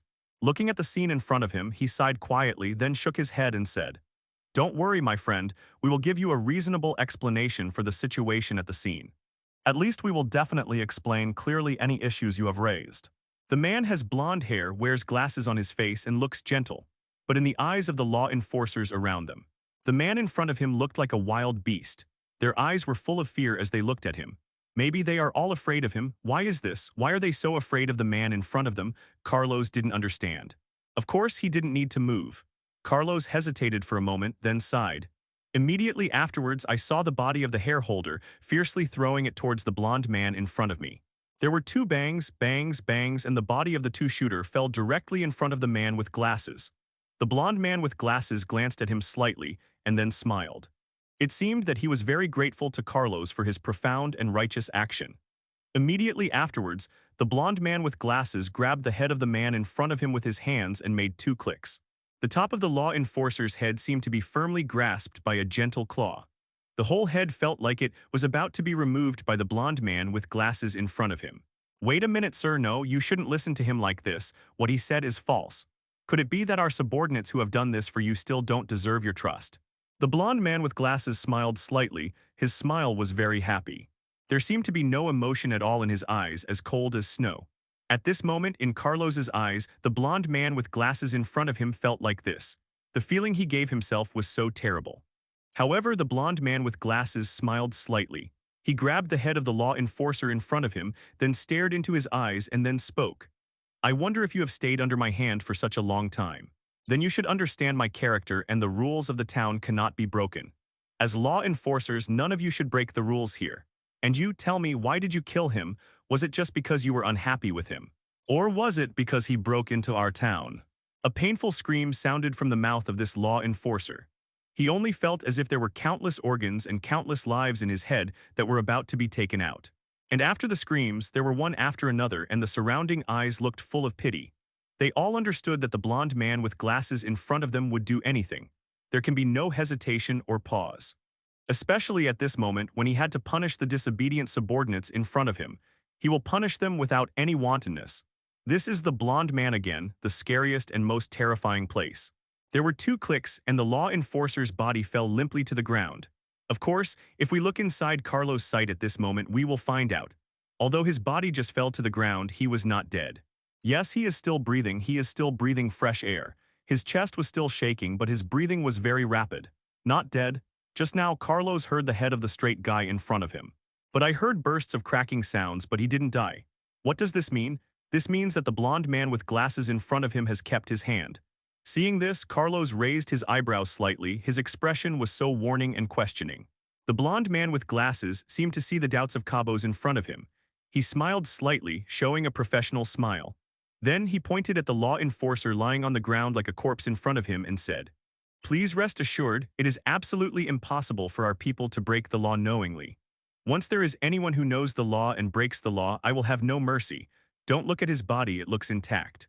In fact, his mind was already broken, but he was not dead yet. After saying that, the man with glasses slowly dragged the vegetative body in front of him. Walking towards the distance, Carlos just watched his leaving figure quietly. Silent and speechless, of course, that moment when the blonde man in front of me was leaving and the back was getting farther and farther away. He suddenly turned his head to look at Carlos and then spoke slowly. "Dear Mr. Carlos, there is one more thing I haven't told you. He must also know the identity of the blonde man with glasses in front of him. He is the most unmentionable executor in a town." Nedek, who collapsed to the ground after being punched by Carlos, had a face full of fear. "That intruding thief, do you want us to help deal with it?" Carlos turned towards him, "Go away in the other direction." One of them, the blonde devil, looked at Nedek in front of him with a sure look full of pleading. After finishing speaking, Carlos lifted Nedek's body and walked away. His identity is actually very interesting. He is just an ordinary law enforcement officer. I can't bother you with all my problems, right? So don't worry. But what I can know is that if you fall into his hands, you will definitely not end well, right? It's okay, I can handle his problem by myself. After all, it's my problem too. Cass shook his head and answered. The reason is actually very simple, that is the blonde man with glasses in front of him. Of course, there are many law enforcement officers like him here, but no one dares to say anything bad about him. Carlos may not know him, but Nedek is around all year round, hanging around. Nedek, I saved you just now, although I don't know who the blonde man is, and that was Weiwei's last glance. After staring at Carlos, he suddenly turned his head and looked at the blonde man with glasses next to him. Nedek, Carlos could see the fear of the blonde man with glasses at a glance, and it wasn't just Carlos who could see that. It can even be seen in the eyes of the countless executors around. Carlos understood the fear of the blonde man. The man was like a lighter. His appearance would ignite countless dark fireworks around him. It would make the whole world collapse, but he said in his heart that if the burning flames were not vented, they would collapse sooner or later. Carlos, tell me what you need me to do for you and I will help. Nedek's swollen and bruised face. When he said such words, Carlos couldn't help but laugh. But this was his own fault after all, and Carlos still held back his urge to laugh. Of course, Nedek, who was attracted by gravity, could see Carlos's uncontrollable laughter at a glance. He shook his head and sighed. After all, what he was like now was only because of his own sins. After shaking his head, Carlos started talking about business. His smile is still the same and his eyes are still calm. From that moment on, when I saw Carlos in front of me for the first time, Nedek was very sure about the Carlos in front of him. His future must be limitless, at least he is a person who can tolerate it. Yes, if Carlos can't bear it, then it would be impossible for him to survive in a place like Corning Town that he was used to. It would be impossible for him to live well while others are chasing him. This means that Carlos is not just a forbearing person. Likewise, he is a very hidden person. It's very simple, I just need you to do one thing for me. You need to go back to Corning Town and tell the person who asked you to perform the mission that Carlos is dead. After he went to this small town, he encountered misfortune and was killed. Nedek's face sank slightly. He knew the consequences of doing so, because once Carlos is not dead, the truth will be known to the few controllers in Corning Town. Then Nedek will become the first target of the Palm Seeker to get rid of. Nedek told the truth. He didn't like to do such a thing, nor did he want to do such a thing, because he felt that the final result of doing such a thing would not be good. But what could he do? In the end, Nedek agreed to Carlos's request.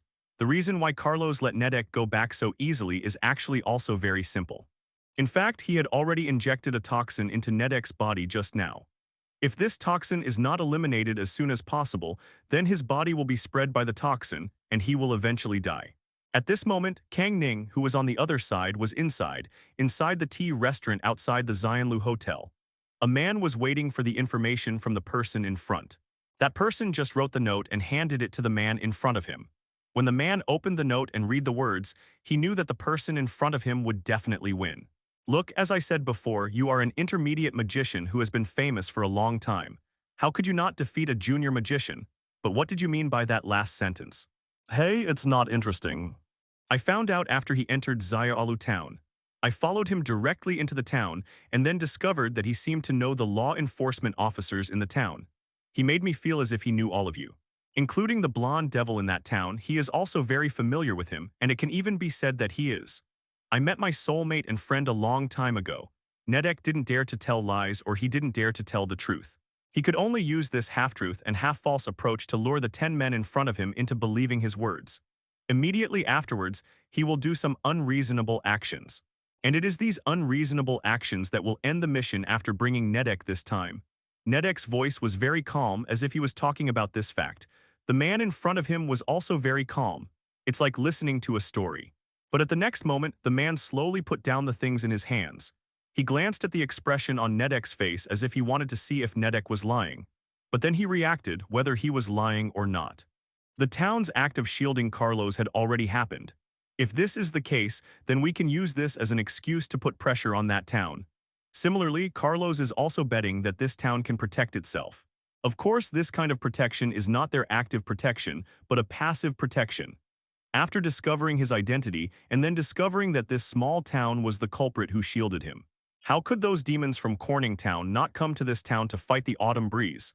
If they dare to come, then this town is destined to be defended repeatedly.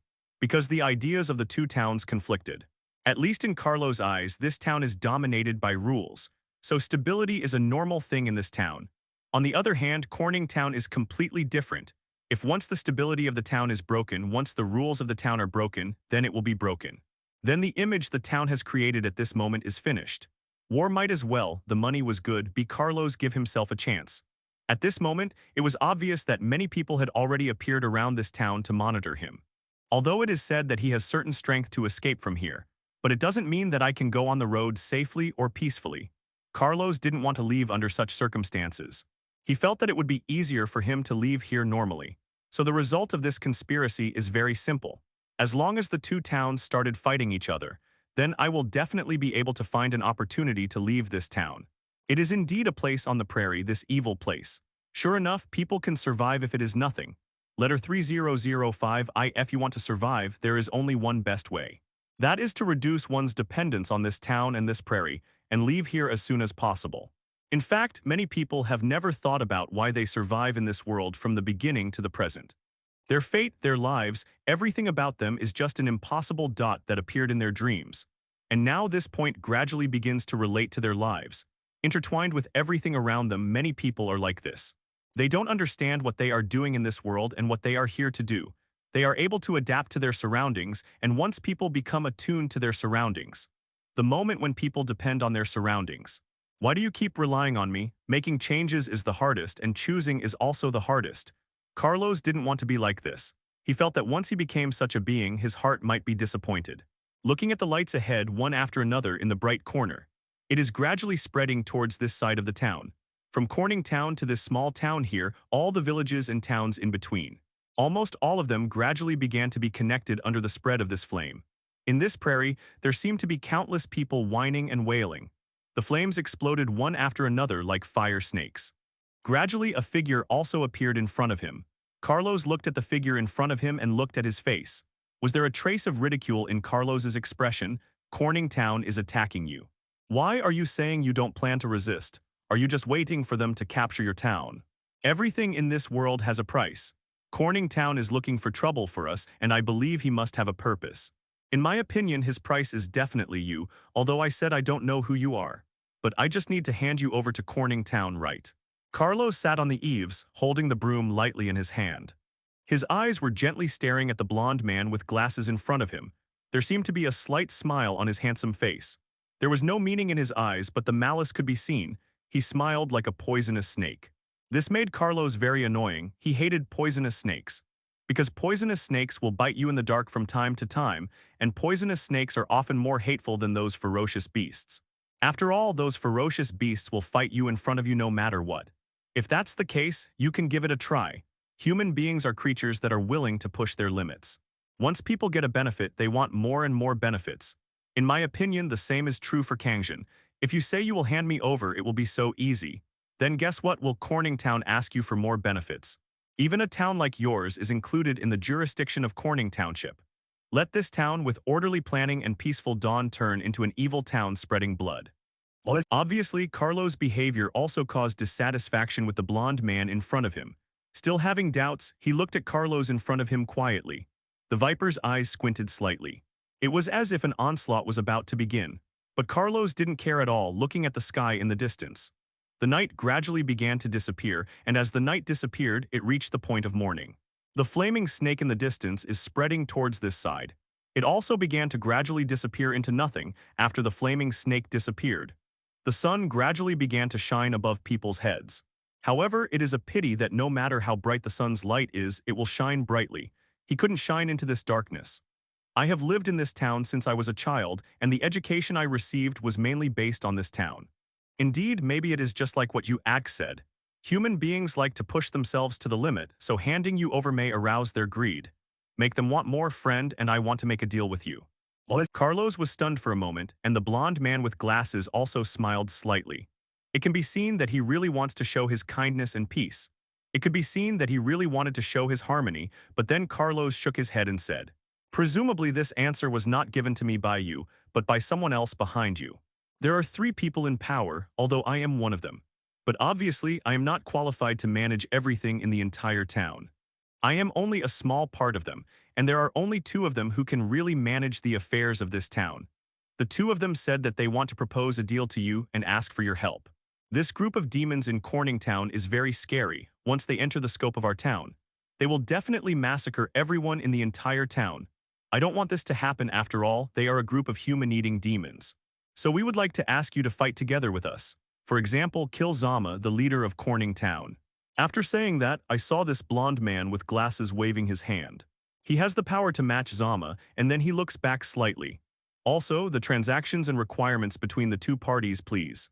Carlos is very powerful, which makes Cabos very surprised and strange. Carlos can draw a conclusion, that is, they think Carlos is strong. Of course, his feet walked towards the road ahead without any hesitation. So what kind of reason is it, or what kind of perspective can we see it? First of all, Carlos just wanted to complain about the name. You must be very confused about the specific matter. The group of people in front of me asked me to help and kill the leader called. From his mouth, you should get the answer you want. You will find that the group of people in front of you classify Carlos as a strong man of superior strength. Then, the blonde man with glasses in front of him smiled slightly and extended his hand to guide Carlos in a direction. There was a hint of doubt in Carlos's eyes. How about this? Come with me to meet my boss. Leader Zama, this sounds a little weird. Then Carlos thought about it carefully and he suddenly found it very interesting. After all, in Carlos' view, they didn't want to kill him. It's hard to imagine if you haven't seen it with your own eyes. Carlos would never believe that one showed a superior attitude in front of all the law enforcers. The blonde man with glasses facing everyone looked so groveling at this moment. As if he were a little brother, he gently came to the proud woman in front of him. Then slowly but politely, there was a trace of smile in his eyes as if he was saying, "Look, sister, I brought it for you." The woman looked at Carlos in front of her, then looked at the blonde man with glasses and waved. The blonde man with glasses turned and stepped aside. The woman slowly stood up from the seat. She has a graceful body, and her long silver-white hair hangs over her shoulders. The erected hair tail looks like a slender girl. If it weren't for her clothes, it wouldn't be able to cover the soft whiteness of his chest. Carlos really felt that the person in front of him was a pure girl. "May I have your name?" Carlos frowned, not asking anyone's name as soon as he came up. Shouldn't you be the first to say your name? However, just when Carlos was confused, he felt that in his consciousness a silent wind suddenly entered his mind. Immediately afterwards, the wind blew his life, floating his consciousness and soul. His consciousness trembled. At this moment, Carlos felt that his consciousness suddenly became trance-like. He asked his name. "Yes, I want to answer. I want to tell her what my name is." But then, just a moment later, Carlos suddenly felt a burst of heat in his chest. The hot breath seemed to tell Carlos that this was fake. Opening his eyes, Carlos found a soft and beautiful woman in front of him. Coupled with her arrogant appearance, Carlos was very disdainful. She shook her head and said, "Before asking other people's names, you should tell me your name first. This is the courtesy of a host facing his guests." The woman who originally stood up high suddenly sat down again. At that moment, the swaying charm could be seen in her body. She smiled slightly with a hint of elegance and said solemnly, "Yes, I was the one who was abrupt just now. Indeed, before asking someone else's name, you should answer your own name. This is a matter of etiquette for a person, so my name is Keisha Schlock." Schlock, wait, Carlos's face changed slightly. Why is this name so familiar? Although it is not prominent among the nobles. But no matter what, the Schlock family is also a pure-blood wizard noble in the entire aristocratic society. In other words, is the woman in front of me a member of the Schlocky family? Or is this just a coincidence?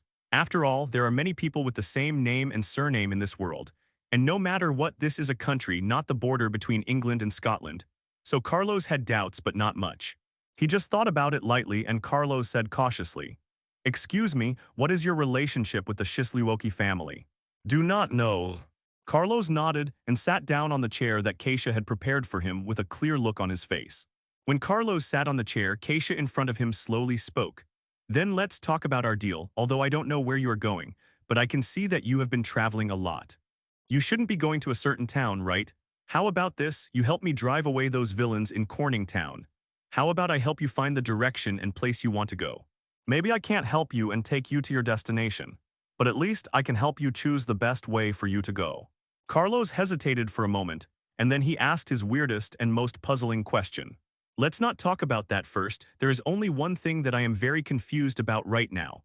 That's why you believe that I am strong enough to drive away Corning Town. No, it's not identification, because I know who you are. Even though I am thousands of miles away, I can still hear your name. Maybe they don't know your name, but I know your name is Carlos Lucifer. There is no Lucifer family here, but there is indeed such a family over there. 0. And I also know the name Carlos. He is Carlos, a second-year genius student from Hogwarts College. He is also known as the hardest working genius student. Is that correct? I mean Carlos. Carlos nodded. If he knew his name, then he should also know his strength. His identity in Hogwarts and his strength actually didn't obscure much. In every duel, I use my own strength. Although it's not all, it's at least 70% or 80%. Naturally, many people know their name as a genius, and they also know their own strength, especially during the battle with Voldemort. He was able to escape unscathed and even drive Voldemort away.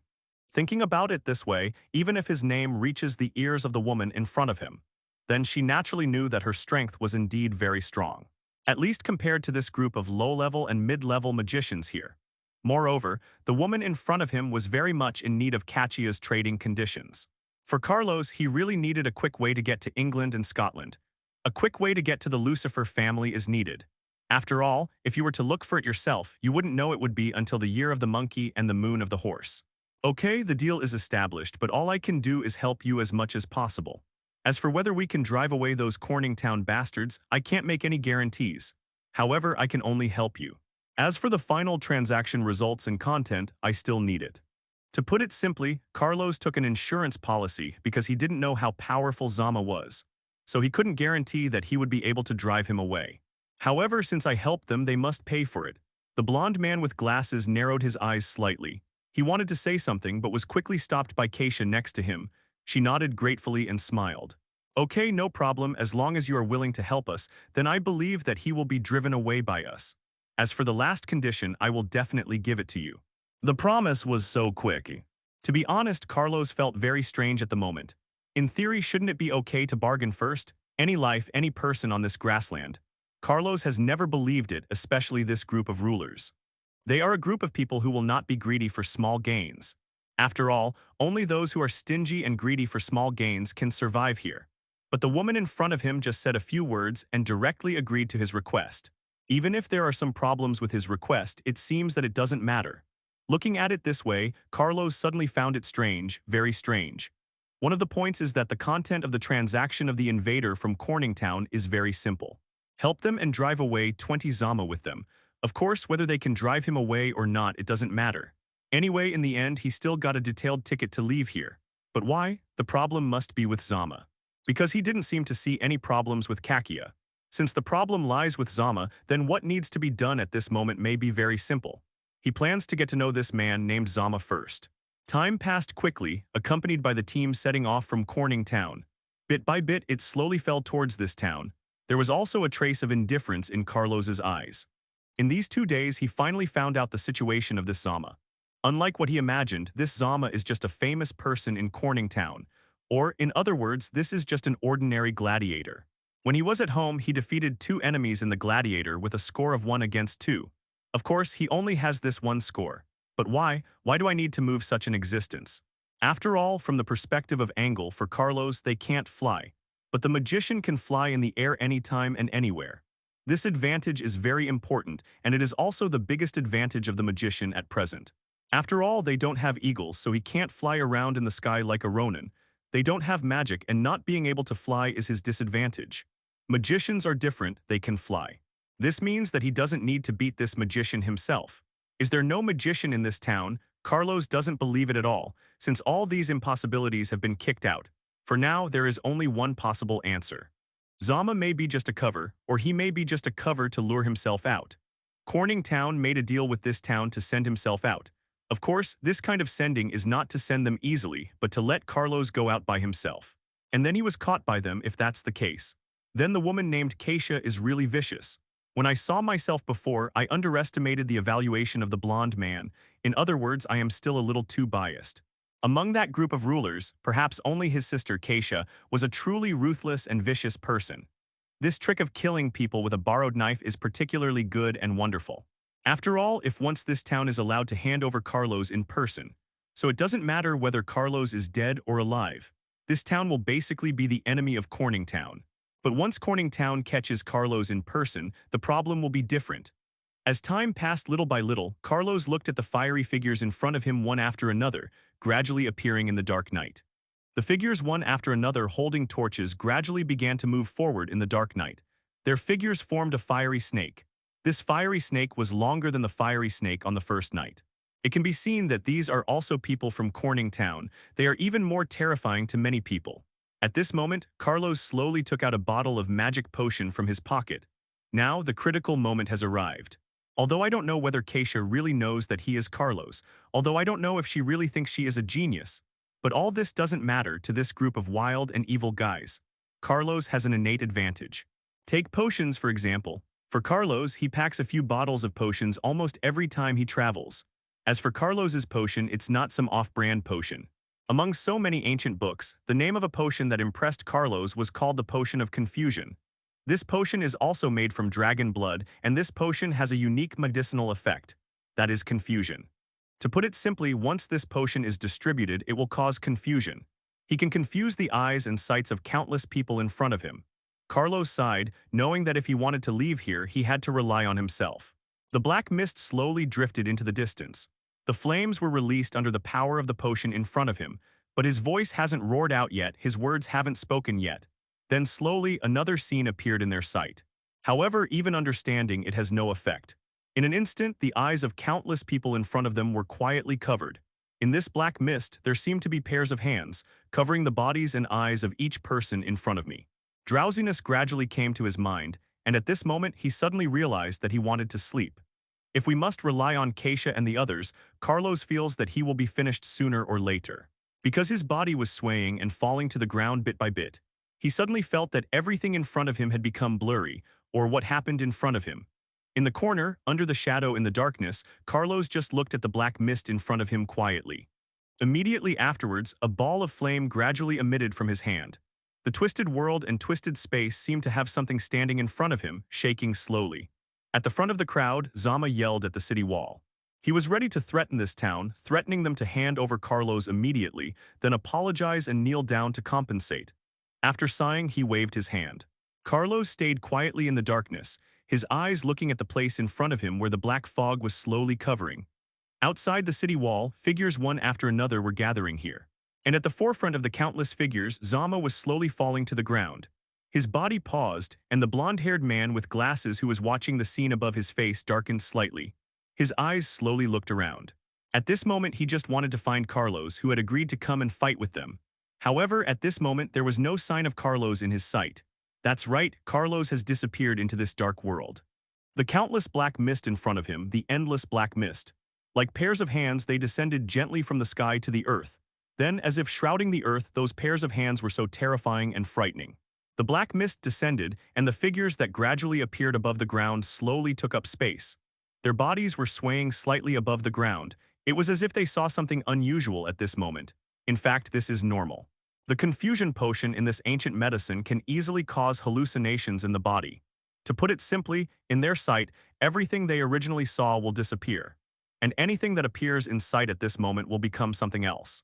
This is the greatest effect and greatest use of the confusion potion. And Carlos used this confusion potion to blur the vision of the groups of enemies from Corning Town in front of him. Let their consciousness become blurred, and what they see is another content. Although Carlos didn't know what the dream of the man named Zama in front of him was, but I'm afraid it won't be long before they wake up. Carlos still remembers what the woman named Keisha said to him. He just needs to fight with Zama in front of him. To put it simply, just drive him away yourself. At this moment, he had already completed this move ahead of schedule. It also means that the transaction between himself and that woman is completed. Next, it was time for him to pay. With a sigh, Carlos's body slowly began to walk towards the back of the ship, and gradually disappeared into the shadows. But at this moment, suddenly, a pair of high heels stepped on my feet. Slowly walking towards this side, the voice came from behind him. These bursts of sound, stepping on the bluestone floor, sounded so crisp and bright. For a moment, it seemed to make the man's heart sway. Carlos turned his head leisurely and looked behind him. With her soft and curvy figure and delicate face, she slowly spoke. "It's strange, I didn't go to you to ask for it. You actually came to me in advance. Why are you so impatient that you want to pay me? Then bring it and tell me where I can go directly to where I want to go." Keisha slowly walked toward Carlos, with a hint of charm and communication in his eyes. It was as if there were a pair of heart-wrenching hands that tightly grasped Carlos in front of him. This second was just a moment. It was difficult for Carlos to open his eyes and his mind changed. Carlos shook his head and laughed. Then his hand grabbed over and Kakia's face also changed suddenly. Because Carlos was very fast, so fast that he couldn't react at all for a while. With a puff, Julos's 10 moves directly broke the illusion on Kakia's face. Then Carlos' body retreated fiercely and disappeared on the spot. Before, I thought there was something wrong with you guys. Now it seems that it's just as I expected. Why? The transaction is completed, but you don't want to pay me or something. If you say so, you look down on me too much. Carlos felt that the woman named Kakia in front of him really underestimated their group of magicians. The magician itself is called a magician, and the biggest advantage is that the magician is a single-core organism. Their whole life was spent in learning and learning. And similarly, when they learned the first one, it was difficult for them to learn the second one. The same is true for magicians. Generally speaking, magicians who are good at magic are not very strong in physical strength and skills. This is the result of their defects, but Carlos is different. There was a sound of dang, accompanied by Carlos's arm, which hit Kakia's arm hard. There was a bright and crisp sound, and the two forces collided with each other. Then Kakia flew to the side at a speed visible to the flesh. There was a sound of gyuluo, and Kakia, stepping on high heels, hit hard every time. It seems that this time it seems to knock Carlos directly to the ground. Then he fell heavily on the wall behind him, leaving a shallow hole. A teacher once told me that every magician has a magician's weakness. The pain and fear in his body made blood spurt out continuously. With a bang, Keisha's body flew out directly. In my opinion, what is the so-called weakness? It is because of the lack of practice. After all, no one knows how strong the magician on the opposite side is. With a rumble, Keisha's face changed slightly. The next moment, a Force 273 suddenly burst out. Just like this, he tightly twisted Kakia's arm in front of him. He threw it out fiercely and then looked at the figure of Keisha flying out. And what is my weakness? I always need someone to tell me the answer. Then it hit her fiercely. The physical strength of Carlos became terrifying in an instant, but my teacher also told me that ordinary people should never use magicians. It is better to fight head-on. The speed of the magic rushing over was very fast, and it even came to her in the blink of an eye. Then Carlos stretched out his staff, slowly pointed at Keisha over there, and said in a slightly cold voice. But the most regrettable thing is here, I saw Carlos clenched his fists, because she suddenly found that there was a magic in front of her, rushing towards her fiercely. At this moment, Carlos really wanted to curse Keisha in front of him. Do you think I am called a genius for nothing? After all, he was able to spread his name here from Hogwarts College, which was thousands of miles away. There is still some confidence in Keisha when facing Carlos at this moment. This is the first time I understand how powerful a Hogwarts genius is, but Carlos smiled slightly with a white dew slowly forming on his face. Immediately afterwards, I saw Keisha's face gradually begin to change. His originally white face turned into a red face. On the red face, white lines are spreading bit by bit. From his forehead, it slowly spread to the lower half of his face. The white lines reminded Carlos of a legend. The fighting nation in the demon realm, the Gara clan, this race likes to paint lines on their faces. Those marks were like snakes and earthworms spreading across their faces. The more traces a person has, the more powerful he is in the Kra clan. At this moment, like the 4 white marks on Keisha's face in front of him. Stretching from top to bottom, it looks like a bloody face. Carlos understood that he should be the stronger one among the grass tribe. Shaking his head, Carlos calmed down for a while, then took a deep breath. The body quickly flew into the air and then looked down, where Keisha, who was still looking at him quietly, smiled slightly for a moment. You still don't understand how powerful the magic robbery is. In other words, against you melee warriors who can only stand on the ground, magicians have a natural advantage. After Carlos finished speaking, he slowly extended his staff. On the staff, the light gradually began to fluctuate bit by bit. The next moment, Keisha smiled and looked at Carlos. As for Carlos, he looked at Kaki with the same smile for a moment. There was a bang, and Carlos heard a sound breaking through the air. Immediately afterwards, he saw Keisha in front of him suddenly disappearing from his sight. A bad premonition suddenly spread from behind him to his whole body. Carlos didn't hesitate at all. He quickly controlled the broom and immediately flew forward. The moment Carlos quickly moved away from Keisha in front of him, a terrifying impact force hit him in the air just where he was. There was a bang and the impact cut through the air and the void. Then it directly smashed into the surrounding trees, looking at Carlos, who avoided him at this moment. Keisha smiled slowly again with a hint of wind at the corner of his mouth. Didn't you say that magicians have a huge advantage over so-called reckless men like us? Why are you suddenly running away now? Running away from me is also a dishonorable thing, isn't it? Carlos sighed a little, then burst into laughter. Indeed, it is indeed true. It seems that he still underestimates these powerful people in the world.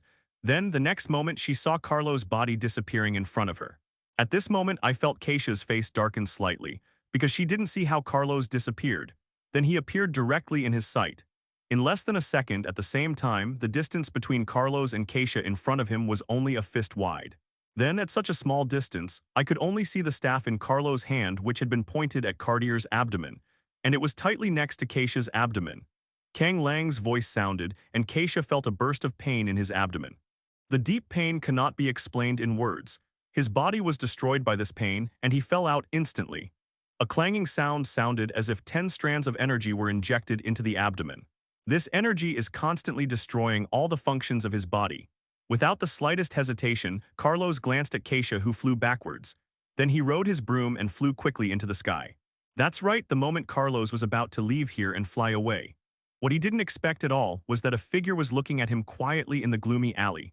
The eyes of that figure stared slightly at the direction Carlos left, and then slowly disappeared into the darkness.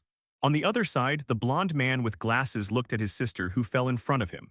On the other side, the elder brother, who was slowly walking over, gently shook his head and said, "I really don't understand why you two let him go so easily. Even if he is still known as a genius, if we want to keep him, it's not impossible, right?" The sister, who was knocked to the ground by Carlos, slowly got up from the ground with pain on her face. She put her hands on the wall next to her, and her brother, who came from behind, just smiled softly. He took out a bottle of magic potion from his pocket and handed it to Keisha. Gradually, the magic power brought by Carlos began to be eliminated. The brother on the other side had already taken out a letter.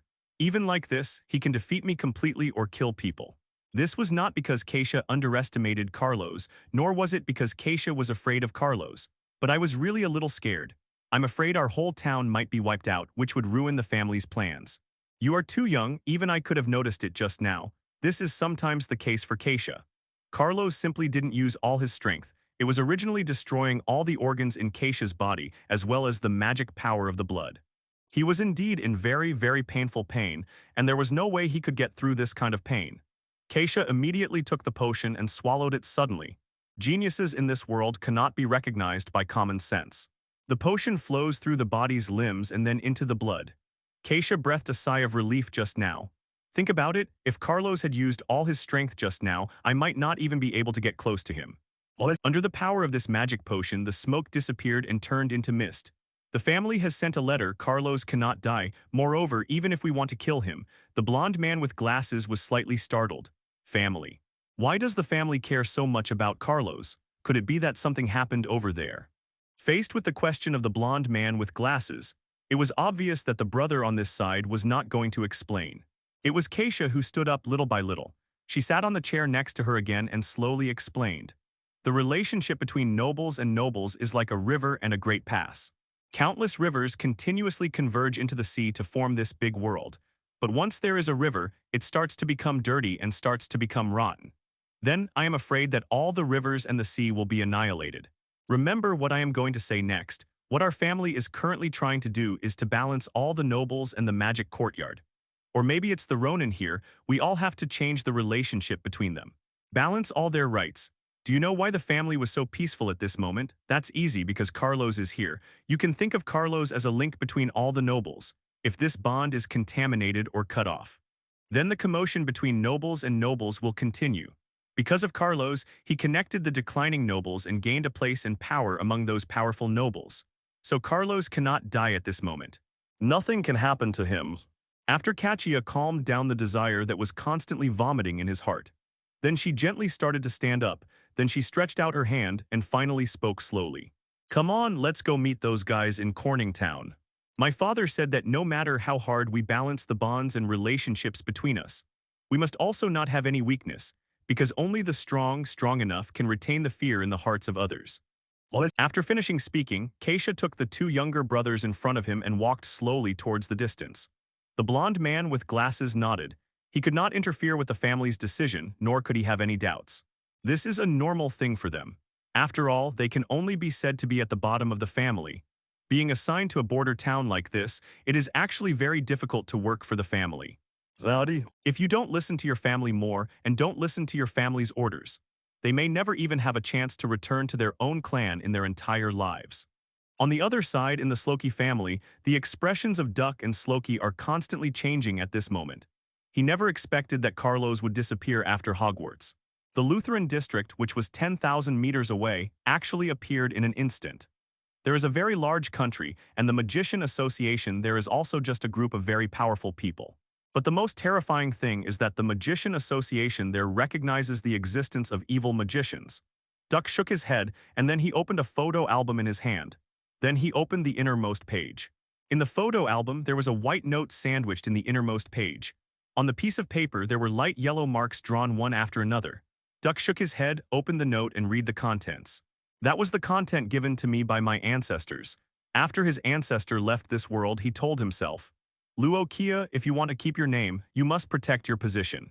Then there is only one way, and that is to do the mission that the family has always had. So what is the mission of the family? Dak has been thinking about it for so long, but I still don't understand what the mission of the family is. It's not just him who doesn't understand, maybe even everyone in the Luja family doesn't understand. So he continued what his ancestors had always done. That is to connect all the families.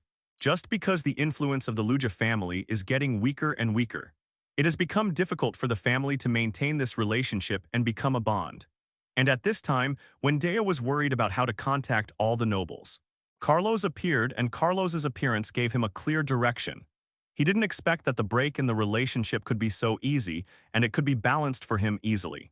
The family, which was originally out of control, was suddenly crashing into countless places around it.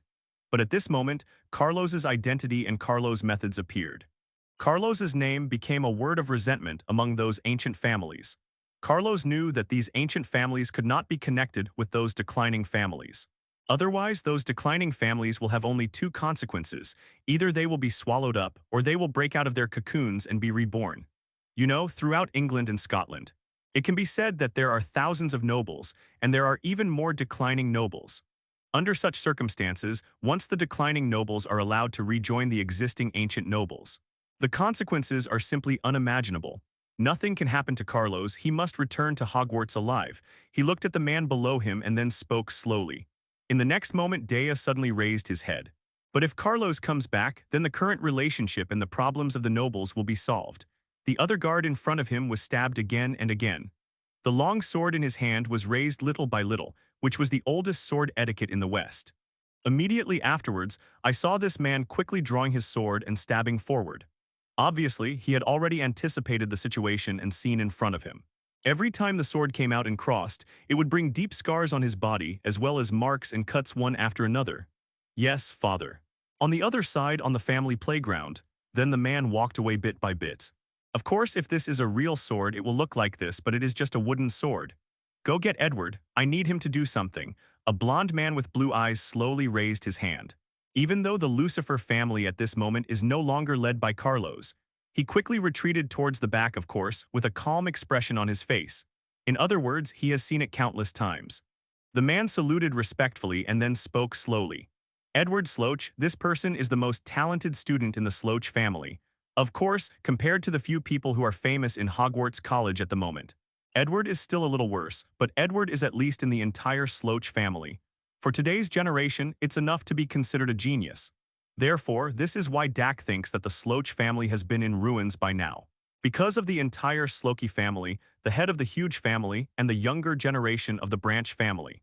There are almost 200 magicians in total, but the only one who can really leave his name in the entire magician society is Edward. Father, are you looking for me? Dagger slowly turned around, his eyes just staring at Edward in front of him. Then he slowly pointed at the piece of paper in front of him. You should read the contents of the note first and then talk about it. Then he frowned slightly. Carlos, the name Carlos. It was so loud that Edward felt that his name should be left in this Hogwarts. In Hogwarts, compared to him, the mystery of his genius is still not worthy of the name. Perhaps only that legendary genius Harry Potter could look down on Carlos. Father, do you mean to say that this genius is now at Ludby's? But why? Why is he there? He's not already.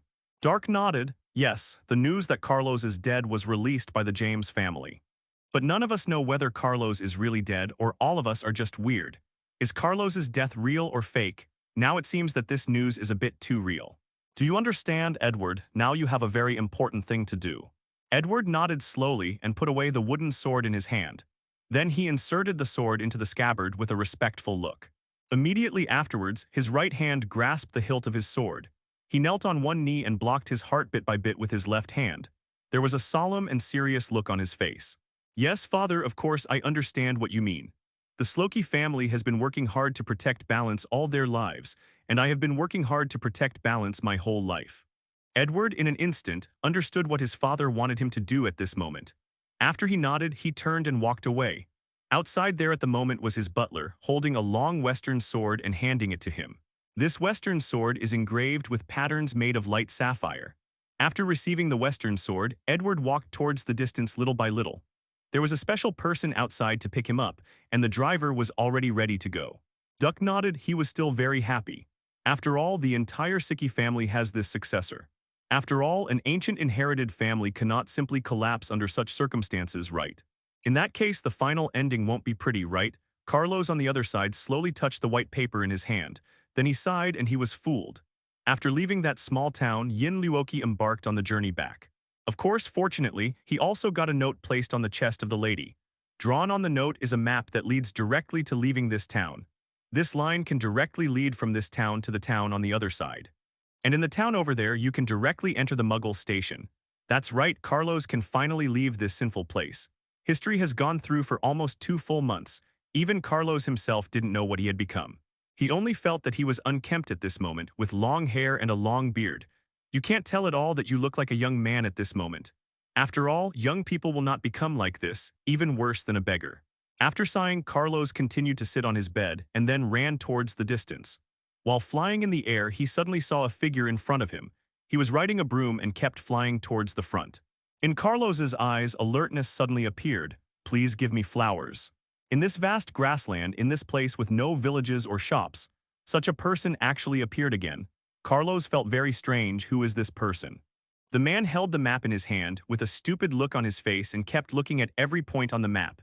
She is a girl, a very beautiful girl. Of course, from Carlos's point of view, this was a girl, although her face had a little bit of a pockmark. But her face is pretty good. His fair face could indeed cover his pockmarks. That girl seemed to have noticed Carlos hurrying up from behind her. It's like it's because of the little pepper, like that evil magician and like Keisha. She slowly stretched out the staff in her hand and then quickly waved it towards Callus. And that weak girl seemed to finally feel an explosion of anger. Yes, Carlos knew that this was the expression he should show when meeting a stranger in the grassland. He quickly rode his broom and flew towards his front. Carlos was stunned for a moment and then his face showed disbelief. Her eyes narrowed slightly and she also showed a vigilant look. The feeling in their eyes is very strange. And Carlos quietly flew forward on his broom. Stop, if you come here again, I will be rude to you. Let me tell you, I am an intermediate magician. Her voice was very stern but very pleasant. Excuse me, this beautiful lady, why do you feel that I have been following you all this time? Not because we two died on the same road. The face of the girl opposite showed a burst of scorn and indignation. The girl in front of me saw Caluo chasing after her. Carlos didn't know why, but suddenly he felt very nostalgic at this moment. She looked at the tip of Carlos's nose and wanted to continue to curse, but Carlos spoke slowly and harshly. In this way, the two of them were chasing each other, just like a murderous demon chasing a young and weak girl. At this moment, Carlos was holding a map in his hand and his eyes were fixed on the girl in front of him. This girl is probably about the same age as herself or Dorola and the others. It should also be the age of a school student. The girl's eyes are very big, as if wearing a layer of filters shining with light.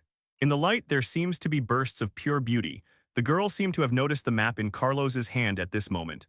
A map, a really detailed map. The other one is another small picture extending from the small town to politics. But that picture is just a line drawn. Carlos still needs to distinguish it himself. Carlos appeared directly in front of the girl like this. At the beginning, the girl used 560 as a reference to her disheveled face, which looked like a beggar. It was a B***** D from somewhere, or a villain who followed her specifically. Then prepare to wait for the girl to rest, or wait for her to relax her vigilance. If you pounce on it, you can push it down and rub it on the ground. I'm sorry, but can you please stay away for a while? Even if we are traveling together, you shouldn't be so close, right? I still don't know you. It's better for us to keep a little distance.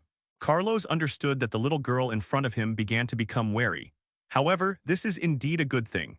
Nodding, Caluopin rode his broom and slowly stopped in place. After waving her hand, the girl saw Carlos's indifferent expression. He also seemed to feel that he might have wrongly blamed Carlos. After nodding slightly apologetically, he picked up his broom and rushed towards Masaharu's direction. And Carlos discovered that when he couldn't see the girl. Then he slowly followed it, flying straight ahead, but his eyes looked around bit by bit. After all, Carlos needs to be alert to sudden dangers around him. But when Carlos continued to fly forward, he realized something was wrong. Several figures seemed to appear in front, and the figure among them was the voice of that girl. As for the other figures, they seemed to be chasing the girl, flying towards the town. Of course, looking at it from Carlos's perspective, he discovered, although those figures were chasing the girl towards the town. However, their hands also wanted to pull the girl's clothes from time to time. It was as if he wanted to pull her to the side and get away from here. After hesitating for a moment, the man who fell into the water flew forward on his broom. The girl seemed unable to bear their insults. Need was angry and then expelled them. But unfortunately, these four people are obviously not as easy to talk to as Carlos. The movement range of the four people has begun to become larger and larger. It seemed to be heading towards the girl's sensitive parts. At this moment, the figure of Carlos flying from behind happened to be seen by these four men. The girl also saw the same thing. The five of them slowly turned their heads to look at Carlos behind them. There was obvious surprise in the girl's eyes, and he wanted to ask Carlos for help. Then Carlos sighed quietly. He understood only when he saw the threatening expressions on the faces of the four people. These four people are definitely people with bad intentions. Without the slightest hesitation, Carlos flew forward from the side of the girl. The scene before her eyes really shocked the girl. She never thought that Carlos in front of her would be so ungentlemanly. Didn't I just drive him away before? Is there any need to be so stingy? And shouldn't the behavior just now be normal behavior? Of course, the girl understood that Carlos had no obligation to help her. Also, after all, he are indeed strangers. I said the same thing before. But what she didn't expect was that Carlos looked very dirty and beggar-like. On the contrary, he is such a gentleman. The four men smiled slightly and were about to continue teasing the girl in front of them. And the girl was about to take out her staff and fight back. Suddenly, a ray of light appeared in their sight and struck hard. The speed of this ray of light is very fast. It is a yellow ray of light. The light hit a man's body hard and there was a bang. The man didn't pause at all and his body flew straight back. There was a clang sound and his body fell on the big tree behind. It also slowly fell down, and then in a split second before the other three men could react, three more rays of light struck hard. The three men hesitated sometimes, and when they wanted to block it, they found that it was too late. Their bodies were knocked out again and again. The girl looked at the scene in front of her with surprise, and then looked at the direction in which the light bloomed with confusion. Then she saw behind a huge stone. At this moment, he actually disappeared 1.2 meters behind him, and then suddenly, slowly, several more black shadows appeared next to him. Then he saw a girl in front of him, quickly accelerated his speed, and chased after Carlos. At this moment, the girl suddenly realized that her previous judgment of people by their appearance was indeed a bit bad. Just when he was about to apologize and thank him, he realized that Carlos was already far away. Naturally, she would not catch up with Carlos. It seemed that they wanted to operate on themselves and this girl. It seems that the blow I just gave them was not harsh enough. There was ridicule in her eyes, and the girl understood that it was this beggar who saved her. The figures one after another kept attacking the girl here. Of course, as a girl, she also has the reserve of her noble status. There is clearly evil intention in the eyes of these figures. The angry girl was speechless. Carlos looked at the girl chasing after him with a strange expression on his face. At this moment, a figure was slowly walking out, and a familiar figure looked at him quietly. He just wanted to taunt her, but he found that there seemed to be figures appearing next to the girl. However, he soon realized something was wrong because of the four figures that had just been beaten away by Carlos. It's just that Expelliarmus seems a little too easy for them, and it was much bigger than the four black shadows before. Hurry, help me, they're catching up. The girl chased her very fast on her broom. In her opinion, it is simply too difficult to deal with the strength of the 10 people around her with her own strength. After all, each of the 10 people around him basically has the magic power of an intermediate magician in his body. This means that these 10 people should all be intermediate magicians. Looking at it this way, perhaps only Carlos in front of him can help him. And this girl saw that it was the Carlos gang who helped him just now. So Carlos indirectly became enemies with them. Although this is the result of my own reasons. But for now, it doesn't matter whether it's Carlos or myself. It's best for two people to help each other survive. And Carlos did not hesitate at all, his eyes flickered slightly. Then the staff in his hand waved slowly. The next moment, the magic power began to collect on the staff. Immediately afterwards, the broom under the body spit out a terrifying magic power in an instant. The magic power fiercely moved towards the front three, and there was a ping sound. Carlo's body just shuttled through the air and then disappeared. At this moment, the girl who saw the scene in front of her looked down slightly. She didn't expect Carlos to have this skill. Yes, if you can't fight, just run away. After all, Carlos is not stupid. You said when you face 4 people. I can also help you clean them up, but suddenly there are 15 people. I really don't have that strong ability. I am just a little intermediary magician. How is it possible to deal with 15 people? Looking at Carlos, he quickly left towards the front. The girl immediately looked at Carlos's back with wandering eyes. It feels like looking at a heartless man.